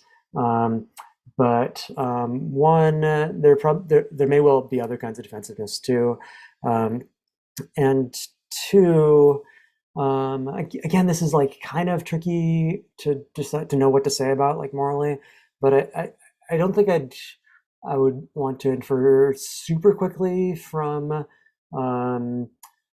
defensiveness is motivated by your by a threat to a system, to your position in an unjust system, to like, is itself bad? Like, maybe I'm in a bad social system that like has status wrapped up with these things in ways that it shouldn't, but nevertheless, that is the world that I live in. And so there could still be unfair attacks that like might reasonably involve defensiveness, even for like holding on to my unjust spot. Think about like the right to defend property in an unjust capitalist society. That might be a similar like kind of case to compare. But I don't know. I'm sort of floundering a little bit. Audrey, do you have things to say? Maybe. I mean, I think what is kind of complicating this is that we've got this account that defensiveness is defensiveness is a response to a threat, even if it's a perceived threat, right? It's a response to like something that seems like it might be threatening. And I think what some of your comments are getting at, Jonathan, I think what your response is getting at, Jonathan, is like, but like maybe some things should be threatened. Like maybe some things are bad and like shouldn't be there in the first place. And like it gets really complicated when we're defensive about our position in a system that like shouldn't exist. It's like on the one hand, we kind of need it to live or something, but on the other hand, that system shouldn't be there in the first place. And I guess maybe, I don't know, so maybe this is like some speculation, right? About what's going on in some of those cases, like in like kind of the specific cases you're talking about, Marilee, which are super interesting. But I almost want to say, like, in some of those cases, like, if we all suck, and so now I have never grown up Calvinist, but I have had several traditional Asian martial arts teachers, so I'm very familiar with the idea that we all suck and are expected to suck at all times, and if we ever do anything right, it is purely by accident. So that I'm just like projecting all of my insecurities about all of that onto this example, full disclosure. But under those kinds of circumstances, like when somebody tells you you suck, like you did that wrong, it's not a threat because that's actually just expected, right? So it's not threatening to your identity because like you suck all the time, everything's bad. So it's not threat. So there's no need to become defensive because nothing's under threat. You're just performing as expected. So I think in those kinds of cases, maybe the reason for that there's no defensiveness is actually just nothing's like everything just goes and everything just goes as normal. And so in that case, like maybe that is a system that should be like, it's not clear that that's a better system either, right? So like what happens if we just like never form an identity that like maybe we ought to? So maybe that's what kind of a further argument for defensiveness being a little bit more morally neutral. It's because it's kind of a way to protect a certain kind of identity, or at least the kind we're talking about, protecting an identity that might be under threat. But whether or not we should have that identity in the first place is maybe a separate kind of issue. I wonder if that is maybe another way of doing this. Thank you. All right, we've got a question from Dong, and then we're almost at time, but I'm going to beg all of your patience to exercise organizer's privilege to ask the last question. Go ahead, Dong. Oh, thank you very much. I really like the paper, so thank you. I just want to offer something you might already know, but just in case. So have you heard about the terror management theory in social psychology? If yes, then I can just shut up. If no, then oh, okay. Yeah. So I thinking back of something I learned in a social psychology class several years ago. So terror management theory proposes that human beings have a long-standing fear and anxiety towards death. And in order to combat with that fear and anxiety, human beings solve this problem by create the so-called symbolic immortality, because eventually our physical body will die. But then by creating culture, by embedding ourselves in a larger cultural system, value system, we can probably achieve symbolic immortality. And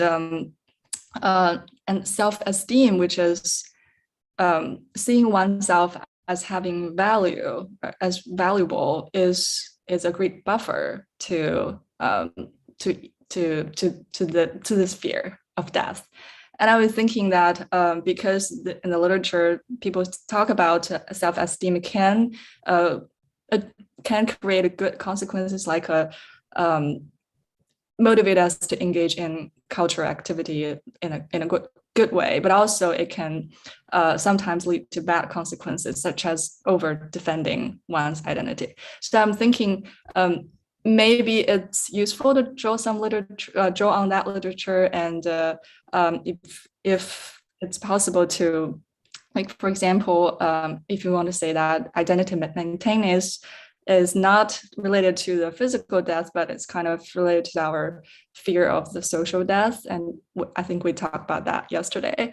And then maybe this mechanism can be to some degree applied there. And then I vaguely remember that they have some discussion about, or empirical investigation on why in some cases self-esteem leads to good consequences, such as like make us more open, perhaps, but sometimes they will lead to bad defensive consequences.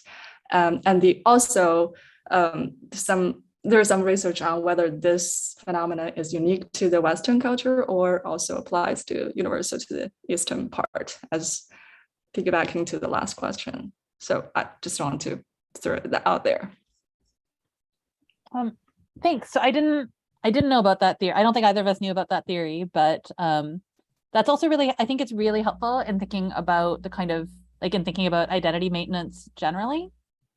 I think it actually might also be really helpful in thinking about Sumit's question about like our attachment to our identities. So for example, so if part of what is kind of, so I'm not sure if I totally got, not sure if I totally got what the, like what terror management theory is, but you know, if part of it is something like, is going to explain something about how we will say attach ourselves to groups, like how we will find things that are like important and meaningful so that we have a kind of place and an identity in the world, right?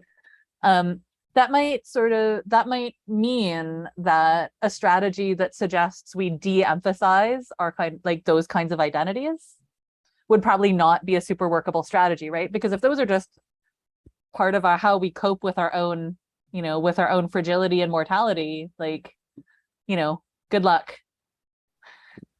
solving that problem. So let's just accept instead that we're going to form these kinds of attachments as just part of coping with being creatures in this world who want to find a place and have some source of meaning, and then say, okay, so given that, how can we then make people less kind of toxically defensive about those sources of meaning that we're just probably going to be really attached to and, you know, will cling on to in various ways. So I think, I don't know, so that was like one immediate thought that I had just after that quick sketch of it. But thanks for that, because that'll be something for us to totally look into more. All right, last question to the conference. As you noted, their defensiveness might sometimes be appropriate. And one thing that I think is super important is that when there's something that's sometimes appropriate, even if it's very rare, that can make intelligible while people do it a lot of the time when it's not appropriate. But the way that it makes it intelligible is if it makes sense for people to think that they're in the situation which is appropriate, or at least it's easier to be self-deceived about whether you're in the situation that makes it appropriate than to be self-deceived about other things. And so I was wondering whether you guys think that the situation of gender critical feminists lends itself to making it easier to be self-deceived at what's appropriate to be defensive, or more reasonable to affirmatively think that the conditions of appropriateness of defense are actually appropriate or not. So that's just like, yeah. Yeah, great.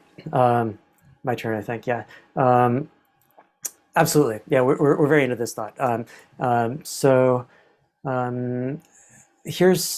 we said earlier, defensiveness is normatively neutral. It can be sometimes appropriate. We do think there's always something kind of regrettable about it. One of the things that's like, one of the costs that it always has is it like shuts down conversations. But another one, which we haven't mentioned yet, but your question really brings out, is that it kind of like, each time you do it, it like hardens you a little bit, and you become like more disposed to be the kind of person who exhibits defensiveness, and more likely to make kind of the mistake of being too defensive.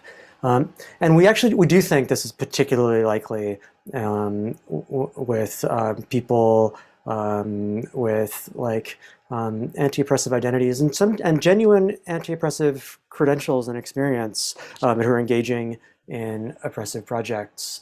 So the gender critical movements are a good example. The white feminists are a good example. Another example in the longer version of the paper that didn't make it in today, but we've also been writing about people who, as we would say, somewhat tendentiously, are like contributing to rape culture from a like feminist, like sex positive kind of perspective. That's another example of this.